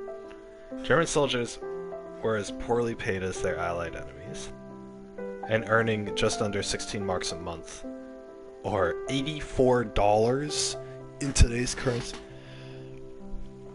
84 bucks a month. Dang, imagine risking your life and starving for your country, and they pay you freaking, what's this equal? $2.50 a day. That's all you're allowed to get. Is you're allowed to get $3 a day.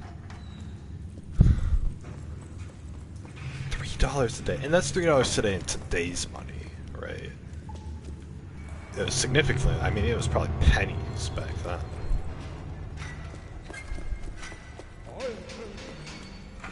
Scientist, you don't know anything, alright? You want a square with a friggin' triangle on it? What a silly man.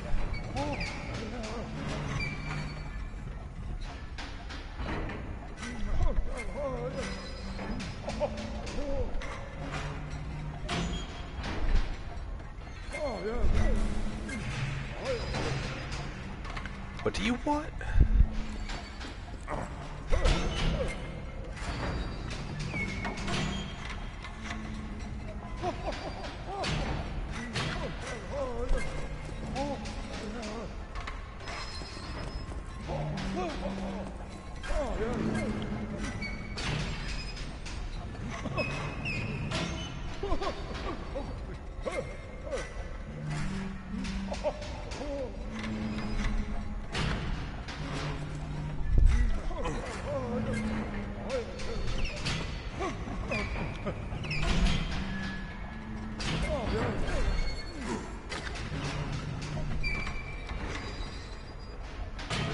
You know what, that's close enough.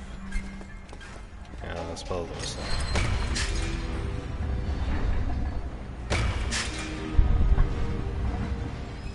All those German soldiers in the background.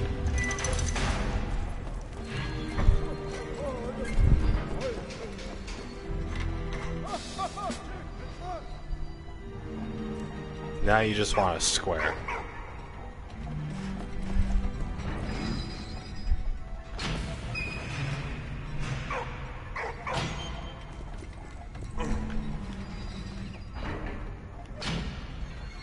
Does this work? It looks a little crooked, but whatever.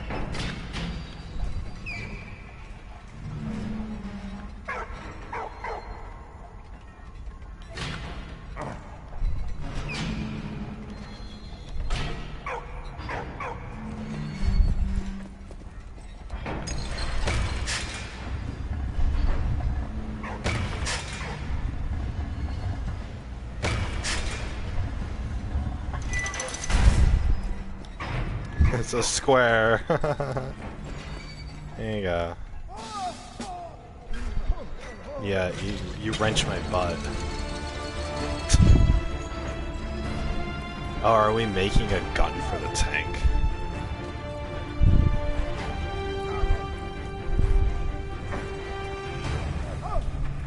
Yeah, I get it.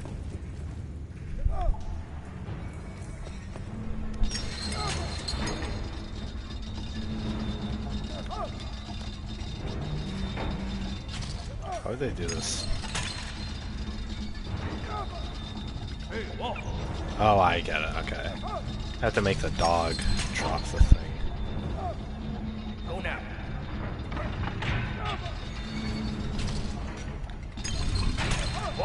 Shoot. There we go. Okay, now I really get it.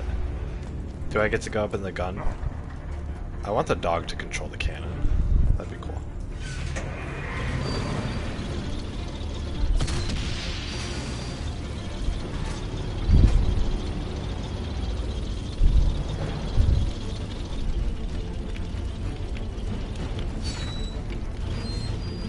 Press up. I don't need to press up.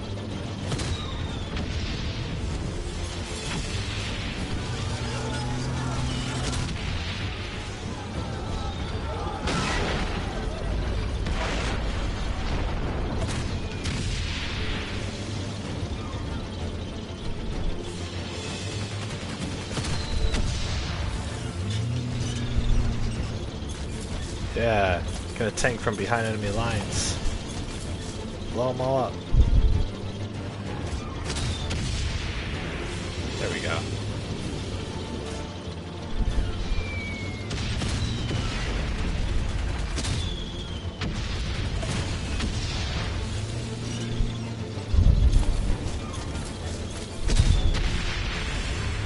How do I have like infinite ammo?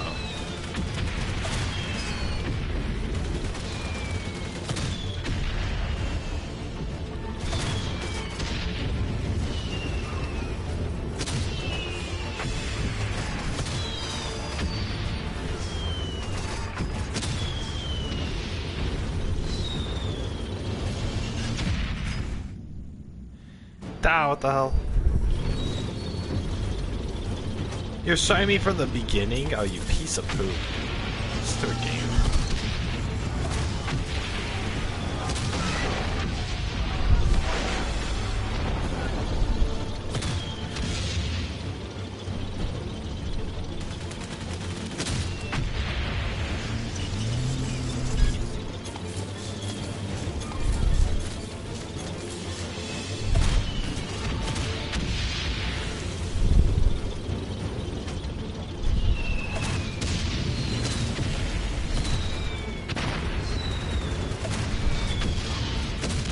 Shoot the...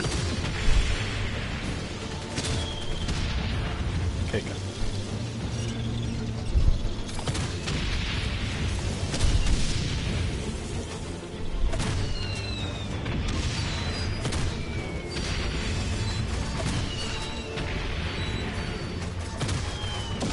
Okay, good. I actually got it that time. There we go.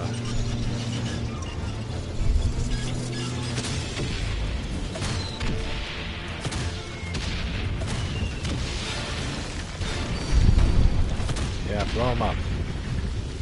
Don't go on top of the dynamite, you stupid you guys.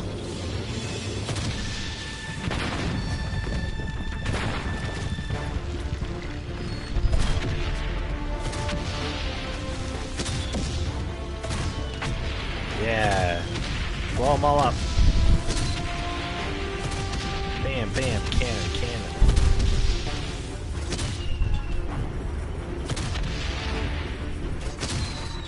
Oh my god. Okay, there we go.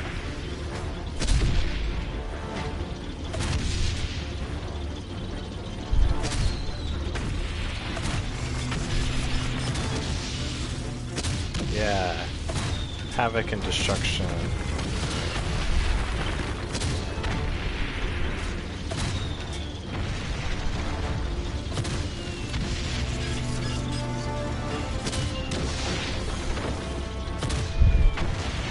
Blowing up the trees too, that's pretty cool. This game's turning out to be really good.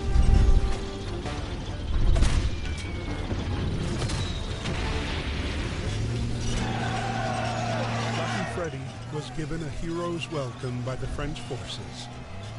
Emile wrote to Anna to let her know that her father was free and out of harm's way. Freddy and Emile's reunion, however, would be short-lived.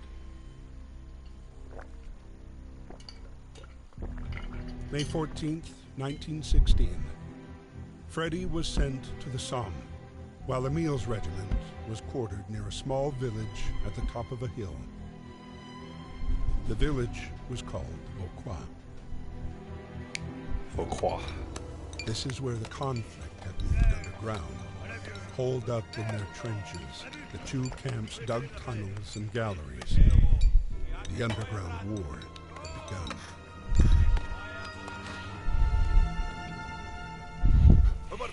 Give me a formula, not a formula, a uniform. Give me a uniform.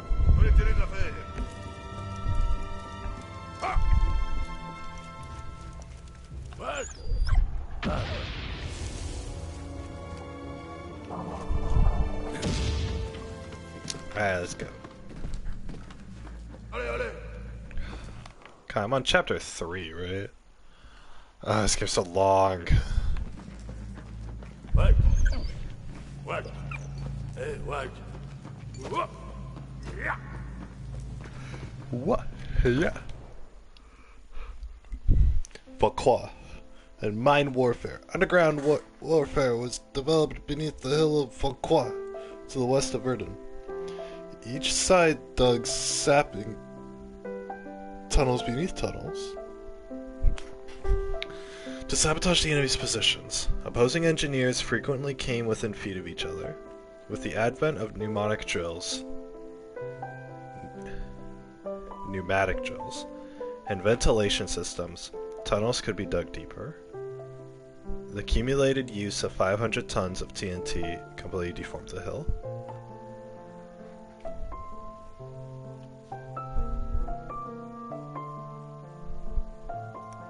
Oh, so they just dug under the hill?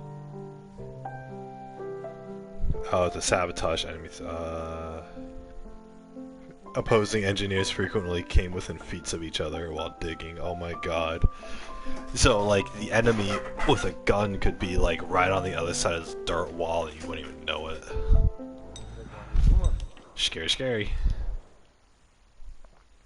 Freddy's alive! Here is nicknamed Lucky Freddy. And a big brave Walt pulled through too. Things aren't so grim after all. Everyone calls me Lucky Freddy. If only they knew. It was not luck. It's you up there, shining down on me, showing me the way. I think about you every day, sweetheart. God! This dude is still grieving over his, like, dead wife. Ugh. God, imagine your, like, your spouse gets killed on your wedding day. Oh my god. You just have to live with that for the rest of your life. It's terrible. God. Dear Lord, Carl's dead. Carl's dead. He always spoke about his son Victor, And when he told me that Victor's sick, he had a strange look in his eyes. He must have tried to escape to see his son. It's awful, how am I gonna break the news to Emil?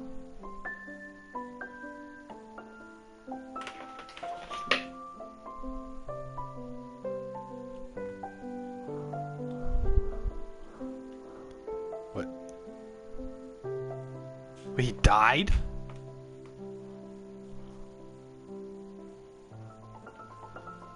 No, he didn't die. You tell me Carl died when he tried to escape? Oh, no, no, no, no, no, no.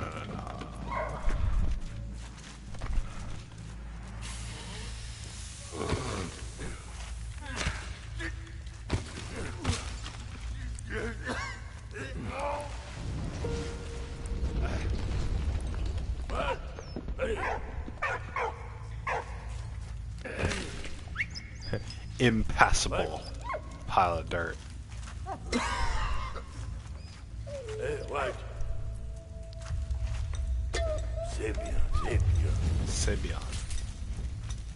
Let's go this way. Oh my god! Oh, that gave me a scare. It didn't save. This digging mechanic reminds me of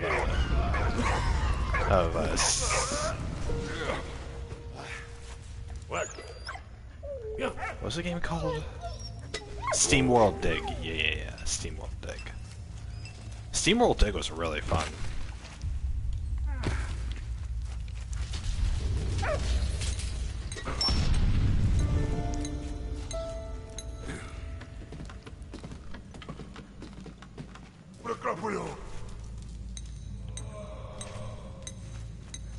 But dude, you're gonna blow up.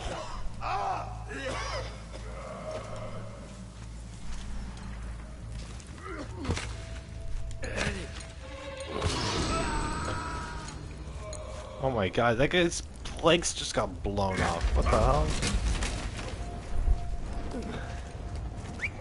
Hey, what? Hey.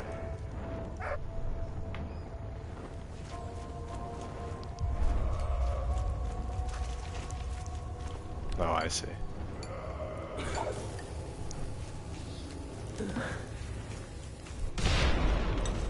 What? Where'd the dog go?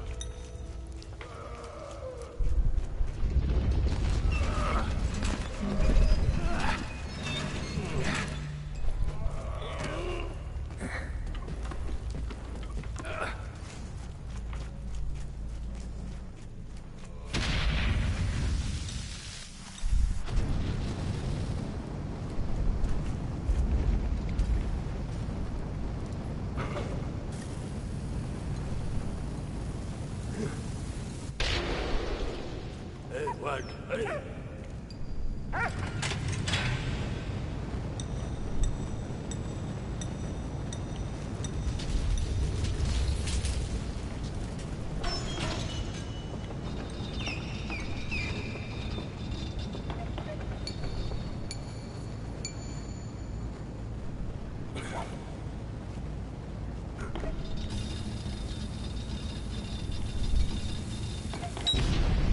Nice.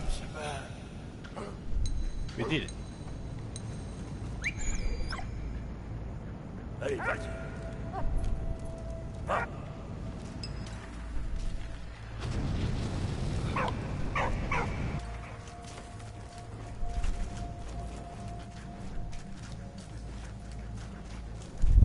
God, this game's so sad. God. It's just more and more it's getting depressing.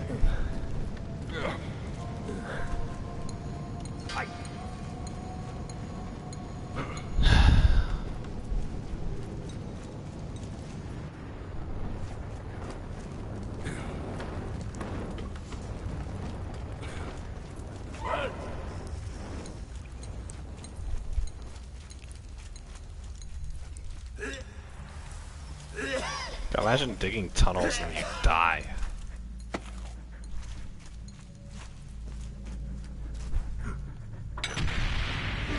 Yeah, God.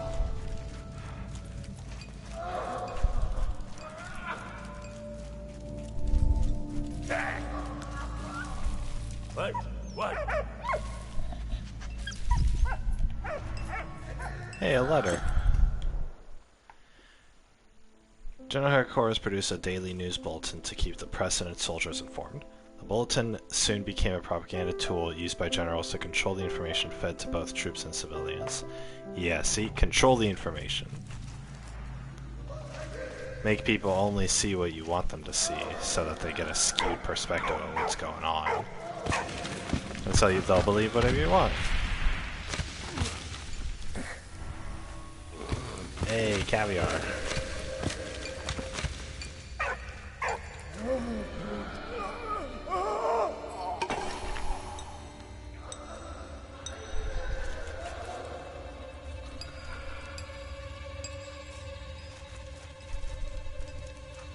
What's up with this bird? Oh. I saw the bird out. Okay.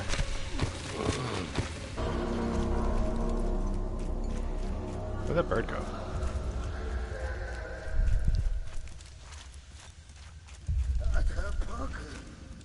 How did that happen?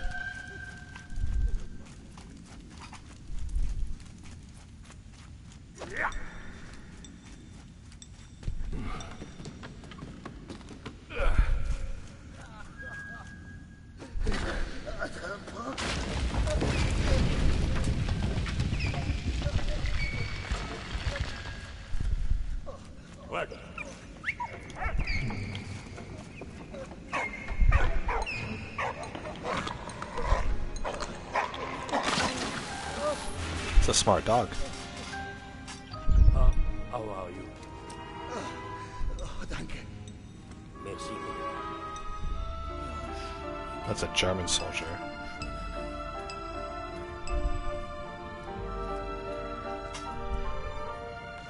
My god, just that, like, complete abyss of freaking dirt. Ugh. There's probably a bunch of bugs in the mud, too, and stuff.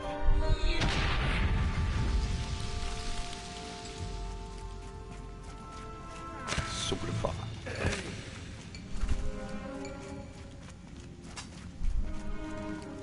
Nimm an, da kommst du rum.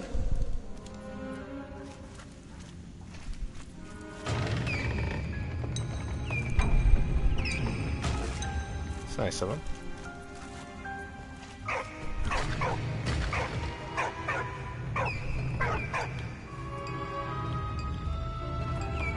It's so unnatural for me to rotate it counterclockwise.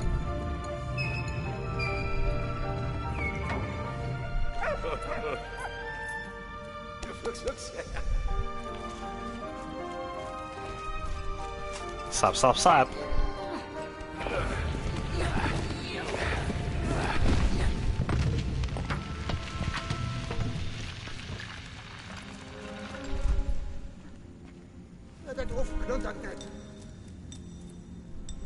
Merci, mon ami. Adieu. Dude. Non. Hey, hilf das! Du da, was? Gibt's doch. Merci, mon ami. Aw, the dude.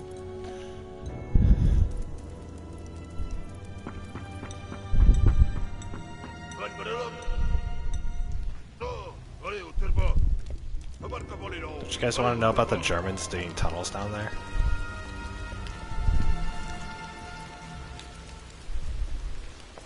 SOS. Save our sexy.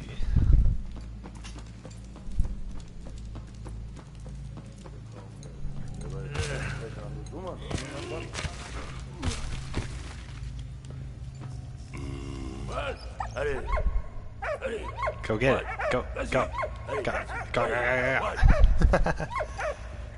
Stupid dog. I'm just kidding. He's not stupid. He's confused though. Confused dog.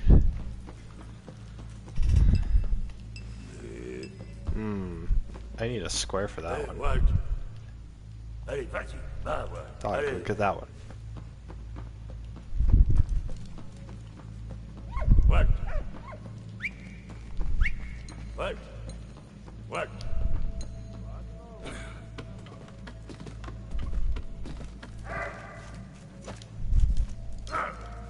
Rah.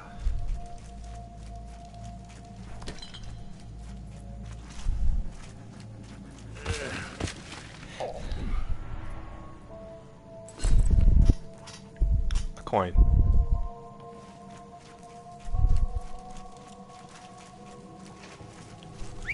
Vas-y. Walt. Ah, ouais. Allez, vas-y. What the, hey, wait. Dog, you stay down here. No, don't come up here. You freaking dog.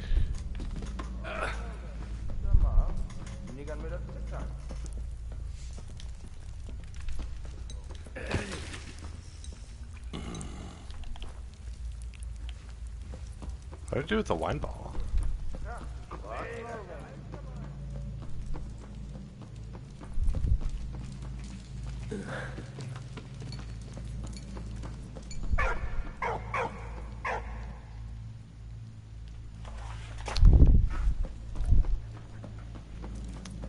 See, we're the French soldiers, right? But up there, those are the German soldiers, because they're green.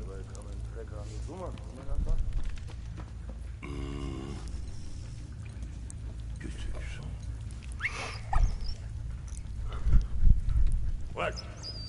Vas-y.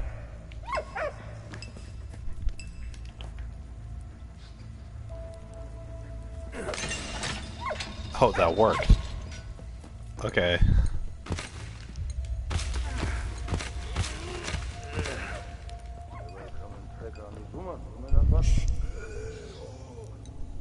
I don't have it. I need a wrench. What? What?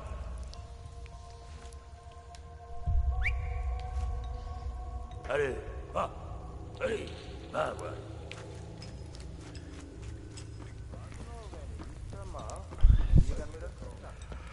Come on, Henry. Come here. Oh, come here. Oh my gosh. What are you doing?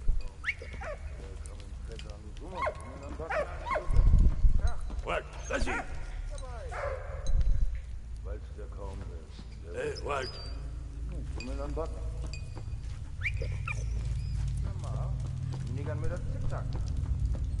Camera TikTok.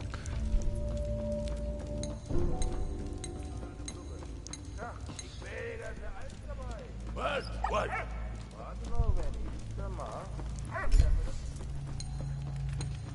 Yeah, let's go. Go. What? Allez. Merci, Walt. Messy, right? At least the soldiers don't kill dogs. That'd be terrible. I'm sure some dogs died, but...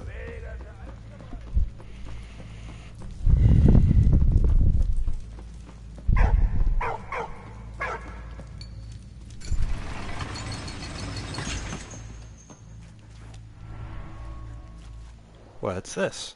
A trench lantern. Lantern that can be folded away and stored flat in a backpack. Soldiers placed a candle inside the lantern, which protected it from the wind. Ah. Throat lozenges. Box of throat lozenges. Soldiers exposed to gas developed highly sensitive airways, so they sucked on lozenges to help soothe the pain. Yeah, but you're taking that pain home with you.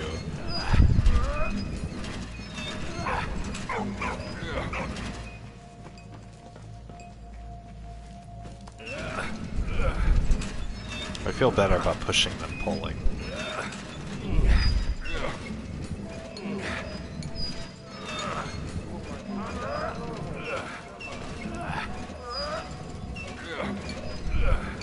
Oh, they built a tunnel underneath the German tunnels so that they could blow it all up. Merci, vieux frère. Oh, bah, hey, un régiment fait mal à des temps. Hey, projet.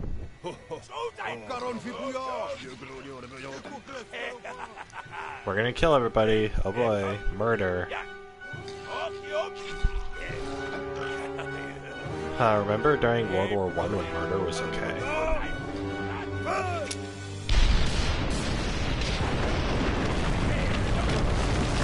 Hey, look at all those people we murder.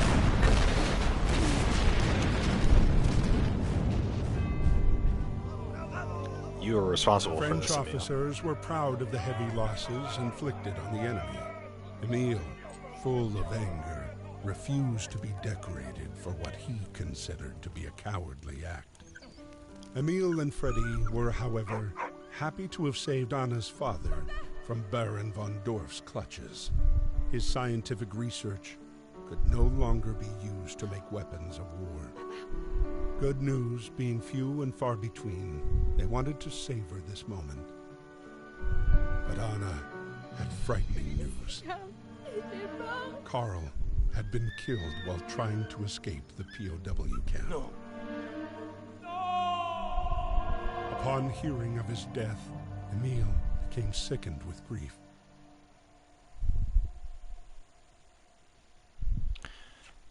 This guy loves his son-in-law. Oh my gosh.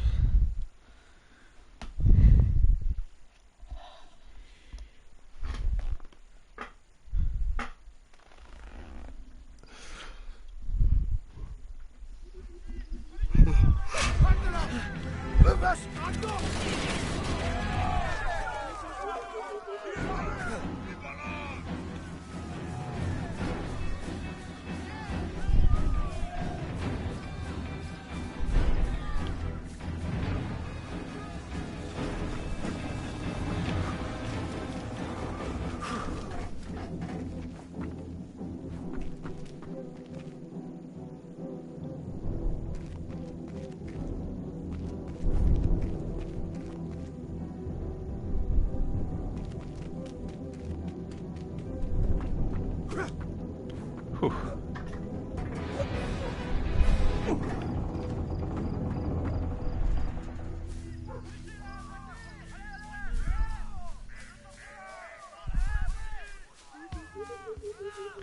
My gosh, I have to escape.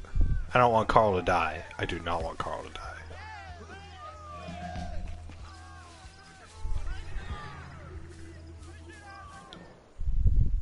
Military police. Military police were responsible for enforcing discipline among soldiers outside companies, including in civilian zones, and were responsible for arresting soldiers found without passes, caught plundering, or committing any other offense such as drunkenness or ill discipline. They also collected stragglers, guarded against spies, controlled traffic, and chased down deserters and mutineers. Managing the dead, whether in trenches or in hospitals, was a complicated task. Many bodies disappeared on the battlefield, and makeshift cemeteries were dug in close proximity to the front line. To identify corpses as well as their pay books, soldiers were issued with alumina identification discs or dog tags. Initially, one tag was issued, but this created its own identification issues. The tag would be removed from courses for administration purposes, leaving bodies with no means of identification. So from 1917 on, 2 discs were issued. One for admin, the other remaining on the corpse.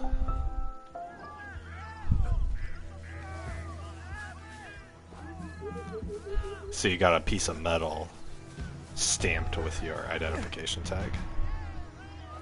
Or with your ID number.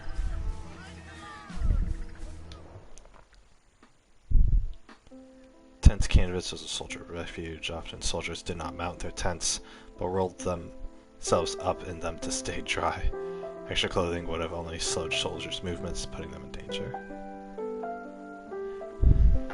They just rolled up their tent like a sleeping bag. I mean, whatever you need to do.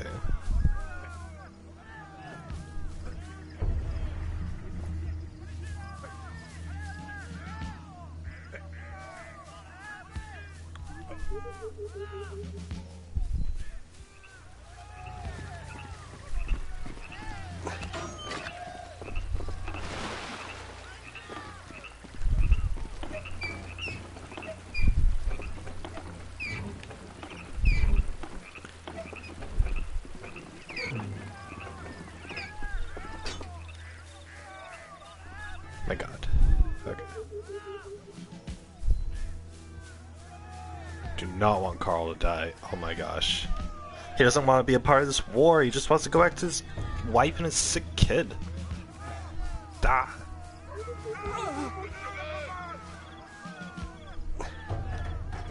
Stupid war.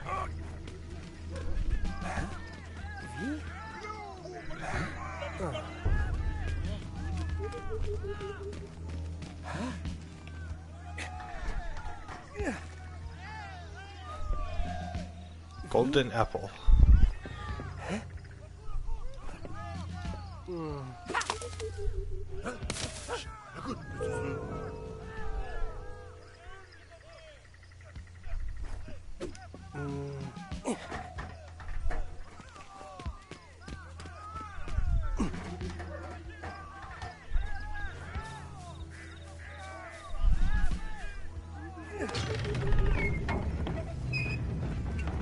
Wow, this door is taking forever. Oh my gosh.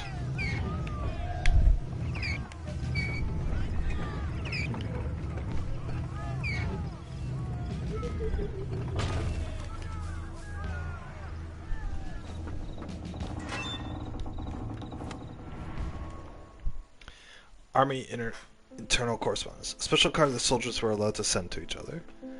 Brothers could thus correspond with each other even if they weren't stationed together. If one or several family members died, demobilization was not an option. In some cases, the whole family of men might be wiped out. Jeez. Just kill entire people's families for the war, you know? Terrible.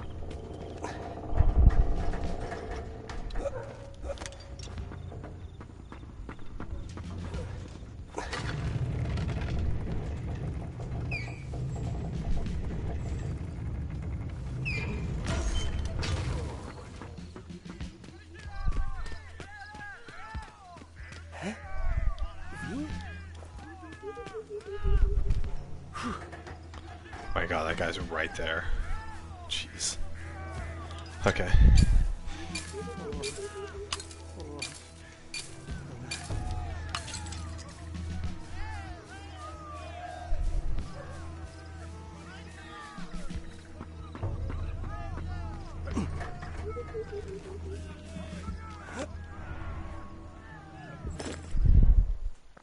Goat hide. Soldiers wrapped themselves in whatever was available to stay warm in the trenches.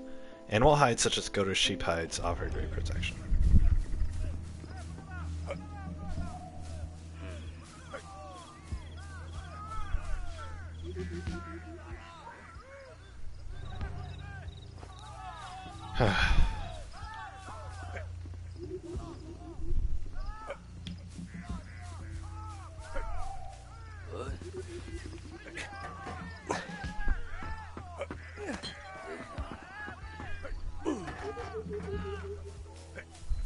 Hey. Hey.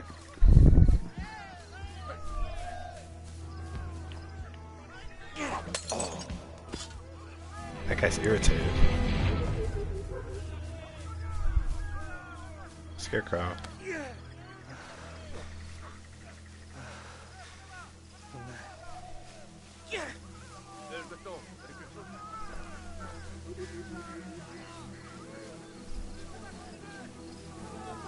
Ooh, smart. I got it. God, talk about tense. Oh my gosh.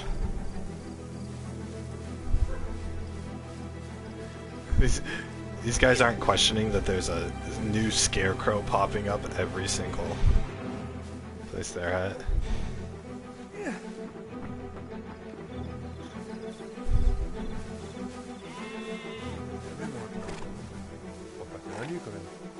I'm a sheep. Yeah, move with me, sheep. I am the sheep whisperer.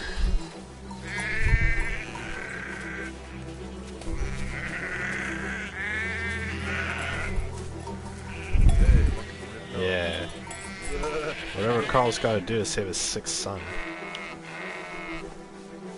Come on, Mr. Sheep, you're my only hope here. Vamos, capitán. Yeah.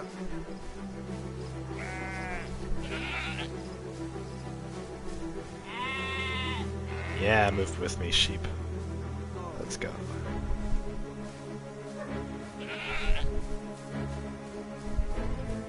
My god, how far do I have to run? Jeez.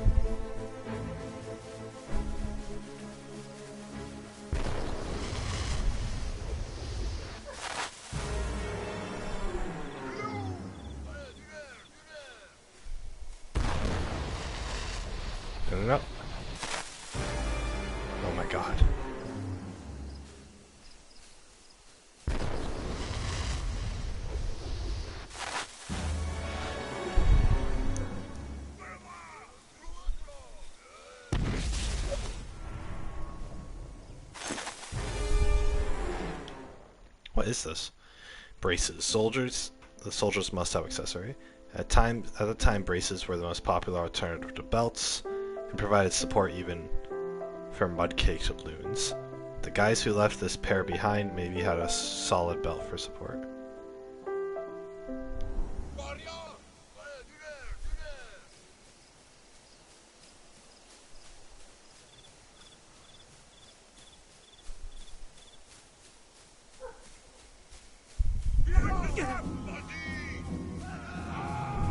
No, stupid moon. Go back. No, go, go, go.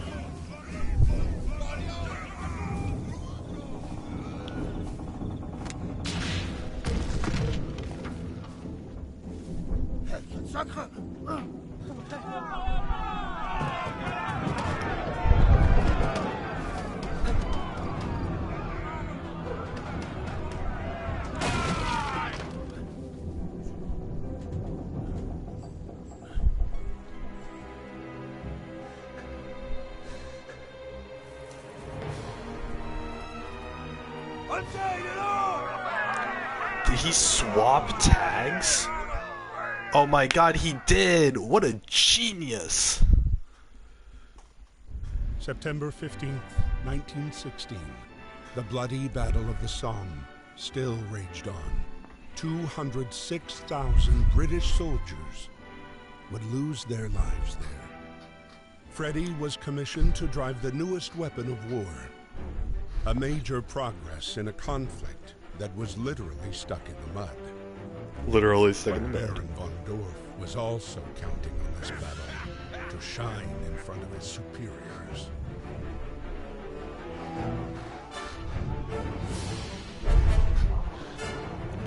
$206,000 people died. British soldiers died. 1,000, holy crud. All those people's lives. All of their hopes and dreams. They just all go away and they just get their brains blown out in some muddy trench in a foreign land that they never asked to be in. God. So much suffering. What happened in that POW camp? Why did they shoot Carl? I hate this godforsaken war. How can I tell Mary that Victor will never see his daddy again?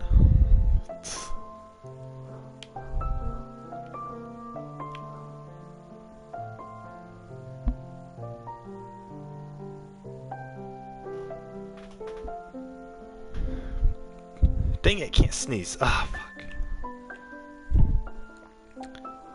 Found my father at last. Thank you, Freddy, for pulling him out of this hell. I daren't talk to Emil anymore. Carl's death has crushed him.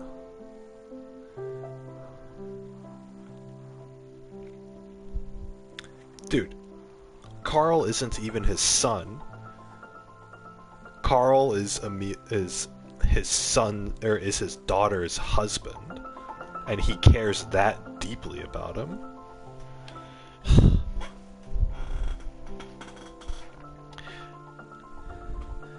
And then you get, and then you have families who, you know, their kid's spouse like dies, and the parents will say like, "Oh, good riddance to him. He wasn't good for you," or whatever. It just makes me sick.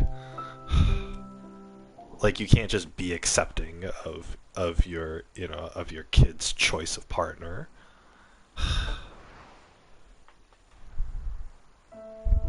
So people like Emil, who actually care about, you know, he cares about his daughter's husband. People like him are rare to see in a parent these days.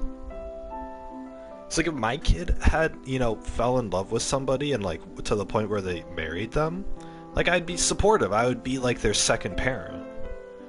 Because it's like, why wouldn't you? You want what's best for your kid. So why don't you try to get along with what your kid has chosen, right? For a partner. It's because you're selfish and bitter and controlling, that's what it is.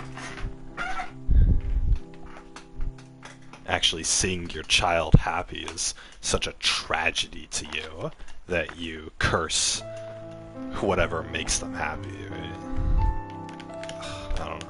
Anyway, guys, I could go on. I could go on like I'd go on another hour about that, but I'm not going to.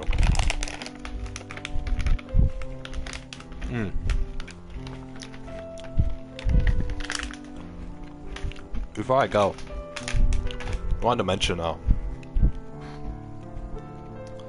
so I bought a can of whipped cream about a month ago.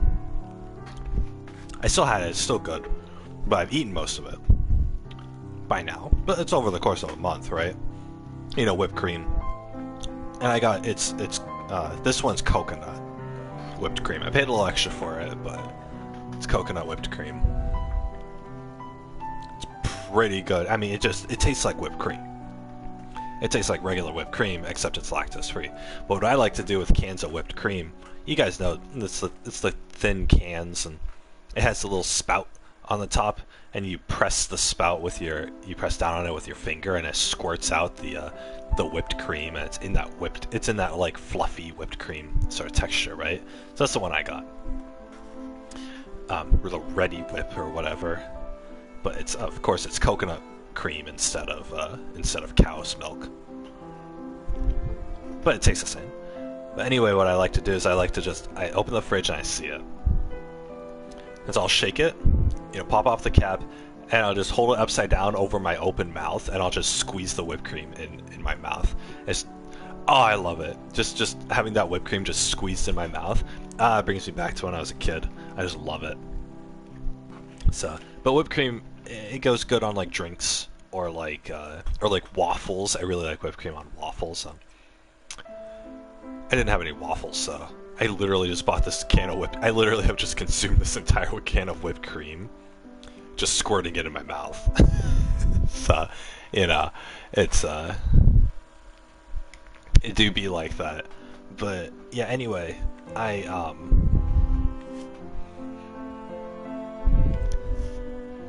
Anyway, so I'm almost done with the can. I got maybe like 1 or 2 more squirts left before it's all gone. With all the air pressure inside is already gone, so I don't know. I'm probably just gonna toss it. But yeah, the vast majority of it's gone.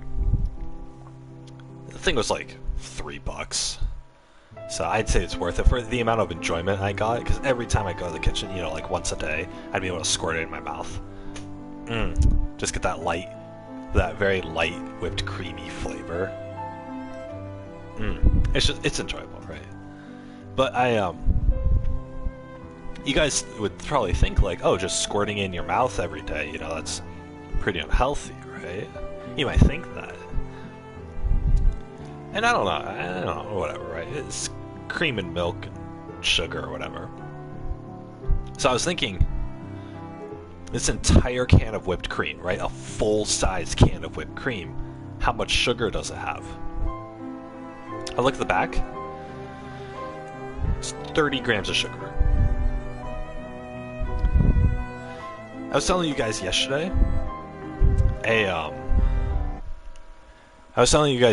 a can of Coca-Cola has 55 grams of sugar in it. Which means, so I realized, an entire can of whipped cream, burn through an entire can of whipped cream, which is a lot. There's no way you guys would be able to eat an entire can of whipped cream in one sitting or a day, even if you tried, right? That's so much. An entire can of whipped cream has less sugar in it than a can of Coke, or a can of Pepsi, or a can of Sprite, or Mountain Dew, or whatever. A full can of whipped cream is healthier than 1 can of soda.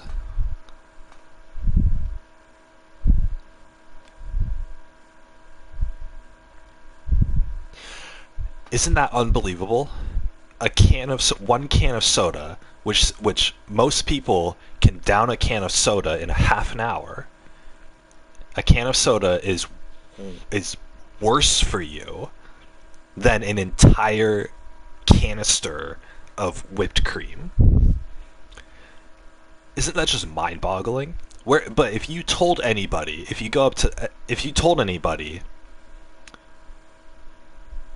that you just consumed an entire can of whipped cream, an entire canister of Ready Whip, they would look at you like you're crazy. They'd be, oh, that's so crazy, that's so unhealthy. And yet, they'll look at you like you're crazy, and yet you can take a can of Sprite out of the fridge and drink the entire thing right in front of them, and they won't bat an eye. It's completely normal. Even though the can of soda is twice as bad for you as the entire canister of whipped cream. It blows my mind. Because what is whipped cream?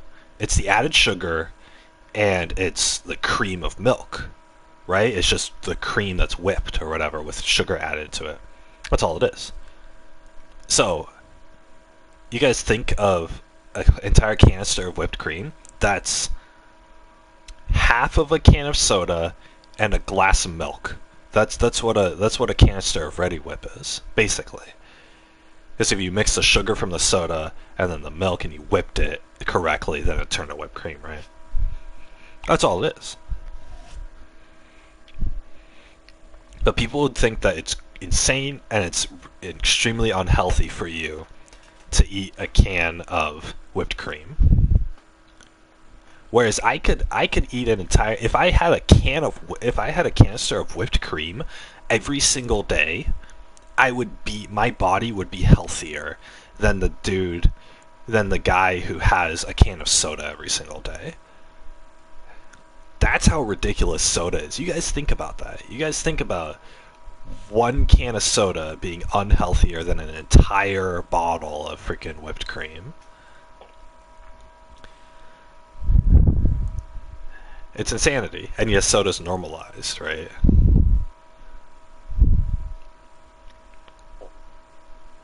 So, it's insane.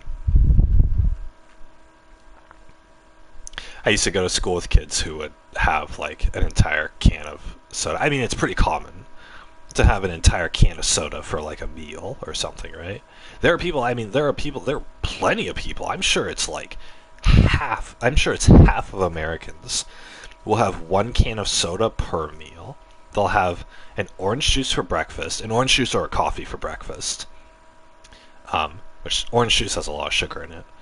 And then they'll have a can of Coke for lunch, and then they'll have a can of soda of something else for soda for dinner. Or a bottle of it or whatever. Every day, they have at least two cans of soda.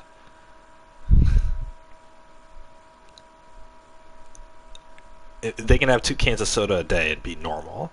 But if you gave them 3 cans of Ready Whip and said, you're basically eating 3 cans of Ready Whip, minus the calcium, then they're going to think you're crazy. There's no way somebody would eat 3 cans of Ready Whip. There's no way someone would eat 1 can of Ready Whip in a day. But I could have downed that whole bottle of Ready Whip and still been fine. But, whatever, right? Anyway, I just found that interesting. I just think it's interesting, and I think it's silly how unhealthy everybody is by drinking soda. The thing is, it's really hard to escape like sugar intake, because sugar is in more than just soda. It's in most flavored beverages that are out there. There's sugar. This organic tea that I'm drinking has sugar in it.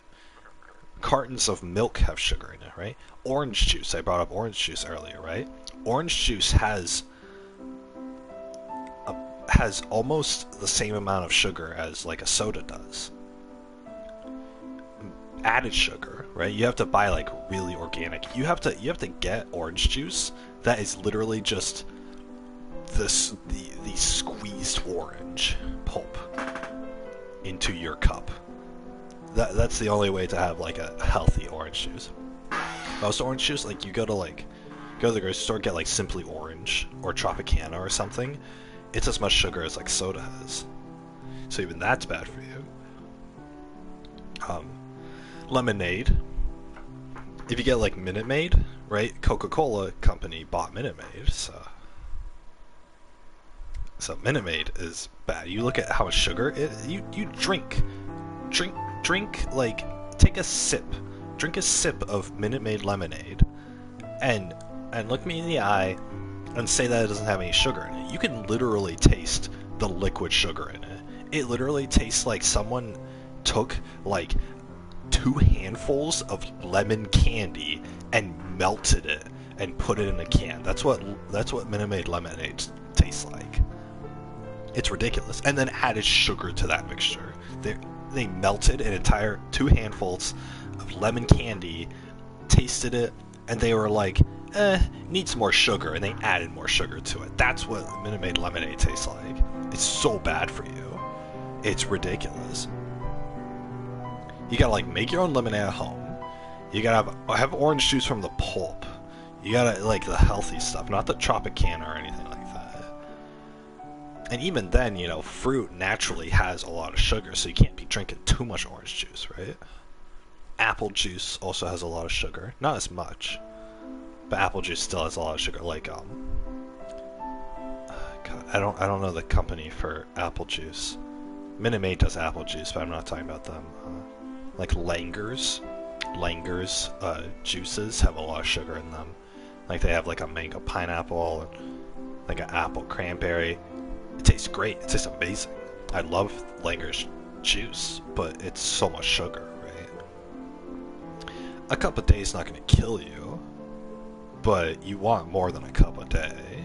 And, you know, it's just, if you want to stay healthy, you can't, right? So, I don't know. When I have kids, I have to teach them, like, I'm going to have this rule where it's like, okay, you're allowed, like, 1 cup of a sweet drink per day, right?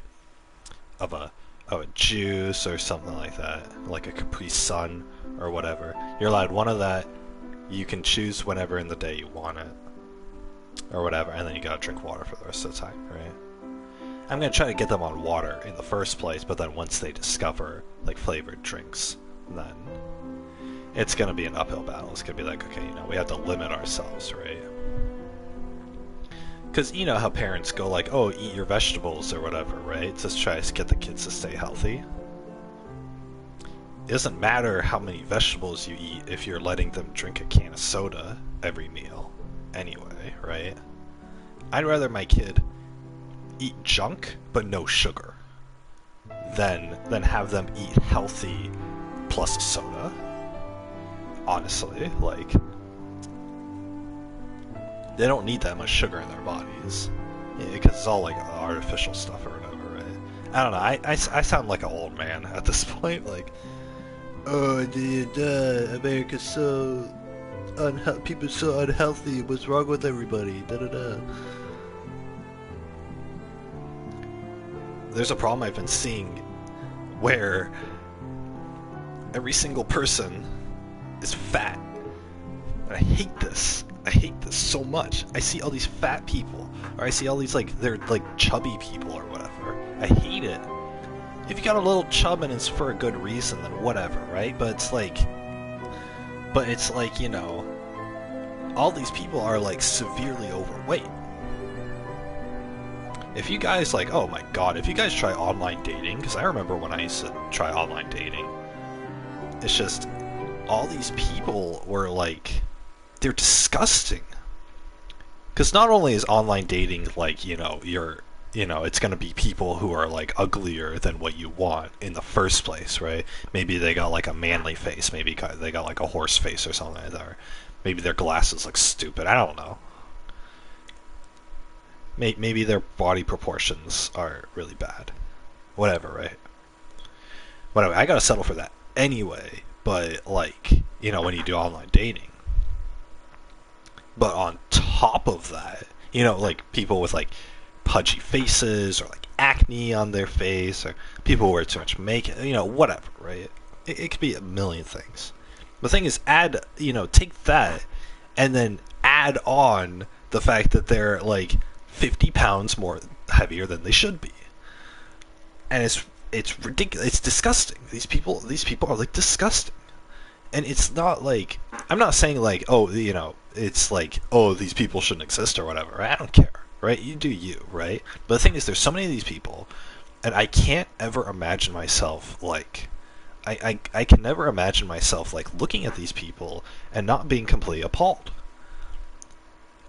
And it's because of their weight. It's because of their like obesity or whatever. And like I said, if you're like 10 or 20 pounds above what you should be, that's not what I'm talking about, right? I'm not talking about if you're a little bit heavier than you should be, or if you got a little more chub in areas you don't want to. That's, like what, insecure people are all insecure about their weight or whatever, right? You're fine. You look fine. Most people who are insecure look fine. The thing is, it's when people start like not giving a shit, and they let themselves go like that. Like, I don't care if you don't work out. What I do care about is like if you see yourself gaining weight and you don't take preventative measures, right? It's like, obviously you gotta eat 3 meals a day, whatever, stay healthy. But you can make substitutions in your diet. Instead of soda, drink water. Instead of, or flavored water if you want. I don't care. Sparkling water is even better. I don't know. If you're eating fast food all the time, then cut it out. Instead of a fast food meal every day, eat every other day. Or eat it only on the weekends. Whatever, right? Just reduce yourself. The thing is, I've had to make adjustments to my diet. I mean, not because of my weight, but because of my financial issues. But still, I can't go to Del Taco every day anymore. I have to figure out what I can eat for free, or what I can eat from the grocery store that's equivalent priced, right? I have to figure this out for myself. And because of that, I'm eating home-cooked meals, which use natural ingredients, which are a little more healthier than me. Even if I'm eating pizza bagels every day, it's still a hell of a lot better than if I were to go to a fast food place and get a pizza bagel, right? And because of that, I'm like, what? I'm like 6'2" and I'm 150 pounds. My BMI says I'm pretty okay. I'm like a 19 BMI, right? 25 is when you start getting overweight, so I don't work out. I don't think I look good by any means. And the thing is, if I went to online dating again, I wouldn't be going for like supermodel girls. I would be going for like, it's the girls who, they don't look. They were born with some features that were, disadvantageous for their attractiveness. That's fine. Whatever, right? I was too. I'll take that. That's fine. Those aren't the people I'm talking about. The people that I'm talking about are the ones who were born bad, and then they also got overweight, right? And I'm also talking about the ones who were born good, and they got themselves overweight, right? It's the fact that these people are like severely overweight, and they're chubby, and they're like giants, and it's like, oh my god. And you can just imagine like the amount of grease that these people like sweat on the daily. It's like, because their body is constantly burning all of this fat and then excreting it from their sweat glands, because it has to, because they're constantly the very fact that they are existing today means that they're burning energy in the form of fat, and so therefore they're sweating out all this fat, and then they're replacing all of that fat with even more fat. They're eating a McDonald's meal to replenish their energy. And that McDonald's meal gets turned into fat, which gets sweat out. And these people, they end up being like sweaty monsters, right? And they're like, not anything against like sweaty monsters, but a fat sweaty monster is like horrendous, right? Oh my god. And the thing is, if they're sweaty because they're working out, then that's fine, right? But the thing is, like, these people get sweaty just from existing. Like, I'm talking about the kind of people who like, they get exhausted from like standing up from the couch. Like, they have to go to the kitchen to grab their next McDonald's burger, and they're exhausted by the end of that trip, right? It's like, I don't know. It's not, because these people, they don't have like a medical condition or anything. They're not bedridden. They're like obese. And I don't mean to like harp on like fat people. Like I say, you can do whatever you want, right? You can be in whatever condition you want. But the thing is, there's so many of these people out there that it's such a huge issue in that, like, if I wanted to go date again, what are my options? Just only fat people, right? If somebody is not fat, then they're a rarity. And they're like praised or whatever. At least among women. So there are a lot less fat guys or whatever. It's easier to get fat as a woman. I understand that. I get it. You need the thick thighs and the big bellies to give birth. I understand that. So there's no working around that. I'm not talking about people who are gonna naturally be more heavy or more fat than like a guy equivalent of themselves. I'm not talking about that. I'm talking about the ones who are naturally going to be more fat, and so they go like above and beyond with the obesity, right? Like those are the kind of people, right? I don't want to give you guys the wrong impression of, you know, of saying like, oh, everyone's fat or whatever. The problem is that the fatness is applied to everybody. Like it's I don't know. Whenever I talk about stuff like this, I don't feel like I get my point across at all. But my main point is that I'm not attracted to any of these people because they're overweight, right? That's my main issue.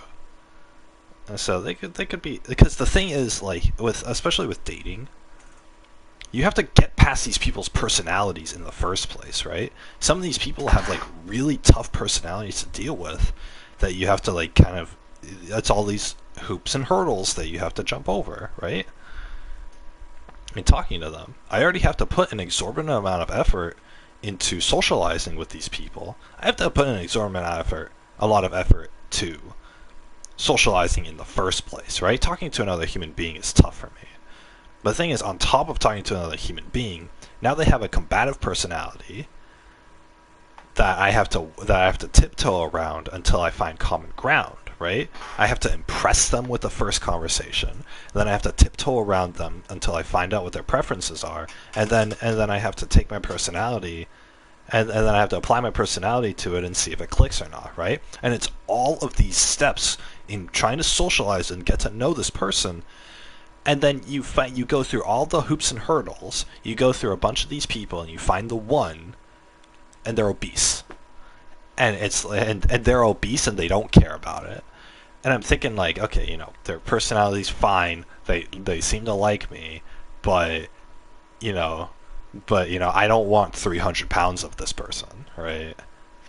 You know, I want 150. 150 is like my limit, right? So, and not my limit. My limit's a little higher than that. And again, it depends on how the weight is distributed and everything. So, but the thing is, the thing is that people who have let themselves get to this point don't care about their appearance at all.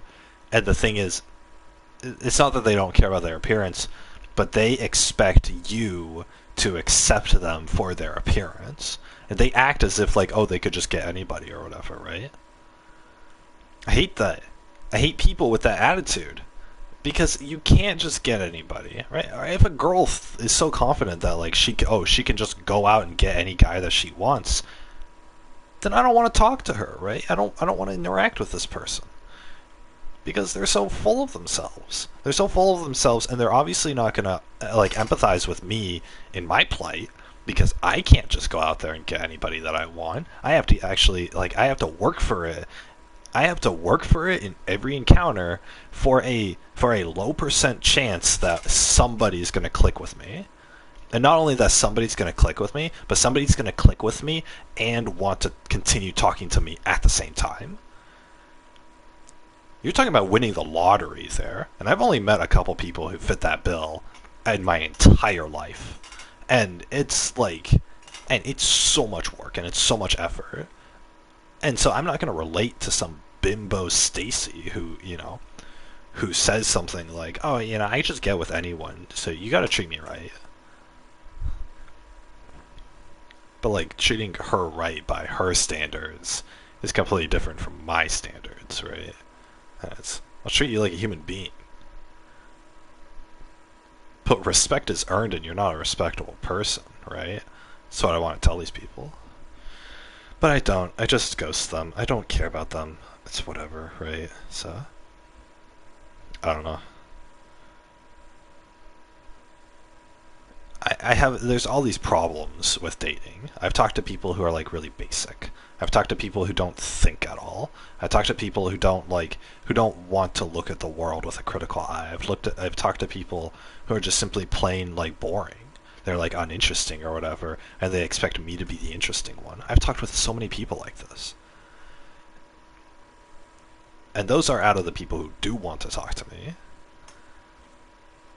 It's like, and obviously all of this is from like years past or whatever, right? But I've talked with a bunch of people like this, and those are out of the people who do want to talk to me. There are plenty of people who don't want to talk to me, which is fine, whatever, right? I'll move on with my life. But out of the people who do want to talk to me, the vast majority of them suck. And it's like, and their personalities suck or whatever, and it's like, you know, and then I think like, oh, do they at least have a cute face or whatever, right? And they don't, right? It's like, ugh. They don't, because they're 300 pounds, and a lot of those pounds got inserted into their face as well. So it's like, I can't, like, it's not enjoyable for me. Dating isn't enjoyable for me. Like, I want to talk to people. I want somebody to talk to and like have a good time with or whatever, right? Not in like the stupid sexual America way of having a good time. I just want to talk to somebody. I just want to shoot the shit, whatever, right? I don't care what gender you are. I don't care like whatever, right? But for somebody to be an absolute like boring, refuses to think about anything, like piece of shit, and for them to also be ugly and like fat or whatever, and for them to have this entitled attitude about life, all of these elements combine, and they're just like, ugh, it's like exhausting to talk to them at this point. I hate it. So whatever, it's such a problem, because you look at these people and you look for one redeeming quality on them, and there's nothing. And there's nothing, and it sucks, and they suck, and you suck for having preferences, and whatever, right? And then I sit there in my room alone, and I'm thinking, like, you know, do I have too high standards? Do I blame myself? Do I lower my standards? Or do I blame the society that I live in for creating people like this? Because if I rewinded the clock 40 years, and I tried dating then, you know, I'd have to sift through all the druggies and stuff out of the 70s, but, you know, it wouldn't be like, most people wouldn't be obese or whatever, right? So, if, like, I went to Japan, you know, a lot of the girls there are kind of not attractive. I don't find a lot of them attractive or whatever, but at least they're not fat. Like, that's like, you know, at least they, like, take care of themselves. A little bit, right? I don't take care of myself. I mean, it's been a lot of work just to feed myself every day to keep me from starving to death. But so like, you don't need to like hit the gym or anything for me to find you attractive. Because again, I want that lazy, relaxing life or whatever. But I'm not going to share a lazy, relaxing life with somebody who half of her body fat is like McDonald's meals inside of her, right? It's not. I don't know. I think I'm being too critical. Obviously, again, guys, this doesn't apply to everybody. There are plenty of people out there who can eat fast food every day and they'll still keep a slim figure. I'm one of those people. I have a very high metabolism. So obviously, eating fast food every day isn't indicative of whether you're fat or not. It's just that if you're born with a disposition in life that's going to make you fat easily, or that's going to this or that or whatever, right? Then I don't know. Don't have a shitty attitude about it. That's all I'm asking, is don't have a shitty attitude about it. If I start dating you and I want to exercise, and, you know, I think, you know, we should exercise, then let's exercise, right? Don't sit there and say, no, I'm not exercising, I'm going to McDonald's instead. Have fun at the gym by yourself. If I'm dating somebody like that, that's the last conversation I'm ever going to have with them. Because I'm not going to take that, right? I'm willing to put in the effort. And yeah, I have preferences for my partner, and I want them to look a little better, right? I'm not in a controlling way either. I'm not like, oh, you need to tick all the boxes, you need to fill all my standards or whatever, right? No. It's nothing like that. But it's like, you know, we should try to be good for each other. That's what it is. I'll put in the effort. If you want me to be healthy, if you want me to eat 3 meals a day of whatever you pick, I'll do it. If it's something I can't stand, then we'll try to make adjustments. But it's like, you know, nothing's set in stone. Nothing's like, nothing, you know, you don't need to like follow a strict regimen of everything, right? Even if we hit the gym once a week, that's still better than nothing, right? That's like, even if you need like fucking physical therapy or something because it's so hard for you, that's totally fine. Like, that's totally fine. Or if you have like some disability where you can't exercise, then that's not, right? I'll adjust for that. It's like, it's, you know, I'll do something else. We'll change the diet, right? Change the diet. Make sure you're getting all your nutrients. We'll have, you know, because I'm such a food expert nowadays, right? Apparently, it's like, you know, we can have a custom-made diet that tailors towards your needs, right? And I'll share that diet with you so that we can share something about it. And then once a week we can eat a cheat food or something, right? We'll go out to your favorite fast food place every Saturday. I don't care, right? At least we can be better for each other. That's what I want. But it's all these people with shitty attitudes because they don't think about being better for each other. They don't think about being better for each other as like, let's improve ourselves, or let's you know, let's live the life that, you know, our partner would be proud of, right? They don't think about it like that. They think about it as like, you need to accept me for who I am. But the thing is, it's the girls who are thinking that. It's the fucking, and guys out there, you know what I'm talking about. It's the girls who are thinking that. You know, oh, my partner needs to accept me for who I am, which is fine. But at the same time, these kind of girls won't accept their boyfriends for how they are. They won't accept that their boyfriends are, you know, lazy pieces of shit who, you know, who have beer bellies and play video games every night. They're not going to accept that. They're going to tell them, they're going to nag at them and tell them that they need to change or whatever. And the guy is just going to be sitting there listening to his girlfriend nagging at him and look over at her and remember that she's not putting in an ounce of effort, so why should he, right? And it's like, she doesn't give a shit about pleasing him, so why should he please her, right? It's, you know, there's no give and take. It's all with these girls, it's only give me, right? Ugh, it's disgusting. It's so at the end of the day, our obese society, in conclusion, is because of entitlement and it's because of shitty attitudes that a lot of these people employ. It's more girls than guys. I'm not afraid to make that generalization. It is more girls than guys who do this, by a long shot. Because girls, like I said, like I've said in previous streams, they don't want to accept the consequences of their actions. They don't want their actions to have consequences. That's what it is. So it's whatever, right? If I found a fat girl who had a good attitude about it, and who was interested in me, and who was willing to do a little self-improvement if I asked, then that'd be fine. That'd be totally fine, right? But I've yet to encounter a human being who's like that, so, you know, it's... I mean, like I said before, I found a couple. Over my entire lifespan, I found, like, 2, right? It's like... You know, what are you gonna do, right? I'm one of, like, 100 million guys in this country who are complaining about the same issue, so it's not like anything's gonna change, and I'm complaining to avoid as well, so whatever, right? This is why I don't date. That's why I don't like go online dating or whatever. It's not, because I just want, I don't know, it's fun to talk to people.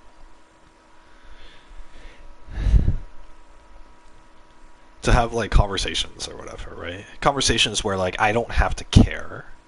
Conversations where I don't have to care and I don't really have to like,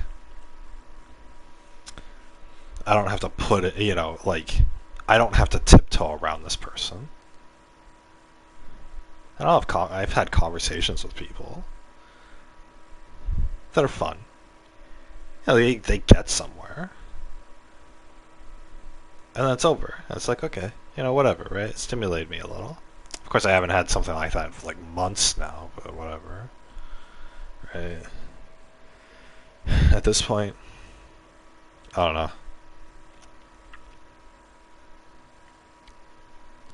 We'll have to see. I'm still waiting on something, so I don't know. I'm by no means suffering from any of this, guys. I'm just complaining about nothing. I'm just complaining about life in general. If I really cared, I would move to another country. Apparently a lot of Hispanic countries, like in South America, are like really cheap to live in, like Brazil or like Argentina. Maybe not Argentina. Like Colombia is pretty cheap to live in. God, I don't remember. There were a few others, like Central America, South American countries. Portugal is a pretty nice place to live in. But yeah, so most of the cheap countries out there are like in Hispanic territories, but they look decent. They look nice enough. I wouldn't mind living like that or whatever. So I've been thinking about taking a language. I don't know if I should go with Japanese still, because I'm already familiar with it, and you know I should go towards mastering Japanese because I'm not fully fluent in it. I don't know if I should do that or if I should learn Spanish. Because honestly, like Spanish, as far as career goes, and as far as like places to live go, like cheaply, like I want to live frugally, learning Spanish would be most advantageous to me, honestly. But I don't know if I should actually like commit myself to learning it. I could, I mean, you guys could say like, oh, I could learn both or whatever, right? It is going to take me like every ounce of my motivation to even learn one of them. So, because the thing is, like, when you learn a second language, you start like thinking in the language. When you're a native like English speaker, but then like you learn another language, it's typically good to learn. It's typically good to like start thinking in it and stuff. But the thing is, I was at a point as a kid I did take Spanish and Japanese at the same time. It was middle school. There was Spanish class in my middle school, and I also went to a private Japanese school on the weekends every Saturday. And learning both because it was intro into both languages, and learning both languages was so difficult for me. Even though I was smart, I was ready to learn, whatever, right? It was just so difficult for me. So what eventually happened was I was more interested in Japanese, so I dropped the Spanish class. And I was like, I was one of her favorite students. She really liked me. The teacher really liked me. And whenever I had a question, she was always so kind, like respectful. Even though everyone else said that she was like the meanest teacher, she was always so kind to me.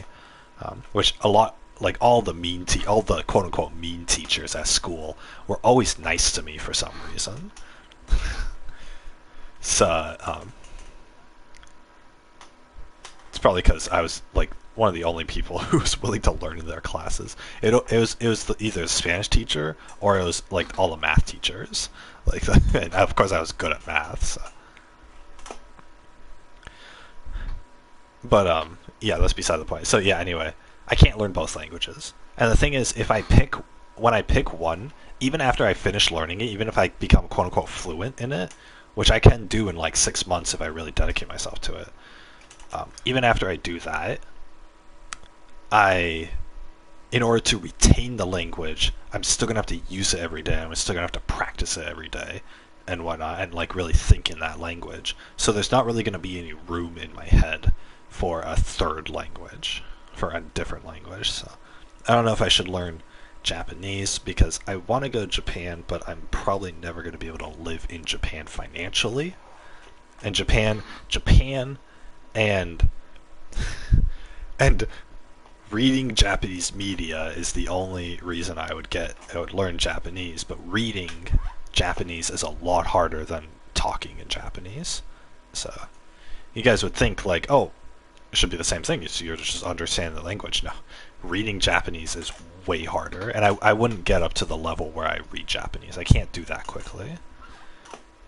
There's something like 10,000 kanji characters in Japanese.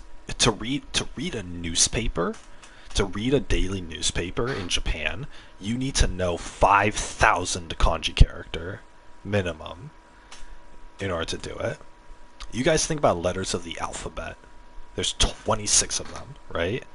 Imagine having to learn 5,000 letters of the alphabet just to read a newspaper or just to read a book. I'm probably never going to get to that level, not unless I take it seriously. So, but yeah, outside of Japan, Japanese is pretty useless.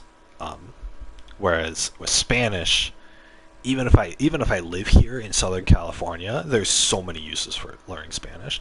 I could get a job instantly if I was bilingual in Spanish, like instantly here. There's so many places that are looking for people who speak English and Spanish fluently.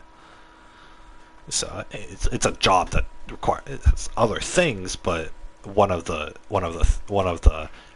things is, oh, you should know Spanish for this. So, but yeah, it would be advantageous. Plus, I'm more likely to move to a Spanish-speaking country than I am to move to Japan financially, right?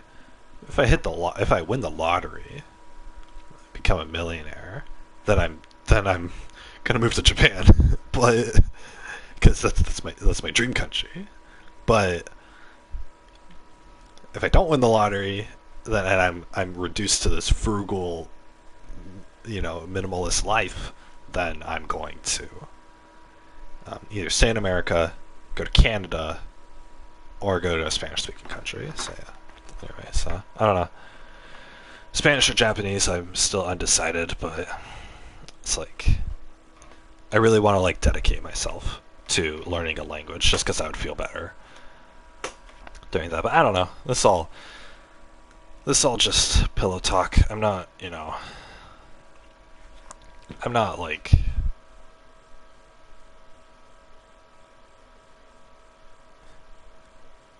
I'm just speaking out of my ass at this point. I don't know, guys. I'm gonna get off. I've spoken for long enough. I was supposed to quit like an hour ago, but whatever. Anyway, guys, I've been listening to this piano song this whole time because bringing up this menu doesn't mute it for me. But yeah, anyway, guys, that's gonna be it for me. I hope you guys enjoyed the stream today. I really hope you did. I hope you guys don't mind me ranting about the housing crisis and my financial problems every other episode. Because so many things make me think about it. But yeah, anyway, not like I'm suffering through any of this or whatever. It's just on my mind. But yeah, anyway, guys, this has been BigPasta Gaming. You guys have a little pasta watching, and I will see you all tomorrow. Bye-bye, everybody. Sayonara. Hope you guys had a good day today. Hope you guys have a good day tomorrow. Get some sleep, guys. Good night, everybody. Good night. Take care, everyone. Hope you guys are being relaxed, because I am going to be too. Well, I'm going to really need something to get me to sleep tonight, because I woke up really late. Good night, everyone. Take care.